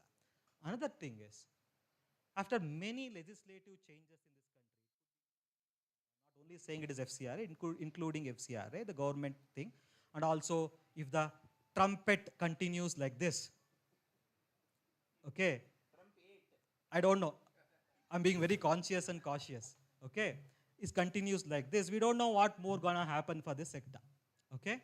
That means if you look at the statistics, because of FCRA, there is also a declining resources available in this country, similarly with other reasons. That means CSR money is all the more reason for filling this gap, essential to filling this gap. I don't know whether you had a session on philanthropy in the morning. They would have told about how much Indian individual and CSR philanthropy put together coming to the social sector. It is about 86%. That is another reason why we need to talk about this money. Friends, today, I think in this panel, in this session, we are going to understand this whole paradigm from the three dimension. One is comprehensive, cohesive, and complementing approach to development. What I mean by comprehensive, it's addressing multiple sustainable development goals simultaneously and understanding their interconnectedness. I'm sure Dr. Vasudeva Sharma is going to give us kind of an orientation, a quick, because SDG cannot be covered in 30-minute session, a quick overlay of the entire SDG and how it requires to be looked in an interconnected way. There are 17 goals probably, and all 17 are they different? Are they connected to each other? Second thing is cohesive, ensuring alignment between the corporate strategies and government priorities and civil society's expertise. How we can put it in a cohesive manner so that we understand and address the India's development issue. And complementing. The biggest role NGOs play is complementing. We complement to the government's initiative. We leverage the strength of NGOs to government. What is our biggest strength? Biggest strength is community understanding and community connectedness, which government would probably lack. The corporate would absolutely need it actually. So this is the complementarity we are going to bring in actually. And we are fortunate to have Dr. Sharma here with us today, who will be taking us through a quick overview of sustainable development goals and role of civil society organization and the responsibility of corporates in terms of making it happen. And I tell you another reason, I forgot one more statistic which is crucial. Niti Aayog recent report also said, if this country has to achieve sustainable development goal, the expenditure, budget expenditure should be 13% of GDP. ನಮ್ಮ G D ಪಿಯ 13% ದುಡ್ಡನ್ನು ಕೊಡಬೇಕು ನಾವು ಅನ್ನುವಂಥದ್ದು. ಆದರೆ ನಮ್ಮ ಸ್ಪೆಂಡಿಂಗು 6, 7, 8 ಆ ಥರದ ಪರ್ಸೆಂಟೇಜಲ್ಲಿ ನಡೀತಾ ಇದೆ. That means they said there is a huge gap. With the current government spending on the social sector, we can't even achieve the sustainable development goal. That is more another reason why we have to find gap funding or alternative funding for sustainable development goal. So we have Vasudeva Sharma sir presenting us his thought today, and we'll listen to it and we'll continue this interaction. Thank you.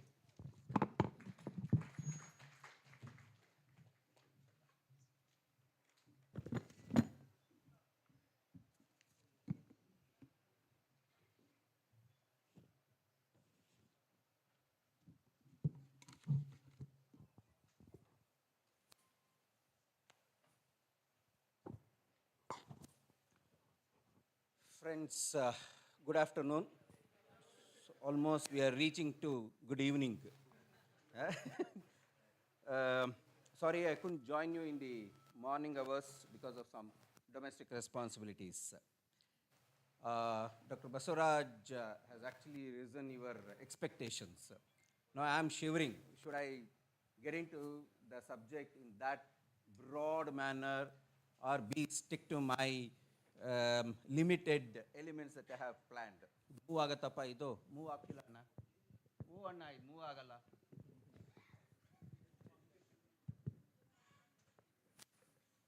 ನೀನೇ move ಮಾಡ್ಬಿಡಪ್ಪ, ಏನು ಮಾಡೋದು? ಒಂದು ಹಿಂದಕ್ಕೆ ಹೋಗಪ್ಪ ದೊರೆ, 2 ಹಿಂದಕ್ಕೆ ಹೋಗು ನೋಡೋಣ, 2 ಹಿಂದಕ್ಕೆ ಹೋಗು, ಇನ್ನೊಂದು ಹಿಂದಕ್ಕೆ. ಸರಿ. ವೆಲ್, ಅಂದರೆ ಇದು ಬೇಡ ಅಂತಾನ, ಏನೋ ಅನುಕೂಲ ಆಗತ್ತೆ ಅಂದ್ಕೊಂಡೆ ಕಣಪ್ಪ.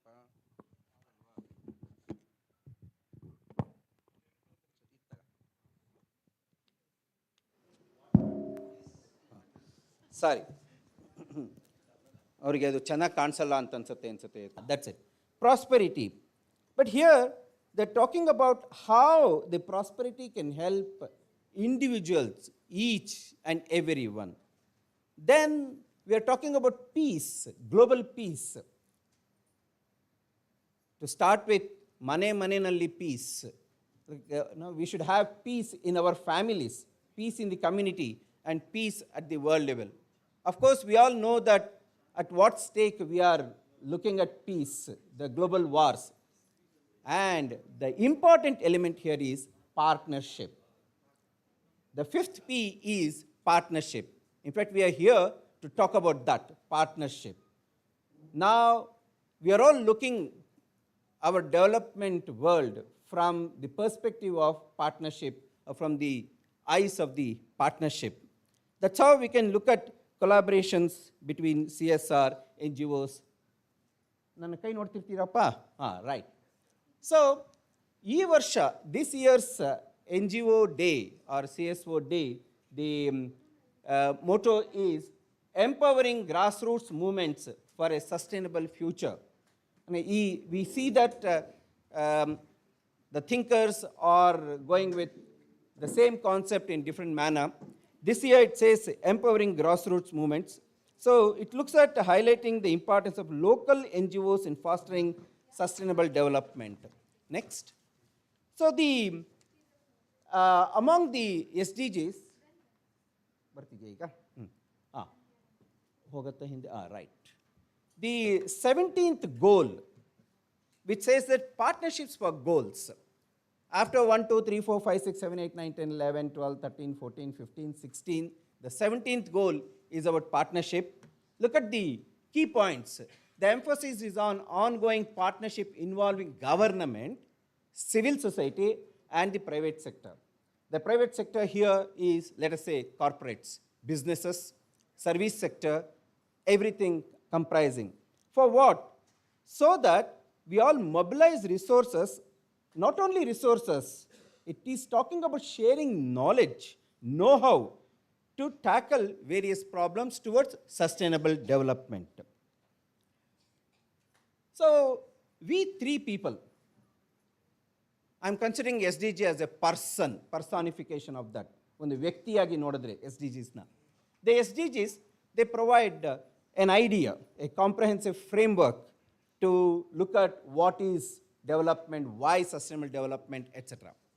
And of course, the CSR has got the mindset now. We love it now. We say that CSR is opening, CSR is understanding. When you say CSR, I'm looking at the first word, C, the corporates. They are encouraging businesses to contribute positively to the society. And about us, the NGOs or the CSOs, we are in the midst of the people. We have seen all kinds of ups and downs in our developments. We have seen the difficult times. We have also seen the successes. We have seen changes, etc. in the society. We are looking at the various issues starting from, can somebody remove the chairs?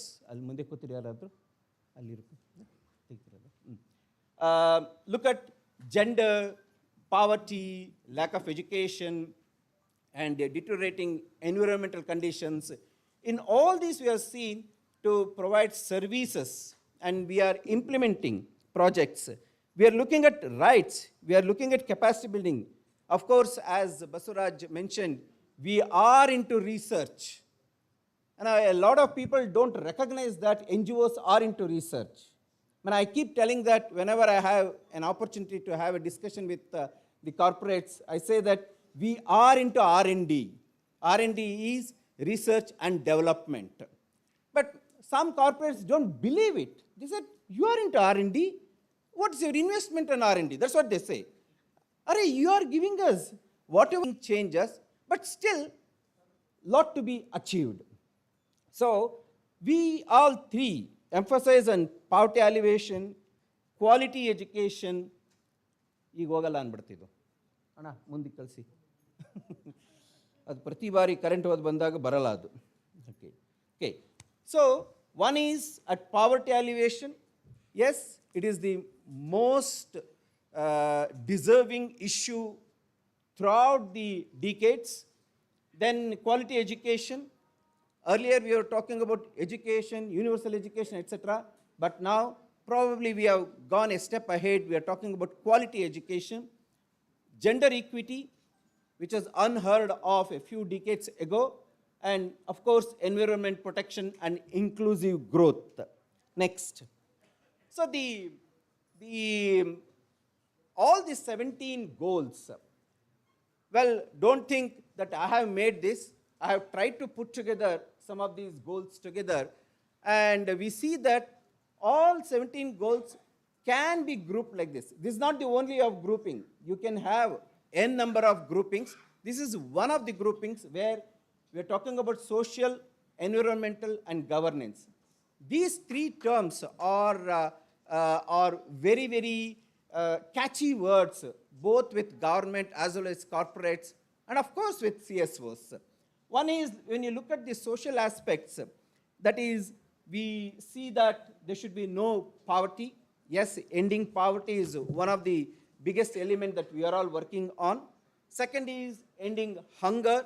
It is not just hunger. We have to look at nutrition, nutritious food, and then health, education, gender, and the sixth one, clean water and sanitation, wash issues, which is very, very big requirement today. Then the eighth one, when we're talking about decent work and economic growth for all, men, women, educated, uneducated, skilled, unskilled, etc.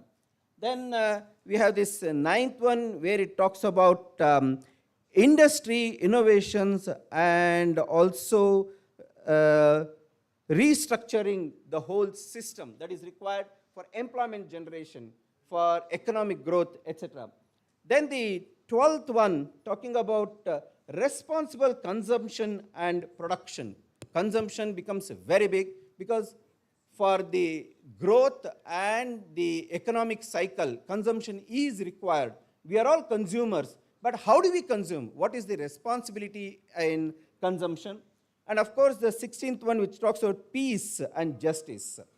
Well, why number 10, I kept it at the end, is that we are all working towards ending all kinds of inequalities.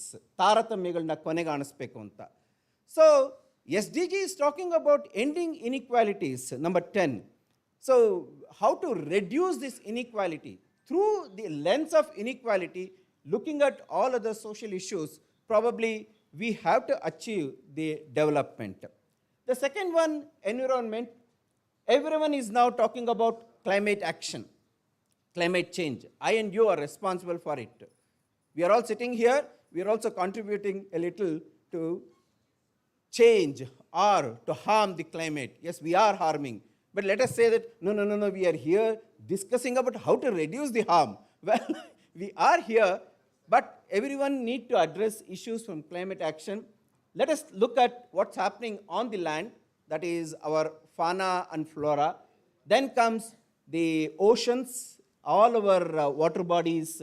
Then number 12, again it's talking about responsible consumption, the rest of it, including the wash issues and alternative clean energy. Energy is the biggest issue. Why Basuraj mentioned Trump's name here is because everything boils down to energy. What is energy? Petrol, diesel, oil. That is where the whole world is running. You know, what happened in 60s and 70s, probably it is going to repeat in it. Have to learn, NGOs have to learn, corporates have to learn, of course the government has to learn. Next. I'm sorry, ಈ current ಹೋಗೋದು ಬರೋದ್ರೊಳಗೆ ನಾನು ಸ್ವಲ್ಪ ಜಾಸ್ತಿ ಮಾತನಾಡ್ತಾ ಇದ್ದೀನಿ, ಕ್ಷಮಿಸಿ, ಕಮ್ಮಿ ಮಾಡೋಕ್ಕೆ ಟ್ರೈ ಮಾಡ್ತೀನಿ. ಅವರು 4:15 ಅವರು ಹೋಗಬೇಕು, ನಾನೇ ಮಾತಾಡ್ಬಿಡ್ತಿದ್ದೀನಿ ಅಂತ ಅನ್ಸುತ್ತೆ. ಸೊ ಇದನ್ನು, all these things, if we look it from these three lenses, we have to learn how to see these from these three lenses. One is reduced inequalities, second is climate action, the third is partnership for goals. Next. So, well, coming here, I just want to know from you people, slide ಹಾಕ್ಬಿಟ್ಟೆ ಈ ಪ್ರಶ್ನೆ ಕೇಳ್ತಾ ಇದ್ದೀನಿ. How many of us have really done our homework in terms of reading the Companies Act 2013 and the Schedule 7? If you are talking about going for CSR, requesting them for support, and if the CSR is serious about supporting the CSOs and NGOs, this Schedule 7 is very important because they have given 12 priority areas. When you go to these CSO representatives, rather CSR representatives, they see whether your project fits here or not. The first 11 are very clear. It talks about eradicating extreme hunger and poverty. Yes, SDG 1, 2 talks about it. Then promotion of education, SDG 4. The promoting gender equality and empowering women, direct, SDG 5. Then reducing child mortality and improving maternal health, SDG 3 and 6. Have we read SDGs? Each SDG, each goal has got indicators.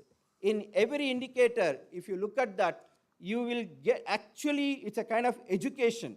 For every target, there are indicators. It is not just one statement, SDG, but it has got targets, and it talks about indicators, what to achieve. These indicators are to the government to achieve. And in what way? We are looking at that in our tiny areas where we are working. Whether it's in one Gram Panchayat, or in one Taluka, or one district, we have to ask the local government to tell us what is your status in SDG and how we are aligning. One may question, why should we get aligned to SDGs? SDG is something UN has given and the government has accepted. What am I going to do? But being part of a larger wheel, being part of one cog, ನಾವೆಲ್ಲರೂ ದೊಡ್ಡ ಚಕ್ರದ ಒಂದೊಂದು ಅರಗಳು.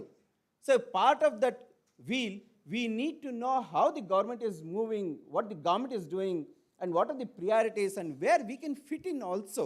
Like, so then comes combating HIV, AIDS, malaria, and other diseases directly, SDG 3. Then ensuring environmental sustainability, SDG 6, 12, 14, and 15. And if you have a copy of SDG, then it will help you. Otherwise, go to net, just say SDG, it comes out, you can relate to it. Then occupational health and safety, very, very interesting in SDG 3, 8, and 9. Protection of national heritage, art, and culture. Actually, I struggled a lot. Where is this coming from? This particular corporate goal having this protecting national heritage, art, and culture. Of course, it is there in SDG. SDG 4 and SDG 11 talks about it. If you catch on this and prepare a proposal, probably some CSR will come and jump on it. Yes, we are here. Let us support. Let us look into it. That's how you will see all our heritage sites are being adopted by several corporates, whether it is Hampi or some other big temple or monument.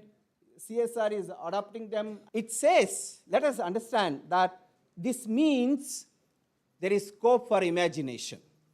There is scope for new areas. There is scope for research. There is scope for capacity building.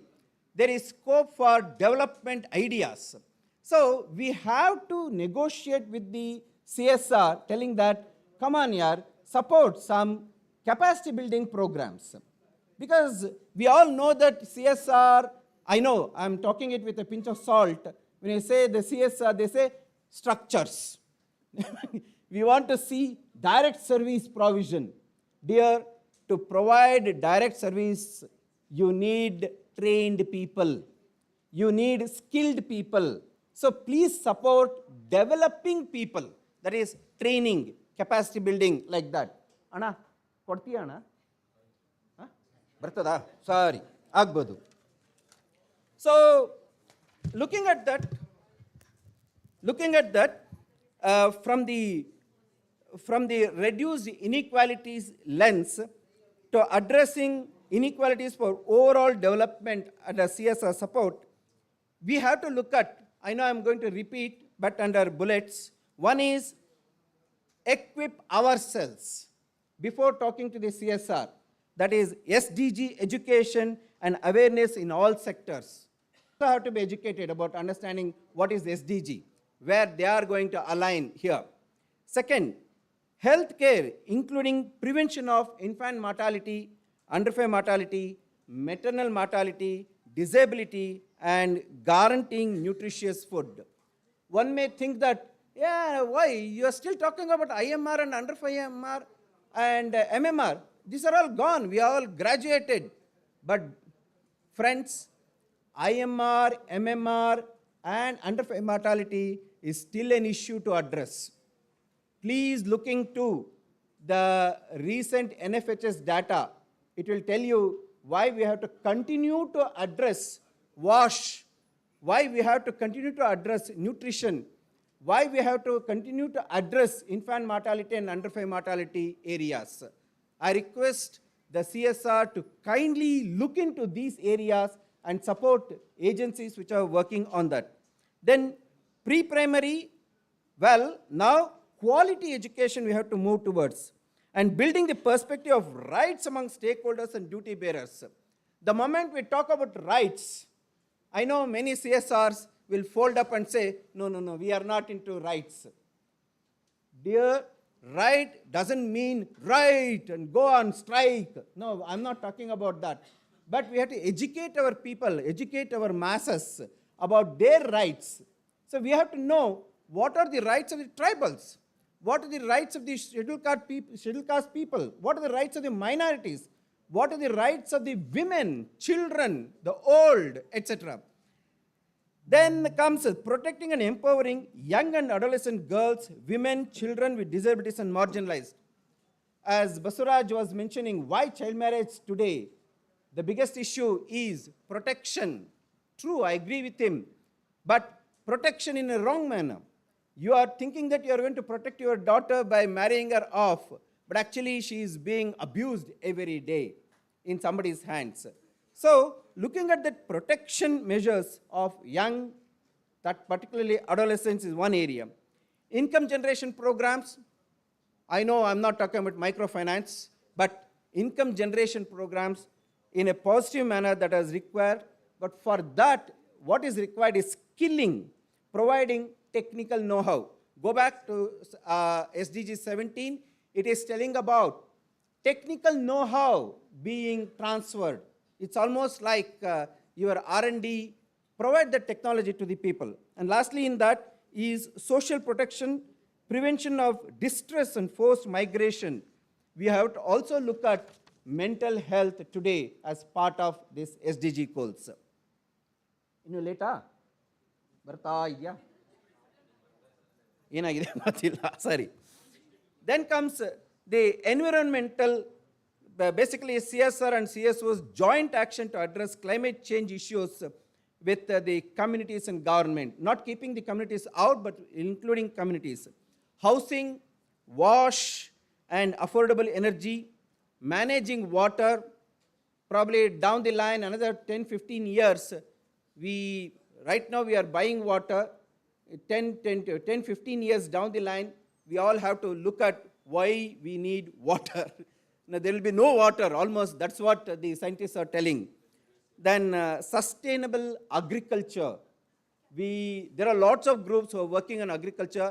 It's not just child labor, child marriage, child protection. Agriculture is the most important area we all have to pay attention. CSR, please welcome into this area. Then afforestation and protecting fauna and flora, protecting our forests, responsible consumption, of course, and then solid and wet waste management. I'm coming to the last part of this discussion. I know I've taken quite a lot of time. That is under governance, building capacities and empowering CSOs and SDGs to fulfillment. That is, one is capacity building. I stress upon that please don't misunderstand me, those who are sitting here. Basuraj mentioned it.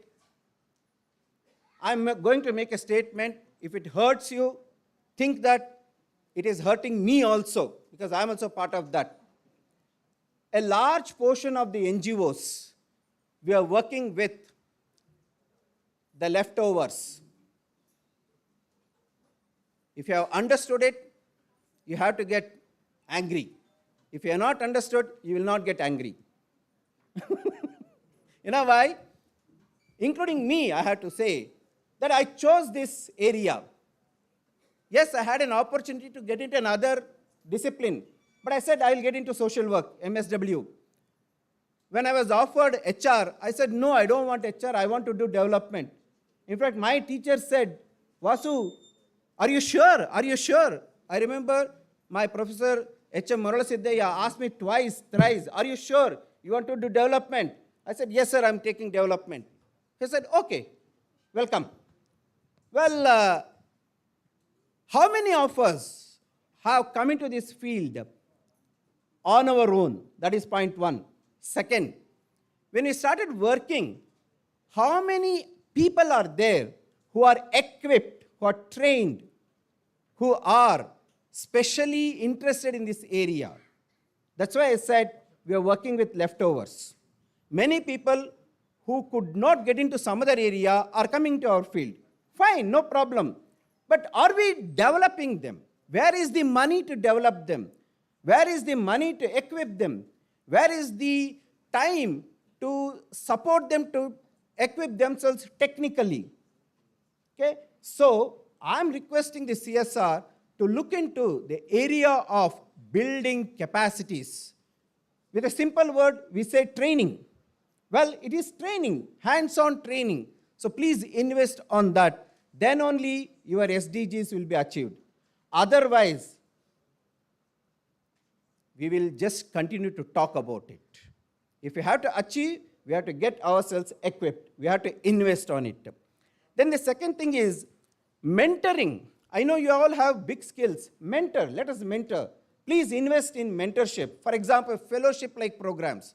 Please invest more money into fellowship programs to invite new breed, new mind, young minds into the field. We have to pay them. Days have gone. Probably by the time I entered the field, I started my career with a salary. I know some of the friends sitting here, senior friends sitting here, who started this field honorary, on their own, voluntary. They never took any money. But later, we said, yes, we require money because we have to survive. But today, a new person has to come into the field means we have to pay them. We cannot ask people to come and work for love and air. We have to pay them. So we have to pay them even for fellowship. So please, CSR, look into this area of mentorship. Then of course, I've been mentioning about research and development. Please support us. Skill and technology. For that, we need support. Achieving SDGs and CSR objectives. If we have to come together, let us look at how we can plan together. Please don't bring one idea and say that wear this idea and start dancing. Sorry, we cannot do that. CSR, one idea cannot fit everyone. One idea cannot say that it will something which worked in Andhra Pradesh cannot work in Karnataka in some remote village. Help us to develop our own innovative ideas. There is one term in English, it says one jacket cannot fit in everyone. Like, please don't bring that. Then comes collaboration, partnership, and I have got a long material. I'll stop here. Anna baralvena nadu baradilla bitbidu nagare nilistini hauda sari aaytu nanu nilisbiಡ್ತೇನೆ. So the last point is strategies. I know he is going to ask me that question. So should I mention about strategies now itself or we can take?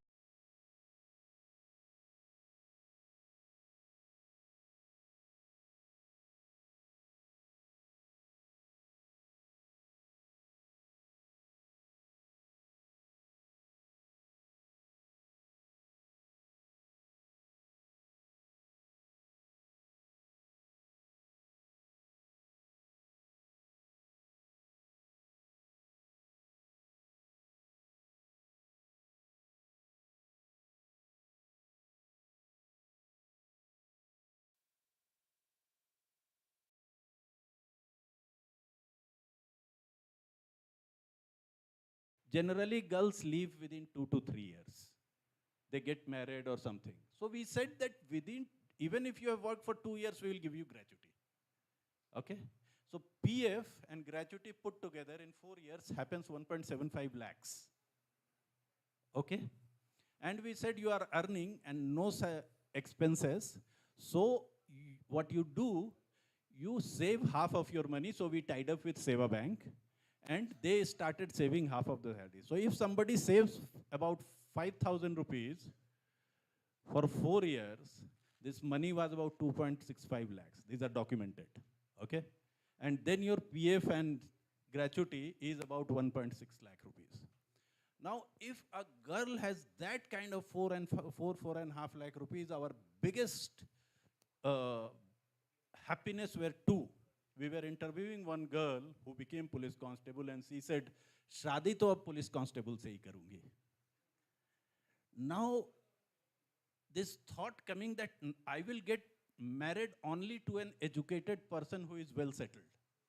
And second, I said, if they have 4 lakh rupees, 4.5 lakh rupees, the husband cannot beat that girl, ever. Okay? So, friends, we have started that in Gujarat. We are starting this in Jharkhand. We have already started here in Karnataka. Karnataka, all our garment factories are there. Now we are adding dormitories to the factories.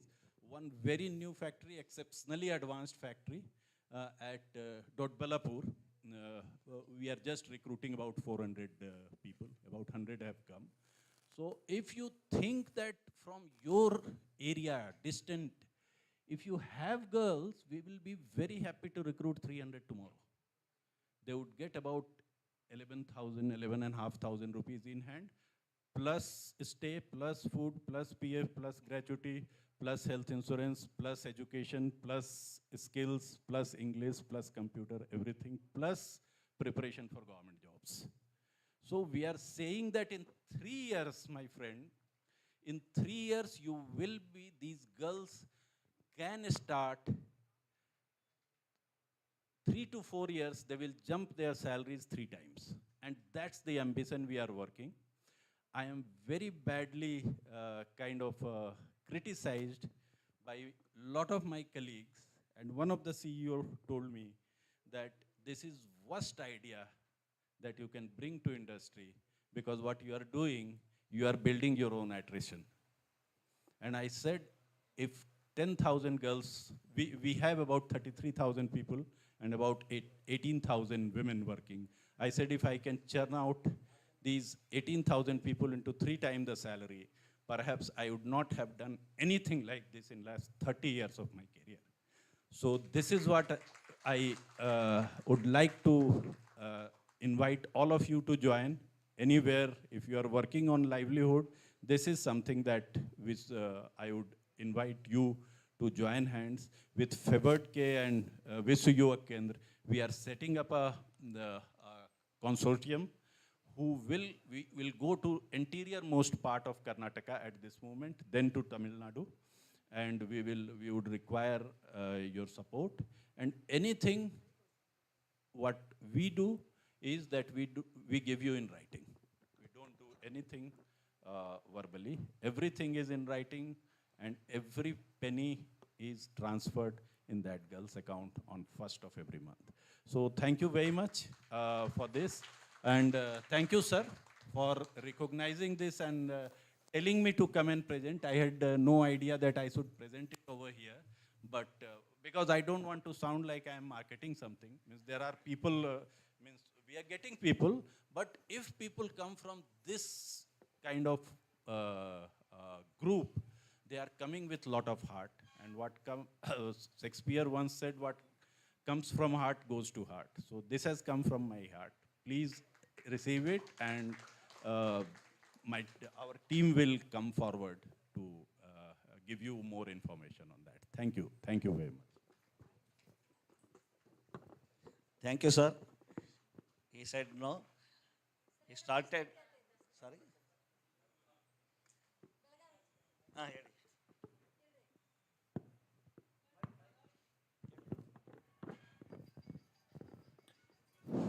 Sir, you already told you have a girls, you have support to all PF, ESI, something all that. In Belagaum, many industry are there. We have to go for awareness and health camp. 4 or 5 years they are working in one factory. They are getting only 6,000 and 7,000 salary. They come for 8 o'clock morning and go to by 6 p.m. evening, sir. What about factories? Any rules and regulations are there? They are working but still poor. That's what I said when I started, that can you work, get salary and still remain poor? You have, what you have suggested is exactly that. So all of us as civil society organizations will also have to be careful which industry you are working with. If industry doesn't respect you, you don't have to respect the industry. It's as simple as that. So that is why, ma'am, we are setting up with Fevourdk and Vishwa Yuvak Kendra a consortium here, so we identify responsible industry who are willing to help people who need help, but within 3-4 years, they jump their salary into 2-3 times. So if a girl is not earning 25,000 rupees in 3 years, I don't think all of us have any right to sit in this room. Okay. So, and it is doable, very doable. We have demonstrated. Out of those, Corona cut us out, but 200 girls graduated and posted. 200 girls approximately. In the morning, I got data from Baba Saheb Ambedkar University. We have linked them to. And we would find out things here also in Tamil Nadu. They graduated and post-graduated. Perhaps the best feeling that I had in my entire career. 200 girls graduating, post-graduating, and they moving into 3 times salary. Wonderful. So we will do that, ma'am. We will do that in Karnataka, and there are enormous opportunity here. Thank you. Thank you, sir. Neeraj sir is not speaking here as a CSR person. Basically, he is a CSO. In Kannada, there is a one, our Rashtrakavi Kuvempu wrote that, Yenadarum agu, modalu manavanagu. Whoever you may be, first you be a human being. And people will not ask how rich he is. People will ask how good he is, or how good she is. Like that. So he is always, responding to us. Great pleasure to us, sir. As a CSO's representative, I am requesting you to that you have a big network, and you are a very influencing personality in the CSR, networks. So you have to do a lot of work still. So you have to be the ambassador to us. You have to bridge between CSOs and CSRs, and we have to do a lot of work. So that let us start from here. We will create a big milestone. Let us decide that in next 3 years we will ensure that 10,000 girls get job. That's Great. And if we can define that and push that number, 10,000 girls getting salary, getting education, getting everything, then we all have worth our salt. Yeah. Thank you, sir. We are, of course. They already said that we are making a core committee, and now we are having a discussion, and we are planning that South India, how we may go forward. Tomorrow also we will discuss about all those things, and we will buys also. We will plan. We will plan. Sorry, I didn't understand. We are recruiting about 3,000 boys. Yeah. Right. Okay. Okay. Anyhow, our session is extending up to another 45 minutes, 1 hour. Because you are all very strong personalities. I know you will not, you will never tired. So now we are having a very important session. So our friend Harish is introducing them. Please be here. We'll listen to them. And Neeraj is also telling that he is also very much interested to go through this presentation. So we'll see that, then we will go. Thank you. Thank you so much for your artful words, sir. A small announcement, vehicle number 1398, Innova Cresta, ಇದು ಗಾಡಿ ಮುಂದೆ ನಿಂತಿದೆ, ಬೇರೆ ಯಾರು ಗಾಡಿ ತೆಗಿಯೋದಕ್ಕಾಗ್ತಾ ಇಲ್ಲ. Please ಯಾರ್ದು ಗಾಡಿ ಅದನ್ನು ಸ್ವಲ್ಪ ತೆಗಿಬೇಕು ಅಂತ ಹೇಳ್ಬಿಟ್ಟು ನಿಮ್ಮಲ್ಲಿ ರಿಕ್ವೆಸ್ಟ್ ಮಾಡ್ತಾ ಇದ್ದೀನಿ. 1398 ಗಾಡಿ number. Anybody here? Innova Crista. So this is not related to us in that case. Yeah. So our final session now is on digital technology and local resource connect. Very important topic. In fact, so that as an organizations, we would require a lot of information on digital technology. Now we explore how digital technology and local resources mobilization can empower the social sector. That was the topic. The moderating session is from Mr. Nitin Hassan, founder and CEO of My Garden Emporium. Along with him, the panelists will be joining Mr. Nagaraj Bhatt, founder and CEO VNC, Ms. Shobha Rani, one NGO, Shobha Arun, yes, Shobha Arun, one NGO Bangalore, Ms. Pushpa Devi, Green Object Bangalore. So please welcome all of you.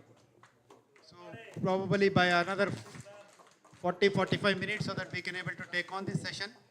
You can highlight how an NGOs can able to connect digital literacy, digital platform, how this is an important at this point of time for an organizations to connect with the CSR. So now I would hand over to Mr.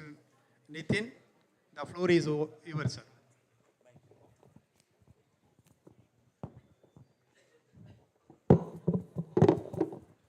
Hello.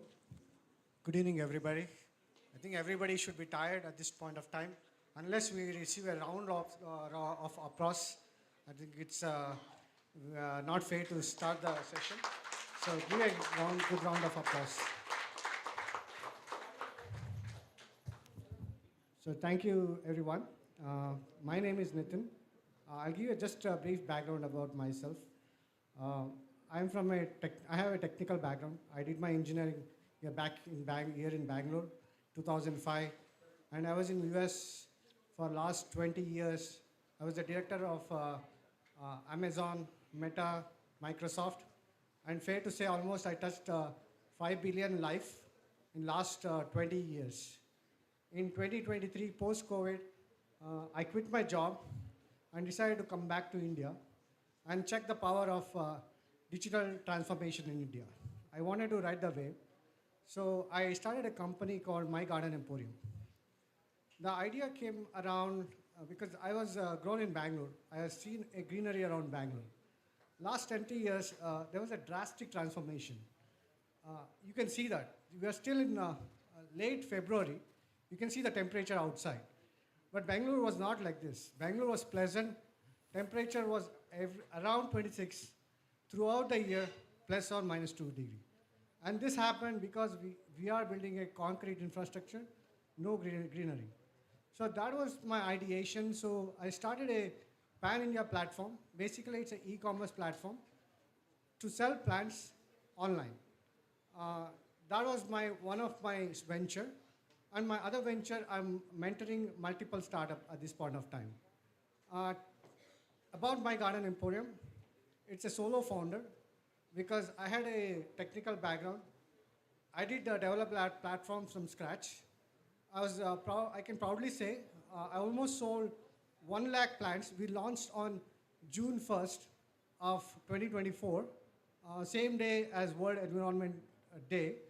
And now we sold 1 lakh. And all the profit, because 1 year I wanted to do kind of an internship, understand how the digital transformation, and all the profit I've given back to the rural community. I haven't kept anything. The idea is to do that for 1 year, see how things work, learn from that. Basically, it's my personal journey of my MBA. I wanted to do my MBA, but I never got a chance, opportunity. I thought I can build my own platform, do 360 round development. I did my marketing. I built a digital platform by myself. I put my finance. I went to vendors, understand plants. I'm not from agriculture background or horticulture background, but I had to learn a lot of things because shipping plants is not easy. Even the big giants like Amazon, Flipkart, they hardly sell plants. Nobody sells plants because it's a loss-making segment. So I had to crack that market, and still I'm cracking. But I'm not, I would like to say that it's not loss-making segment, it's a profitable, but I'm not keeping any profit at this point of time. And one thing common here, this happened only because of digital. So one thing we want to enforce is even NGA or any segment, the power of digital is powerful. You can be sitting any corner of a village, you can reach it globally. For me, it doesn't make difference. If I am working in California or Bangalore or my native is Assam, I'm reaching still 8 billion people. I just need one internet connectivity. So that's why I think that's today's talk is around how to empower digitally. I think we have 3 people here, guest speaker. One about NGO, she's empowering digital. Other one is she has a startup, and how can you empower yourself? Either NGO, which is a startup. Other one is digital as well. So let's take a brief introduction, each one of us. Good evening, everyone. I hope you all are not sleeping and active enough to talk and interact with us, because we are in the last session. I'm myself Pushpa Devi here. I've done my MBA in Marketing and Finance. See, I happen to connect for my childhood as being an entrepreneur family connect. We have a 4 decades business background where we deal with farmer agri inputs trading. So we do have mandis. I think from my childhood, I happened to see that agri is the one which never had a platform of a proper supply chain management or in terms of a proper market linkages. So we decided to do something in a better market connect. We started 2012 our own company called Green Object India Private Limited, where we happened to meet 360 hotel, restaurant, caterers and also corporate segments. The requirement of fruit and vegetables has been organized and well connected through our company by connecting more than 5 lakh plus farmers. If I'm not wrong, I think if you all go back, I think 15 years back, you all know how vegetable used to come to market. Tomatoes used to come in a cement bag and normal, filling with a lot of green leaves and, very, very unorganized manner with lot of wastages. So farmer never used to understand the wastages. They used to carry a product, they have to carry a product. So we started educating people how to do a grading, sorting, packing and reaching to the market. So along with that, we understood lot of wastages. Like you all used to talk 15 years back, the wastage in terms of tomato during tomato, like 50 paisa, 1 rupee, we are losing money. So we started looking at the value addition also. So not only doing fresh trading and supply, we started stepping into a value addition like aseptic line, doing tomato paste and being as a raw material backup for many processing industry. Frozen line, dehydrated, spray dried, braying. So lot of multiple fold of value addition we have introduced, and we started acquiring the industry to give a raw material backup. And post-COVID, we understood there is a huge challenges in the Horeca in terms of availability of the fruits. You all know very well, can we get jamun in market? Nerele hannu? Custard apple? Chiku? So it has become a fancy fruits, not as a regular fruits, correct? So we are actually grown very rich fruits in India, but we are not able to consume it because of not having a proper supply chain management. And also, going back to the B2B industry, if you see very well about it, skilled labor requirement is very well needed because everybody is not skilled enough to do juices. Can you all make juices in the industry? No, right? We all have to be well trained. And wastage is there also. Uncertainty of the availability of the fruits, price variation. So with this all challenges, anybody will have a challenges to know their margin. And also accountability. So we have come out with the solutions to break this. You will not cut fruits anymore. You will cut juicy tail premix, natural frozen juice premix, add in a mixie, add 150 ml of water, blend in 20 seconds, your juices are ready. Without preservative, without color, without additives, with 1 year shelf life, with a frozen line. With the same module, we are able to give us solutions for across pan-India and international market also. So what I'm trying to say, we are into a farm to spoon with a complete solution, complete idea. We are able to do a business of nearing to 80 crore business. And I'm also happen to connect with Vikasana as a board of director to help FPOs and SHG groups to part of it. And in more detail, I'll do my presentation in the later part. Thank you, everyone. Very good evening to everyone. ಎಲ್ಲರಿಗೂ ಶುಭ ಸಂಜೆ. ಇಲ್ಲಿ ಎಲ್ಲರಿಗೂ one N G ಒ ಬಗ್ಗೆ ತಿಳ್ಕೊಂಡಿದ್ದೀರಾ ಅಂತ ನನಗೆ ಗೊತ್ತಿದೆ. ಎಷ್ಟು ಜನಕ್ಕೆ ಒನ್ ಎನ್ ಜಿ ಒ ಬಗ್ಗೆ ಗೊತ್ತಿದೆ ಸ್ವಲ್ಪ ಕೈ ಎತ್ತೀರಾ? Oh, quite a good number. Thank you for your confidence in one N G O. And then ನಿಮ್ಗೆಲ್ಲರಿಗೂ ಗೊತ್ತು ಡಿಜಿಟಲಿ ನಾವು ಯಾಕೆ ಇರಬೇಕು ಈ ಪ್ರಪಂಚದಲ್ಲಿ ಅಂತ. ನಾವು ಹಳೆ ಕಾಲದಲ್ಲ ಥರನೇ ಕೆಲಸ ಮಾಡ್ಕೋತಾ ಹೋಗ್ತಾ ಇದ್ದರೆ ನಾವು ಏನು ಮಾಡ್ತಾ ಇದ್ವಿ ಎಲೆ ಮರೆ ಕಾಯಿ ಥರ ಆಗ್ಬಿಡ್ತೀವಿ. ನಾವು ಕೆಲಸ ಮಾಡ್ತೀವಿ, ಅದ್ರ ಪ್ರತಿಫಲ ನಮಗೆ ಸಿಗೋದಿಲ್ಲ. We don't get the fruits of what we do. So hence to be visible in the universe, to be visible in the country, we need you to be on digital. That is to create websites, to come on social media. Hagagi, you know that I am in one NGO, Shobarun, and we have built 1,500 websites so far in 5 years. That too free of cost websites. And then we are also on the social media. And I urge each and every one of you, not only keeping the websites with you, you should keep your websites active. So whenever I call an NGO leader or someone, they'll ask me, madam, ನೀವು CSR funds ಕೊಡಿಸ್ತೀರಾ? Website ಮಾಡ್ಕೊಂಡ ಮೇಲೆ ನಿಮಗೆ CSR fund ತಕ್ಷಣ ಬರುತ್ತೆ ಅಂತ ನಾವು ಹೇಳೋಕ್ಕಾಗಲ್ಲ. It depends on how you work, what type of work you do, how you reach the community, who are the beneficiaries, how are the beneficiaries benefited. ಹೀಗಾಗಿ ನೀವು ನಿಮ್ಮ ವೆಬ್ಸೈಟ್ಸ್ ಮಾಡ್ಕೊಳ್ಳೋದಲ್ಲದೆ you should keep a websites active. ಅದಕ್ಕೂ ನಾವು ನಿಮ್ಗೆ help ಮಾಡ್ತಾ ಇದ್ದೀವಿ ಅಂತ ನಿಮ್ಗೆಲ್ರಿಗೂ ಗೊತ್ತಿದೆ. We conduct webinars, we conduct meetings, workshops ಎಲ್ಲ ಮಾಡ್ತೀವಿ. We teach you how to keep a websites active and also we hand hold ಮಾಡ್ತೀವಿ ನಿಮಗೆ ಖಂಡಿತ. ಹಾಗಾಗಿ ನಿಮ್ಮ ವೆಬ್ಸೈಟ್ಸ್ನ ಆ್ಯಕ್ಟಿವ್ ಆಗಿ ಇಟ್ಕೊಳ್ಳಿ ಅಂತ ಹೇಳ್ತೀನಿ. I give you a presentation after this of what is the importance of digital world, digital ಹೇಗೆ ಇರಬೇಕು ಅಂತೇಳಿ. I give you a presentation. Thank you. I would like to thank Vishwa Yuvak Kendra, Fevourdk, and also the MSME part organization for providing this opportunity. Thank you. Vishwa Yuvak Kendra, sorry. Good evening, Nagaraj Bhatt, founder and CEO of VNC. VNC ಅಂದರೆ virtual NGO connect ಅಂತ ಹೇಳಿ. Basically I am from Kerala, but Kannada ಚೆನ್ನಾಗಿ ಮಾತಾಡ್ತೀನಿ. And I am born and brought up in Bangalore only. So VNC ಅಂದರೆ basically ನನ್ನ ಬಗ್ಗೆ ಹೇಳ್ಕೊಂಡ್ಬಿಡ್ತೀನಿ. I done my engineering and worked as a data scientist for around 3 years in Siemens company, Germany. So I came back to India and started this.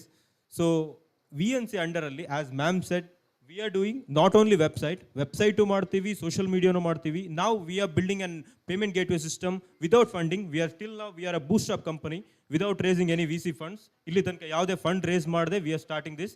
And till now we have completed 2 district FPO digitalization projects. 2 districtಲ್ಲಿ FPO digitalization ಮಾಡಿದ್ದೀವಿ ನಾವು. Then we started in 2015, but now digital website plus social media, it's like a visiting card ಥರ ಆಗೋಗಿದೆ, including documentary also. Documentary is also taking a major role in this. So we help build your website, optimize your social media, we help your NGO management system, we help your payment gateway system, fraud analysis, ಎಲ್ಲದು ಒಂದೇ platform ಅಂಡರಲ್ಲಿ ಮಾಡ್ತಾ ಇದ್ದೀವಿ. So till now we have completed around 800 websites for NGOs and including FPOs.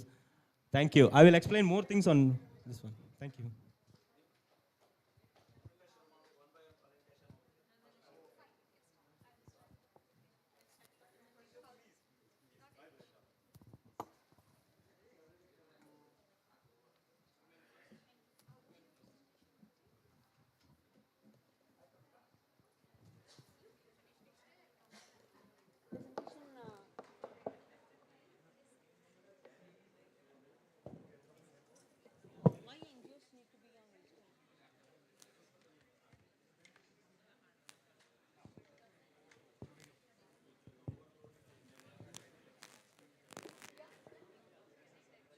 Hello, ಈಗ ನಾನು presentation ಕೊಡ್ತಾ ಇರೋದು NGOs ಯಾಕೆ digital ವರ್ಲ್ಡಲ್ಲಿ ಇರಬೇಕು ಅಂತ. Why do NGOs need to be on digital world? ಇಂಗ್ಲೀಷಲ್ಲೇ ಮಾಡಿಬಿಡ್ಲಾ? Okay. Why NGOs need to be on digital world ಅಂತೇಳಿ. Okay, you can see that how the world is connected on digitally. Next slide. So, digital technology has advanced more rapidly than innovation in our history, reaching around 50% of the developing world's population in 2 decades. And technologies can help us make world fairer, more peaceful and more just. Digital advances can support and accelerate achievement of each of 17 sustainable development goals, from extreme poverty to reducing maternal and infant mortality, promoting sustainable farming and decent work and achieving universal literacy. Next one. Okay, ಇಲ್ಲಿ ಎಷ್ಟು ಜನ Facebook use ಮಾಡ್ತಾ ಇದ್ದೀರಾ? All of us are using Facebook ಅನ್ಸುತ್ತೆ. So you can see the pictures. See, 680 million users in India are using Facebook according to 2024 studies. Next one. And internet users ಎಲ್ಲರೂ use ಮಾಡ್ತೀರಾ ಅನ್ಸುತ್ತಲ್ಲ internet. ಯಾರ ಕೈಲಿ ನೋಡ್ರು mobile ಇರುತ್ತೆ, ಎಲ್ಲ ಕೆಲಸ ಬಿಟ್ಟು internet use ಮಾಡೋದು ಎಲ್ರಿಗೂ ಗೊತ್ತಿದೆ. So it has increased to 1412 million users in India 2024. Next one. So what is the problem I'm trying to address here? Next one. See, this is the digital visibility of NGOs in India. Current landscape ಏನಿದೆ ಅಂದರೆ, what is that is, total NGOs in India is 3.2 million. And then NGOs with a digital presence is 25 to 30%. Then active websites. This is a major alarming for any website creator. Active websites iradu kevala 20%. So keeping in website is not a great thing. Oh, ನನ್ನ ಹತ್ರನ website ಇದೆ ಅಂತ ಹೇಳ್ಕೊಳ್ಳೋದು ದೊಡ್ಡದಲ್ಲ. You should keep your websites active. Next one is social media presence is just 15 to 20%. Next slide. So why we need to have websites? Why we need to be social media? Why we should be digitally listed? See, that is 97 of the corporates suggested that NGOs should have active websites. Approximately 95% to 29.29% of corporates responded that social media presence of NGOs will be beneficial for both the corporates as well as the NGOs. And so what are we missing? What are we missing? We are missing establishing of credibility, visibility of social proof of your work and community engagement, attracting talent.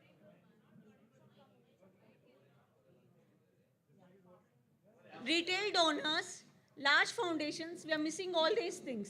48% of companies do not have CSR foundation. They implement via implementing agents andre NGOs andre 48% of companies CSR foundations illa. They will implement through NGOs. And then in the year 22-23, Karnataka received 1985.55 crore through various CSR initiatives from 2,534 companies. And the main CSR programs were education and environment. Okay, next one. We are lacking. ಹೇಗೆ ನಾವು CSR ನ connect ಮಾಡಬೇಕು? How do we connect with the CSR? We are lacking. We don't know how we don't know how to connect with the CSR. And then all the companies who are doing ನಮ್ಮ state ಅಲ್ಲಿ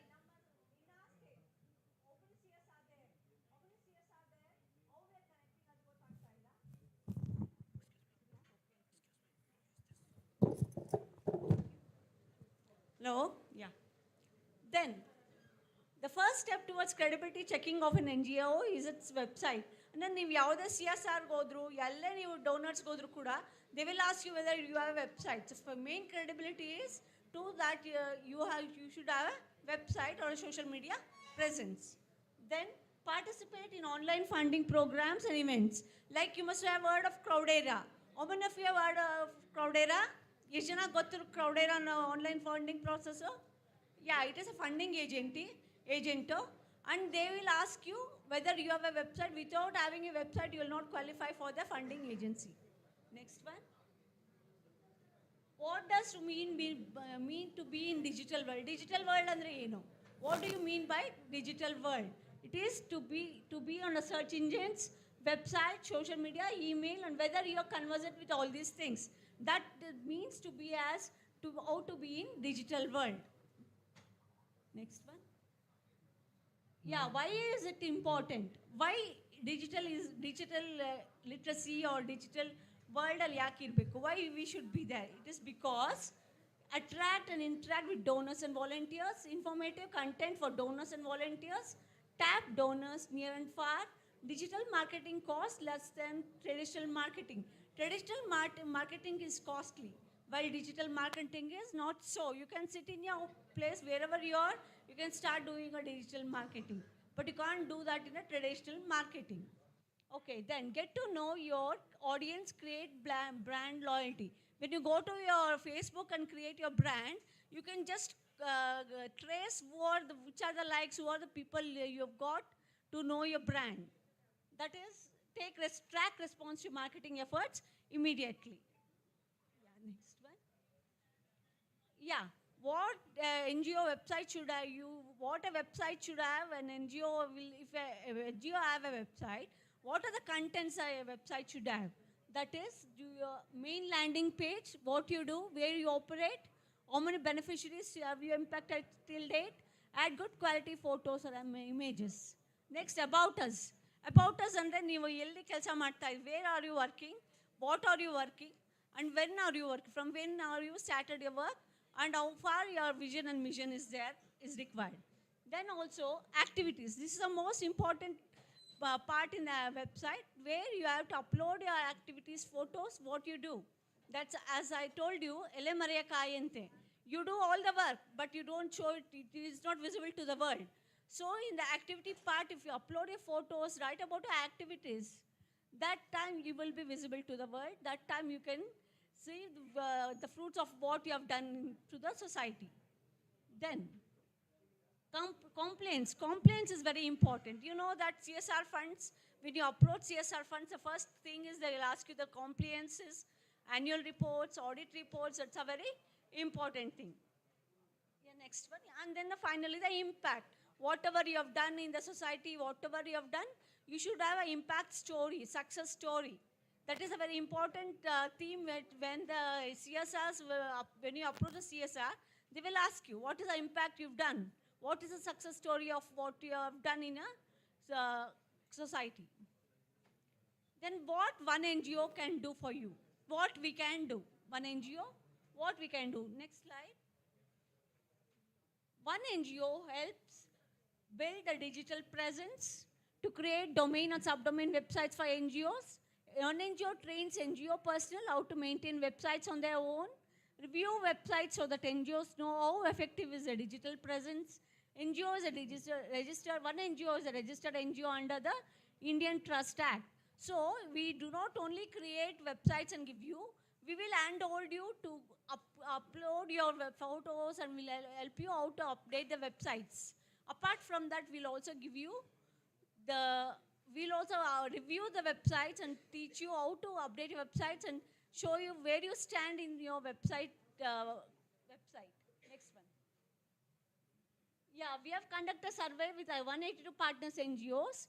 73% of the NGOs have shared the website with others. 75% would like to recommend us. 81% of our NGOs have rated above 4 in a scale of 1 to 5, 5 being the highest. 96% of the NGOs would like to continue with us. Final. So, one NGO is just a 5-year-old NGO, and we have got awards from Indian CSR Awards as the top 20 best NGOs of the year 2022. Then in 23, most impactful digital NGO solutions by Business Concept. And finally, previous slide. And recently, we have got Social Impact Technology Pioneer India by Acquisition International 2024 as a CSR award. Next one. We will help you to maintain a proper website. You know about an NGO, informative and top beneficiaries. I'll just team, and this is what you need to have in a website. Next one, you can just. Thank you all. And I think you have been patient hearing all these things from morning. And for another few minutes, you'll have to hear for some more things. Thank you so much for hearing patiently.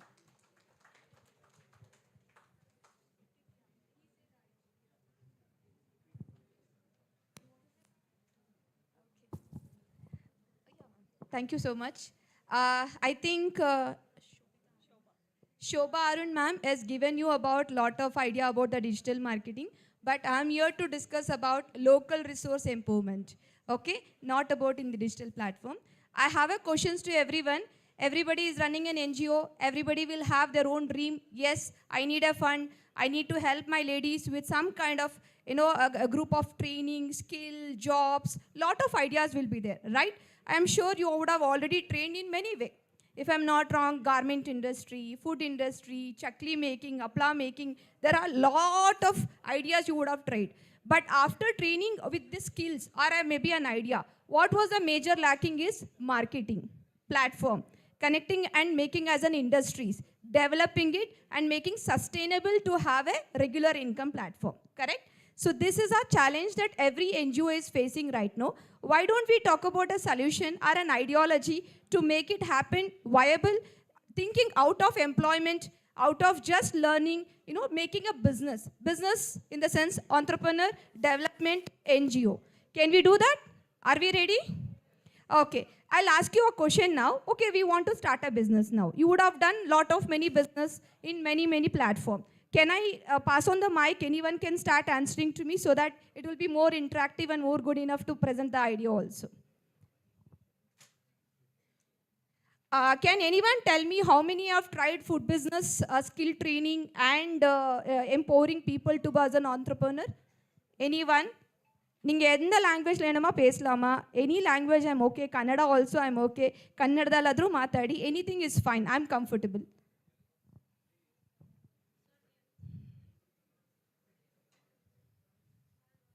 Yeah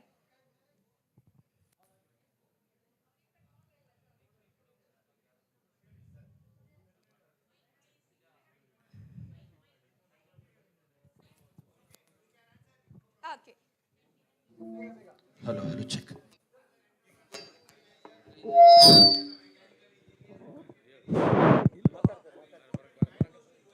Very good.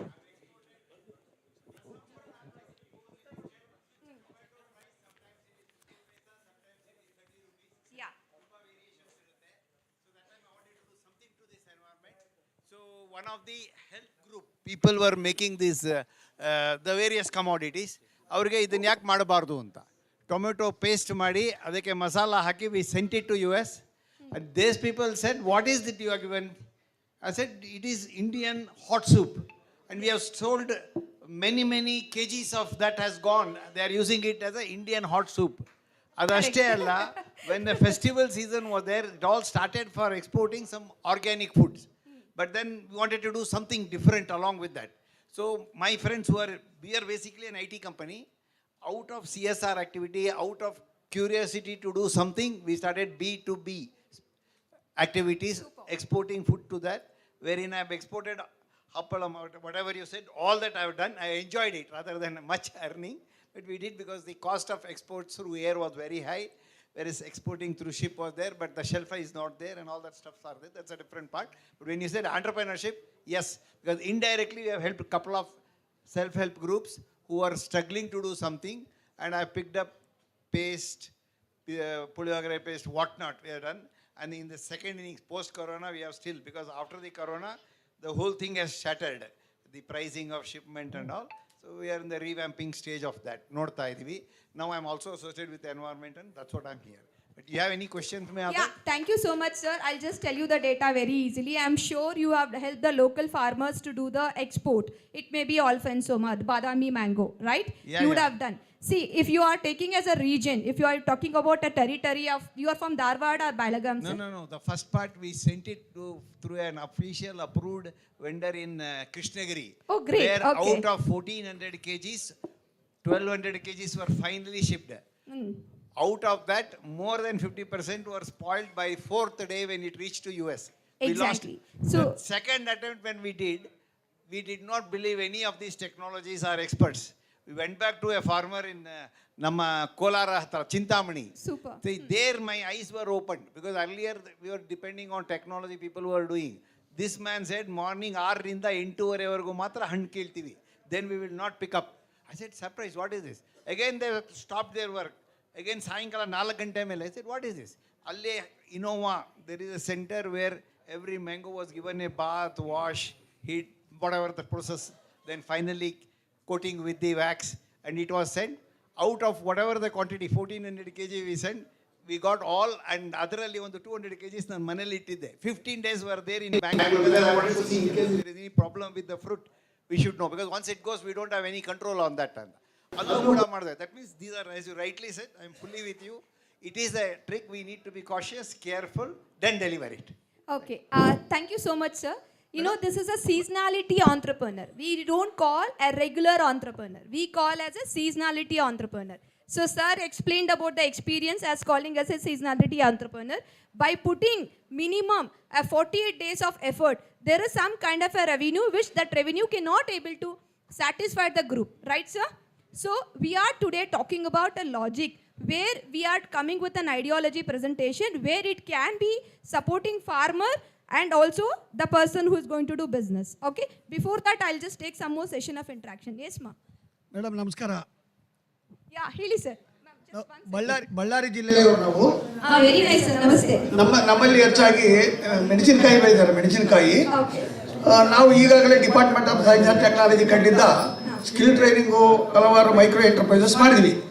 ಆದರೆ ಅವರು ಮಾಡಬೇಕಾದ್ರೆ ನಮಗೆ project ಕೊಡಬೇಕಾದ್ರೆ ನಿಮಗೆ help ಮಾಡ್ತೀವಿ ಅಂತ ಹೇಳಿದಾಗ ನಾವು ಮಿಷನ್ ತಂದು SHG ಗ್ರೂಪ್ ಮಾಡಿ ಆ ಮಹಿಳೆಯರಿಗೆ ದಿನಾಲಿ ಒಂದು 300ರಿಂದ 400 ರೂಪಾಯಿ ಆದಾಯ ಮಾಡ್ಬೇಕಂತ ಪ್ಲಾನ್ ಮಾಡಿದ್ವಿ. ಖಾರದ ಪುಡಿ ಮಾಡಿದ ಮೇಲೆ ಮಾರ್ಕೆಟಿಂಗ್ ಮಾಡೋಕ್ಕೆ ಭಾಳ ಕಷ್ಟ ಆಯಿತು. ಸುಮಾರು 7-8 ಲಕ್ಷ ರೂಪಾಯಿ ಲಾಸ್ ಆಯ್ತು ನಮ್ಮದು. ಅದಕ್ಕೆ ನಮಗೆ ಅದು ಯಾವ ಥರ ಮಾಡಿದರೆ ಅಭಿವೃದ್ಧಿ ಆಗೋಕ್ಕೆ ಸಾಧ್ಯ. ನಮ್ಮಲ್ಲಿ ವಿಶೇಷವಾಗಿ ಮೆಣಸಿನಕಾಯಿ ಬೆಳೀತಾರೆ. ಬಳ್ಳಾರಿ, ರಾಯಚೂರು, ಕೊಪ್ಪಳ ಜಿಲ್ಲೆಯಲ್ಲಿ ತಮ್ಮ ಸಹಕಾರ, ತಮ್ಮ ಅಮೂಲ್ಯವಾದ ನಮಗೆ ಮಾರ್ಗದರ್ಶನ ಬೇಕಂತ ನಮ್ಮಲ್ಲಿ ವಿನಂತಿ ಮಾಡ್ತಾ ಇದ್ದೀನಿ. ಖಂಡಿತ ಸರ್. ನಾನು ನಿಮಗೆ ಒಂದು ಕ್ವಶನ್ ಕೇಳಕ್ಕೆ ಇಷ್ಟಪಡ್ತೀನಿ. ಚಿಲ್ಲಿ ಮಾಡಬೇಕು ಅಂತ ಅನ್ಕೊಂಡ್ರಿ ಅಲ್ವಾ? ಈಗ ನಮ್ಮ ಹತ್ರ ಮೈದಾನ ಇದೆ, ಆಟ ಆಡೋದ್ವಿ ಅಂತ ಇರುತ್ತೆ ಅಲ್ವಾ? ಮೈದಾನ ಇದೆ, ಆಟ ಆಡೋದು ಆಟ ಅಲ್ಲ. ಮೈದಾನದಲ್ಲಿ ಯಾವ ಆಟಕ್ಕೆ ಎಷ್ಟು ಜನ ವಿಸಿಟರ್ಸ್ ಬರ್ತಾರೆ ಅಂತ ನೋಡ್ಕೊಂಡು ಆಟ ಆಡೋದಾಗತ್ತೆ. ಅಟ್ ದ ಸೇಮ್ ಟೈಮ್ ಅದಕ್ಕೆ ಬೇಕಾಗಿರೋ ಸ್ಟ್ರಾಟಜೀಸ್, ಮಾರ್ಕೆಟಿಂಗ್ ಪ್ಲಾನ್ ಎಲ್ಲ ಬೇಕಾಗುತ್ತೆ. ನಿಮ್ಮ ಡೀಟೇಲ್ಸ್ ಕೊಡಿ. ನೀವು ಯಾವ ಥರ ನಿಮ್ಮ ಚಿಲ್ಲಿ ಪೌಡರ್ ಮಾಡಿದ್ರಿ, ಏನು ಕಲರ್ ವ್ಯಾಲ್ಯೂ ಇತ್ತು, ನಿಮ್ಗೆ ಗೊತ್ತಿರುತ್ತೆ ಆ್ಯಂಟಿ ಆಕ್ಸಿಡೆಂಟ್ಸ್ ಎಷ್ಟಿದೆ, ಲಾಟ್ ಆಫ್ ಟೆಕ್ನಿಕಲ್ ಪ್ಯಾರಾಮೀಟರ್ಸ್ ಇದೆ. ಅದನ್ನ ಯಾವ ಲೆವೆಲ್ಗೆ ನಾವು ಎಕ್ಸ್ಪೋರ್ಟ್ ಅಥವಾ ಕನೆಕ್ಟ್ ಮಾಡ್ಲಿಕ್ಕೆ ಆಗುತ್ತೆ ಅದನ್ನ ನಾವು ಡಿಸ್ಕಸ್ ಮಾಡೋಣ ಡೀಟೇಲ್ಸ್. ಸೊ ಈಗ I come back to the point. ನೋಡಿ, ನೀವು ಪ್ರತಿ ಒಬ್ರು ಒಂದೊಂದು ಪ್ಲೇಸಸ್ ಇಂದ ಬಂದಿದ್ದೀರಾ. ಪ್ರತಿ ಒಬ್ರು ಫಾರ್ಮರ್ ಆಗಿರ್ತೀರಾ ಅಥವಾ ಡಿಸೆಬಿಲಿಟಿ ಜೊತೆ ವರ್ಕ್ ಮಾಡ್ತಿರ್ತೀರಾ, ಚೈಲ್ಡ್ ಕನೆಕ್ಟಿಂಗ್ ಸಪೋರ್ಟ್ ಆಗಿರ್ತೀರಾ. ಎಲ್ಲ ಕಡೆ ಹೋದ ತಕ್ಷಣ ಹೇಳೋದು ಒಂದು NGOಗೆ ಸೆಲ್ಫ್ ಸಸ್ಟೈನಬಲ್ ಇನ್ಕಮ್ ಇಲ್ಲ. ಸೆಲ್ಫ್ ಸಸ್ಟೈನಬಲ್ ಇನ್ಕಮ್ ಇಲ್ಲ. ನಮ್ಮ ಜೊತೆ ಬರೋ ಲೇಡೀಸಿಗೆ, I hope okay with the Kannada, if not I will be again going in English. So I need some, ma'am, regular income. Some income should be there to support maybe my self-help group, to give an employment or employee or employment kind of a things. So can we go ahead and do one small presentation? Okay, you all are ready? Come on, raise your hands. Ready? Okay. See, what is the logic? Yeah, Mr. I think I'll just add some few points and then you can continue. What is the logic is simple. We farmers grow fruits, correct? We grow fruits and we put so hard work to grow fruits, but we are unable to preserve. Correct, sir? You are unable to preserve. So we have come out with a technology. It is a frozen form. We take a seasonality fruits and we convert into fruit pulp. You all know the fruit pulp, right? We know frozen form, which is a highly safety measuring way to consume. So we have made a frozen fruit pulp. Out of that, we are able to make a juice premix. Okay? Imagine now, anybody knows juice business to run, juice bar or something? Anybody? Okay, so we decided to do juice business now. Okay, we know it will sell. We are from Karnataka, we are from Tamil Nadu, we can set up in highway, we can set up in tourist location, any corner. Juice business is viable to do it. Can we do it? Okay, so in this juice business, what is simple? Ma'am, I don't have skilled labor, I don't have chef who can make milkshake, mojito, lassi. I can't do it. I don't have time. Inconsistency of the normal ladies with unprivileged knowledge, that we cannot run. So right now we made it too simple with the ideology. Anybody can do the juice. A small kid run a juice stall. That is possible. How? We will explain now. Yeah, please. So right now imagine we are in the juice center right now. Okay? We are in the juice center. Sir, you ordered mango. You ordered custard apple. You ordered something. So you just have to take a premix, cut open, put in a mixer jar, blend it, your 20-second juice is ready. Add milk, milkshake is ready. Add lassi, curd lassi is ready, mojito. We will give you 60 plus recipes, not 80 plus healthy recipes to run a juice bar with a very affordable way in a break-even part. I think my team, Mr. Vijay Mathe, will take over this. I'll keep adding the points in between that. Okay? Thank you.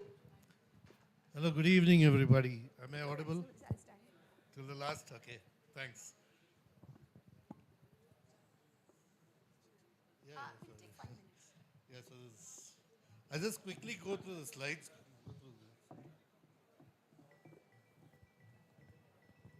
Yeah, so as Madam said, juicy tail, what is juicy tail exactly?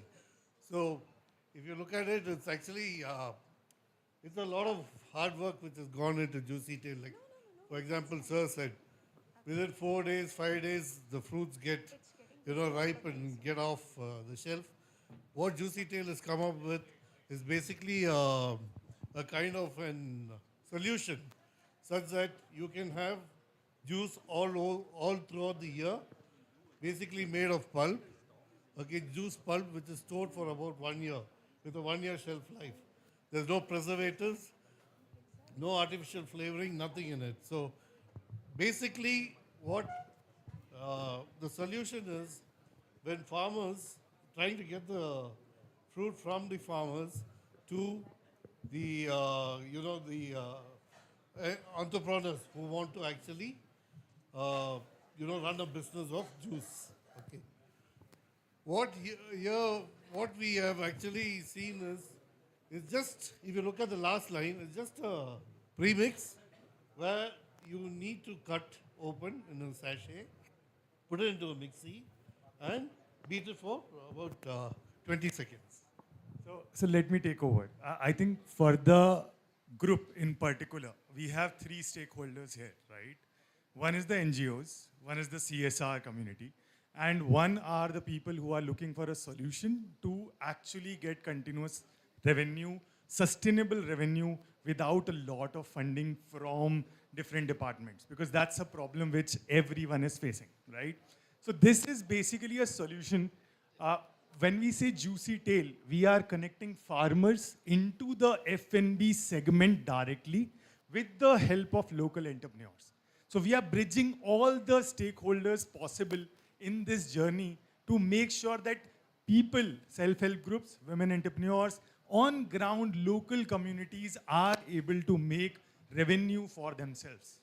It's a sustainable model with some help which will be needed from the CSR budgets or CSOs to actually invest into at an earlier setup. The model is very, very simple. Can you go to the next slide, please? Next. Yeah, so how it started, again, I don't know how many of you will be interested into it, but simple, fruits, wastage is there. Problem to run a center is skilled labor requirement, processing requirement, unaccountability, a few of the things which Pushpa ma'am already talked about. How we have solved it? Simple. Next slide, please. Next. Yeah, so, okay, fine. So this is the model benefits ideally which we are trying to tell, that in a setup where we are promoting juicy tail premixes, this is missed the premix. Voila. Just go back. Yeah. One more. No, I'm missing that slide. Okay, fine. So this is basically the idea where we are saying that eco-friendly entrepreneurship without the hassle of sourcing fruits, processing fruits, which leads to wastage, which leads to a problem of cleanliness, hygiene, and everything at a juice shop. The model also, talks about, okay, I'll just, rush into it because everyone is getting delayed. Just on the last model to show the accountability, yeah. So the idea is basically looking for an investment and getting a profit, which is a sustainable sort of a revenue. Just next slide as well, please. Next. Yeah. So this is basically the last, what I talked about from a perspective of what we are looking for. So NGOs who are looking for people to actually get employed, and CSOs helping to set up the kiosk. This can be a sustainable business. You don't have to go to a fruit market to source a fruit. You don't have to process a fruit. You get the natural fruit premixes at your doorstep delivered with all the amenities. And, I think Neeraj sir talked about it, that they are making the women in the community, the tribal women, go earn 3 times more. I think this is also one of those solutions which we have come up, that with very, very limited training needed, you can actually get continuous revenue overall from a longer term perspective. That's it from my side. To adding it, I think 1 minute. It is a 6x6 kiosk with 8 feet with a complete setup, plug and play, which has kitchen, freezer, fridge, and mixie, a fan, TV, inclusive of everything. And also paper cup, tissue, straw, everything is as a complimentary support from the company throughout the year. And you all know very well simple maths. We all can sell 100 cup of a juice in a stall, right? So depending on that, your revenue model is here. We'll share it later. It's simple. That person who works should also earn salary. And SHG group of 12 who are having a fund, they think of starting something. They can start, they can earn a decent amount of money for 365 days. And we are giving lot many other value addition product by supporting a rural ladies by giving an employment. We are able to produce a product, support the farmers, and come out with this model to reach everyone. Okay, so simple. Everybody can do business with a strong sustainable revenue model. Yes. Yeah, we'll give you the details through. Fine. Okay. Thank you so much, everyone. Hello.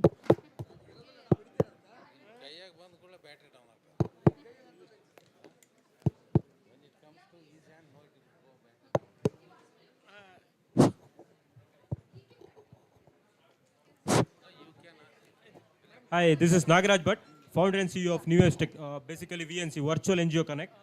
So,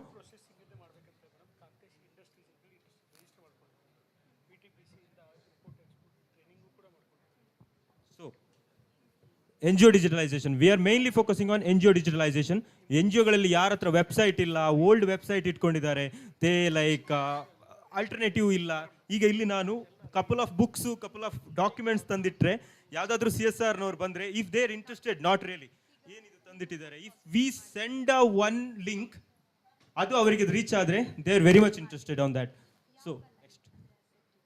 So as ma'am mentioned, basically we do everything from branding till ERP and CRM on website, social media marketing, NGO management tools, and we have a couple of tools for NGOs basically.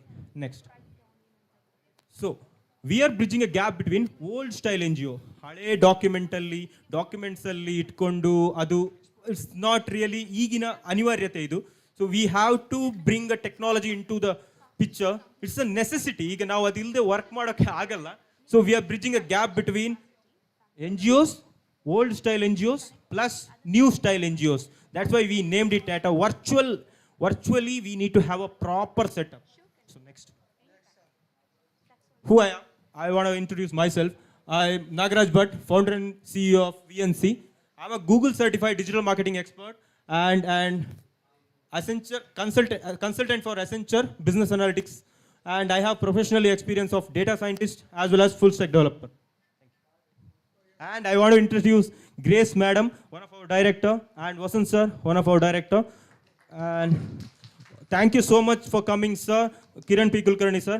We have one more module called VNC School. With the help of Kiran P. Kulkarni sir, we have started our own school model. We have 25 students in there. We train, as you guys said, we train students how to use AI, how to use digitalization, how to work on website. We do all kind of things there. And digital transformation. First focus, we focus on website. All you know that website ಯಾಕೆ ಬೇಕು ಅಂತ ನಾನು ಎಲ್ಲರಿಗೂ ಹೇಳಿದ್ದೀನಿ. It's a must and should thing. Visiting card ಇಟ್ಕೊಂಡಿದ್ದೀರಾ, visiting card ಅಲ್ಲಿ ಒಂದು website ಬೇಕೇ ಬೇಕು. So it's that become ಆ ಥರ ಆಗಿಬಿಟ್ಟಿದೆ ಈಗ. If you go with the bundle of papers, ಅಲ್ಲಿ ಹೋಗ್ಬಿಟ್ಟು if you keep it there, people will think that what is this? On 10 days after, it will go to the dustbin. ಅದಕ್ಕೋಸ್ಕರ we have to have a website. Then social media marketing. Basically social media ಎಲ್ಲರೂ Facebook use ಮಾಡ್ತೀವಿ, ಎಲ್ಲರೂ Instagram use ಮಾಡ್ತೀವಿ, ಎಲ್ಲರೂ Twitter use ಮಾಡ್ತೀವಿ, but we need to have ನಾವು ಮಾಡ್ತಾ ಇರೋ NGOದಲ್ಲಿ ಮಾಡ್ತಾ ಇರೋ ಆಕ್ಟಿವಿಟಿಗಳನ್ನು ಪೋಸ್ಟ್ ಮಾಡಬೇಕು. That's it. We don't have to have multiple experts ಬೇಕು ಆ ಥರ ಏನಿಲ್ಲ. We have to post. ನಾವು ಒಂದು ಚಾರಿಟಿ ಮಾಡಿದ್ದೀವಿ, we have to post it. If you want to raise some fund, ಆವಾಗ ನಿಮಗೆ marketing experts ಬೇಕು. If you want to keep on your social media, you don't need a marketing expert. You can do by yourself. Also, you can rely on us. So So then NGO management systems, we have our in-house NGO management systems. Basically, ನಿಮ್ದು ಎಲ್ಲದು ಒಂದೇ platform ಅಲ್ಲಿ maintain ಆಗೋ ಥರ we have our in-house management systems. Then data and analytics.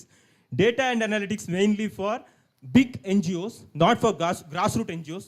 ಎಲ್ಲರೂ grassroots NGO ದಲ್ಲಿ ಇದ್ದವರಾದ್ರೆ data analytics ಅವಶ್ಯಕತೆ ಬೀಳಲ್ಲ. But we still it's a growing stage. AI ಇಂಡಿಯಾದಲ್ಲಿ ಅಡಾಪ್ಟ್ ಆಗ್ತಾ ಇದೆ. We have to use it. It's the next coming years data and analytics will be the next boom.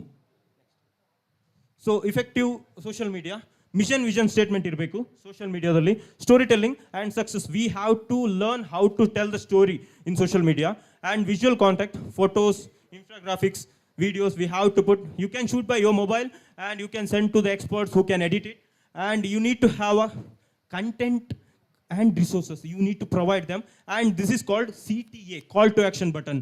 In every Swiggy, Zomato, you may see it, buy now. Those kind of thing, donate now. You need to have. Then updates and projects and events. ನೀವು ಏನು ಮಾಡ್ತಾ ಇದ್ದೀರಾ, what you guys are doing, you need to put up. This is a must and should thing now. Then NGO struggle with ಕೆಲವರಿಗೆ funding and resources problems, ಅದಕ್ಕಾಗಿ website digitalisation ಹೋಗಿರಲ್ಲ.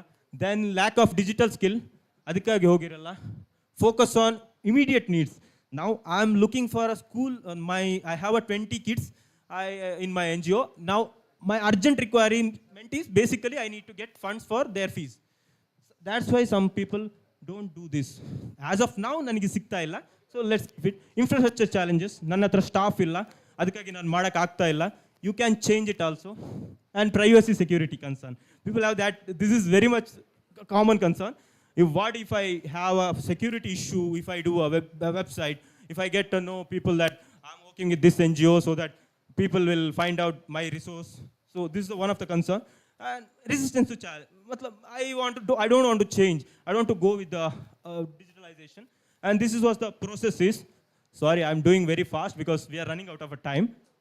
So website creation is the first priority. Then we need to give the web digital training, and we need to go with the social media marketing, and you need to go with the social media marketing from experts. Once you've done it by yourself, then only you have to go with the experts. Then you need to go with the, after everything is settled up, you need to go with the NGO management tool. What else? What else we provide? Storage space, we provide 2 GB, customized reports, and field prompts. So these are the things which we provide. WhatsApp integration we provide, dashboards we provide, social media integration, chatbots, mobile and tablet friendly, basic website. What are the things we need? We provide all. And why not? Why and how will be you profitable? And basically this is a common question asked by everyone. So why not? Everyone is focusing on everything, but why don't we focus on NGOs? That India needs one NGO is more enough for one village. One NGO idre, it's well and good for the village. So why don't we focus on NGOs rather than focusing on commercial things? So we are focusing on NGOs. And thank you so much. Thank you so much. And one more thing, I forgot to tell you. You missed one point. You missed one very important point. Thank you. You see, what is they said, all that is excellent, but we are all here. Each one of you have done a lot of work across your own destination. But today we are meeting. If you want to showcase, not possible. If your website is there, share that link. Anyone can tell the whole story. Whatever he says can be put in there, and that can be given to you. Yeah, I will definitely share with this through group. And one more thing, I'm forgetting it. We are doing a documentaries also, NGO documentaries also. This is one of the areas people are regretting. I mean, why don't we do a documentary? Namdu documentary illa. So we are doing NGO ads as well as documentaries. It's a necessary thing. And we are building one more hidden thing. We are building one tool called Anzena. It's Japanese word called secure and safe and secure. We are building an basically in-house payment gateway. And thank you. Any queries or any questions we are missing with? Thank you. Harish. Yeah, thank you very Harish. much. Thank you. Yeah, please. For our panelists. I think to summarize everything, any organization, either NGO or non-NGO, I think the core is you need to have a digital platform. That's a must and should in this day and age. And that's how you showcase what work you're doing in the world out there. And the second thing is, any organization, you need to empower yourself. Funding is one thing, right? You can get funding and run your, but you should also look out for a ways, how do you make your organization self-sustainable without external funding? And then comes the funding, right?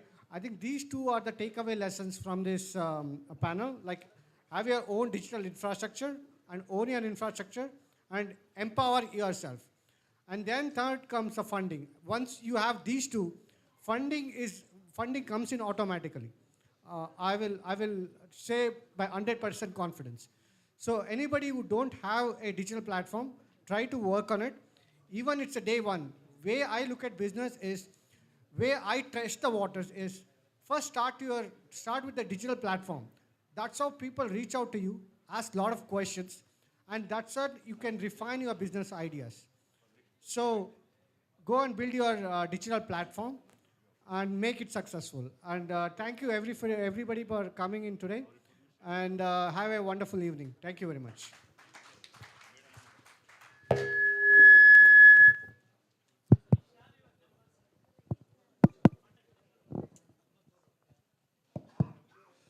Yeah, thank you so much for an excellent overview.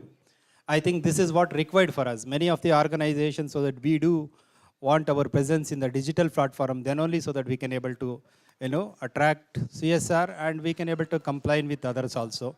The basic things so that they have given, I think, so that we can able to get their help and we can able to connect each other and we can able to update ourselves. That is the key takeaway of this. Second thing, so that the information on social entrepreneurship was an excellent. So being an organization traditionally, so that we can able to do, that is good. But on the way, so that we can able to have a self-sustainability from ourselves. So definitely, so that we can able to move for this, social entrepreneurship. That kind of an insights has been given from the panel. So thank you so much once again for all the panelists. So I would request our Fevourdk Board of Directors to provide a momentum to the panelists.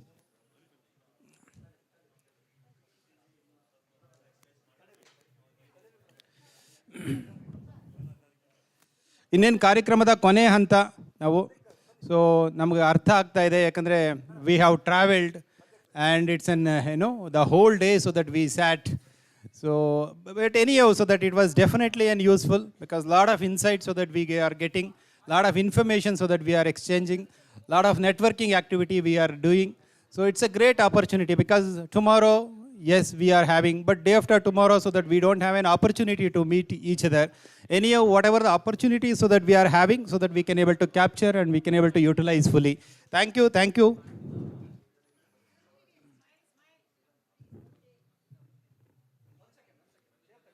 Bani sir, atra bani sir.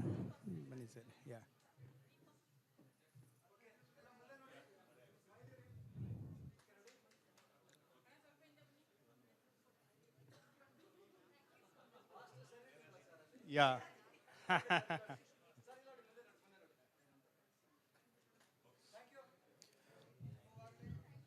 Thank you. So,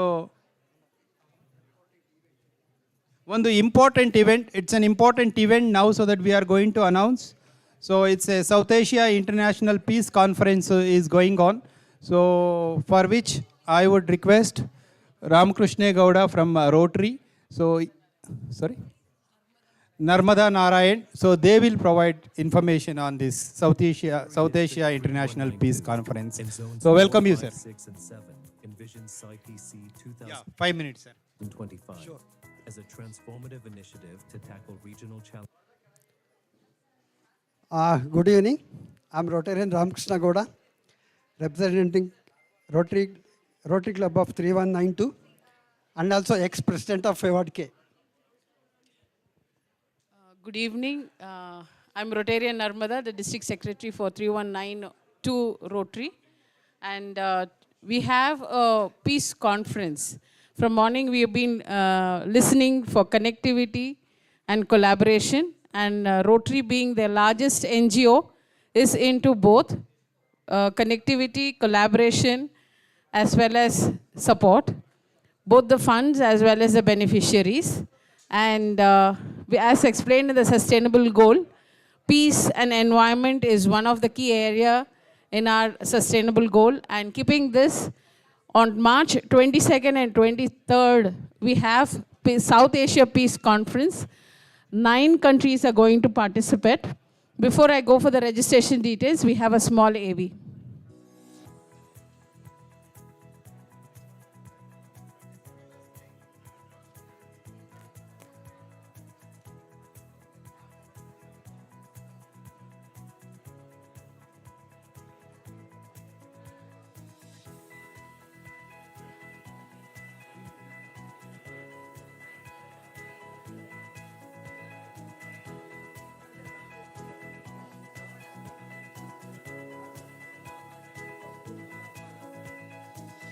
South Asia International Peace Conference 2025, a beacon of hope for regional collaboration.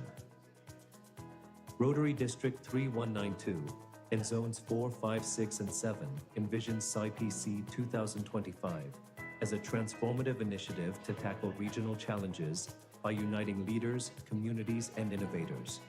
Grounded in service and collaboration, it aims to foster peace and address key health and environmental sustainability issues in South Asia.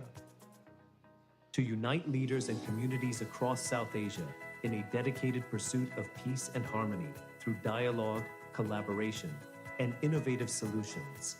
The concept of initiating SciPC 2025 is to foster dialogue, collaboration, and actionable solutions. Policy making in 2 critical areas. 1. Peace building through environmental well-being. 2. Peace building through health well-being. Goals and outcomes. Environment. Goals and outcomes. Health. Peace through community welfare.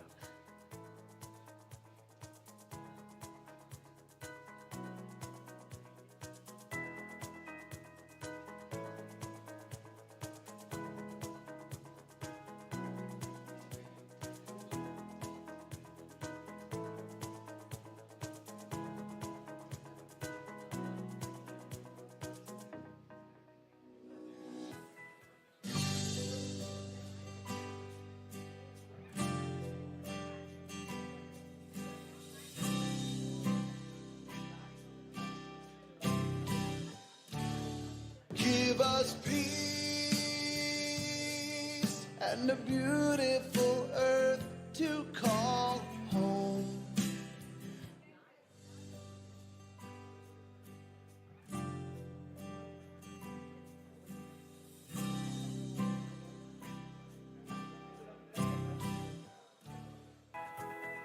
Brand Ambassador Ricky Kedge. 3-time Grammy Award-winning composer and environmentalist Ricky Kedge will serve as the brand ambassador, embodying the mission of sustainability and harmony. His global influence and dedication to environmental causes make him an inspiring figure for this initiative. The conference will celebrate South Asia's diverse heritage with traditional dances from Bhutan, India, Nepal, and Sri Lanka, showcasing the region's vibrant tapestry of unity and culture.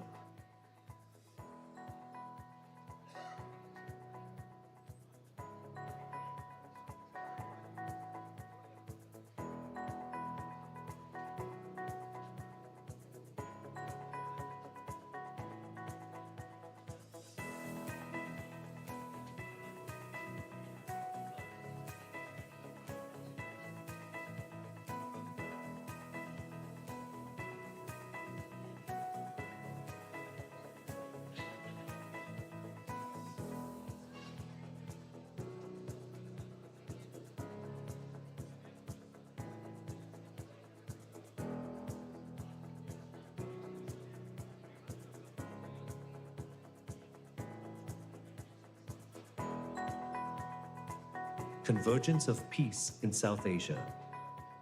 SciPC 2025 will delve into the intersection of environmental sustainability, economic partnerships, cultural exchange, and health initiatives, making it a platform for actionable change.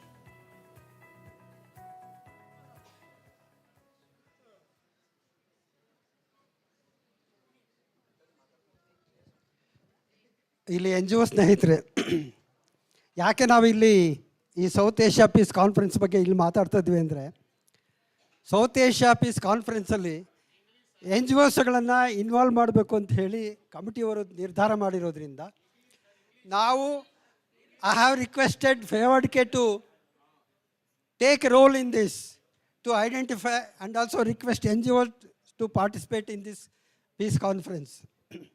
Because Rotary Club is also worldwide recognized NGO. They were focusing more 7 focus areas like education, health, environment, medical services, economic empowerment and other activities. So NGOs also doing similar activities. So this time they have given an opportunity for our NGOs to participate in this convention and also to take back into their states, like those who are interested into involved in the Rotary activities, they must identify their own district NGO, Rotary clubs, to become a membership and also to take a leadership. And also here the committee is requesting Fevourdk to develop to undertake a memorandum of understanding between NGOs and Rotary clubs for future to meet all the sustainable development goals till 2030. So because of that, we request NGOs to register themselves by paying rupees 2,500 rupees and take part into the two days programs. So what is the take back from participating in this event? One is collaboration. You have projects, you have people, sometimes you won't be having fund. Rotary has sometimes funds, we have projects, but we don't have beneficiaries. So each one exchange each of what we have. All of these problems, what you are seeing individually as an NGO, you all are doing, and all of that together as a Rotary we are doing. Connectivity across the world, 4,000 footfall is a great one. So connecting yourself for your products, your projects, we don't know how many of them will be taking up your projects and say, yeah, we are going to help you out. Or we might take your projects and say, yeah, let's come join together. So that's one thing what we'll be getting it out after this one. So we are in talk with the organization Fevourdk that we will be signing an MOU shortly on that particular day, so that both the NGO organizations and Rotary will work together. That's one takeaway we are going to have. And our district governor, Rotarian Mahadev Prasad, has offered 2 stalls free of cost for Fevourdk to put up your projects. So please, all the NGOs, please send your details and best projects of yours to the organization so that it can be helpful. So that's the key takeaway. And the registration cost is 2,500. For this, what is that you're going to get? 2 days of huge networking with 4 events, Rotary across 8-9 countries, delegates. We have a vice president coming as a chief guest, ministers from across 9 countries, dance, cultural events of all the 9 countries. Apart from that, food. It's 2 breakfasts, 2 lunch, 1 dinner, inflow of high tea and drink and whatnot. So all that is going to be cost of 2,500. So request you to register, and Rotarian through Fevourdk, they will be sending you the details. I have some flyers here, so you can register, and all of them have promised there will be 150 to 200 of you there on that event. And I'll also be personally inviting, taking in charge of taking care and hosting you all. Thank you. Thank you both of you sharing the information. Thank you, sir, thank you. So probably we are going to close by another 5-10 minutes. Few announcement, please. So I would request Renita, so she is having some announcements.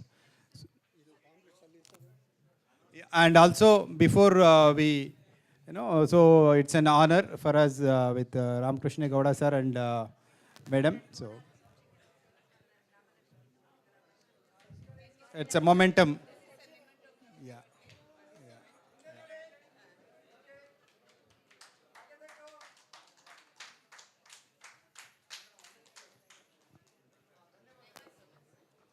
Thank you all. Thank you so much. So Renita, over to you. So a few announcements are there. ಸ್ವಲ್ಪ announcement ಇದೆ, ದಯಮಾಡಿ ಎಲ್ಲರೂ ಕೇಳಿಸ್ಕೋಬೇಕು. Good evening, all. Yeah, it's a very important announcement. All the participants here are very valuable. Your database is very important for us. We have shared a Google form in the group, confirmed participant group.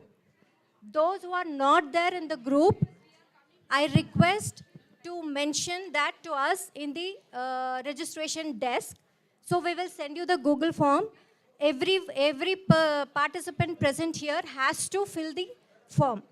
That need to be shared with VNC so that you will get the certification from VNC tomorrow. Okay? So everybody, without fail, everyone has to mandatory fill the form. Thank you. ದಯಮಾಡಿ ರಿಜಿಸ್ಟ್ರೇಷನ್ಗಳು ಅವ್ರು ಹೇಳಿದ್ದು ರಿಜಿಸ್ಟ್ರೇಷನ್ಗಳನ್ನ ಮಾಡದೇ ಇರ್ತಕ್ಕಂಥವ್ರು ಕೆಲವರು ಜಾಸ್ತಿ ಜನ ಇದ್ದೀರಿ. ನಮಗೆ ರಿಜಿಸ್ಟ್ರೇಷನ್ನು ಕಡಿಮೆ ಆಗಿದೆ, ಅಲ್ಲಿ ಜಾಸ್ತಿ ಬರ್ತಾ ಇದೆ. ದಯವಿಟ್ಟು ಅವ್ರ ಪಾಯಿಂಟ್ನ ನೋಟ್ ಮಾಡ್ಕೊಳ್ಳಿ. ಸೊ ದಯಮಾಡಿ ಯಾರ್ಯಾರು ರಿಜಿಸ್ಟರ್ ಮಾಡಿಲ್ಲ, ದಯಮಾಡಿ ಅದನ್ನು ಇವಾಗ ಮಾಡಲೇಬೇಕು, ಮ್ಯಾಂಡೇಟ್ರಿ ಅದು. ಇಲ್ಲ ನಾಳೆ ದಯಮಾಡಿ ಎಂಟ್ರಿ ಕೊಡೋಕ್ಕಾಗಲ್ಲ. ದಯಮಾಡಿ ಒಂದೇ ಒಂದು ನಿಮಿಷ ಎಲ್ಲರೂ. ಸೊ ಇವತ್ತು ಈ ಸೆಷನ್ನ ಕ್ಲೋಸ್ ಮಾಡೋದಕ್ಕಿಂತ ಮುಂಚೆ ಸ್ವಲ್ಪ ಆ ಕಡೆ ಸ್ವಲ್ಪ ಗಮನ ಕೊಡಿ ದಯಮಾಡಿ. ತುಂಬ ಒಳ್ಳೆ ಕಾರ್ಯಕ್ರಮ. So we had a very good programme. I think what we need to take away today's programme is definitely lot of CSR and CSO, so that we had a very good interaction. The delegates came and it's a very fruitful discussion went on. So the announcement now is the dinner is around 8 to 10 o'clock in the first floor at the restaurant. So kindly utilize the facilities, and also request tomorrow.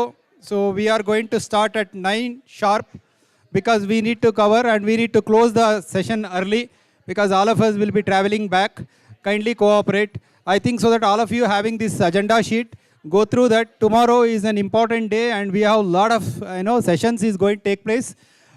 Good interaction, networking activities will be going to take place.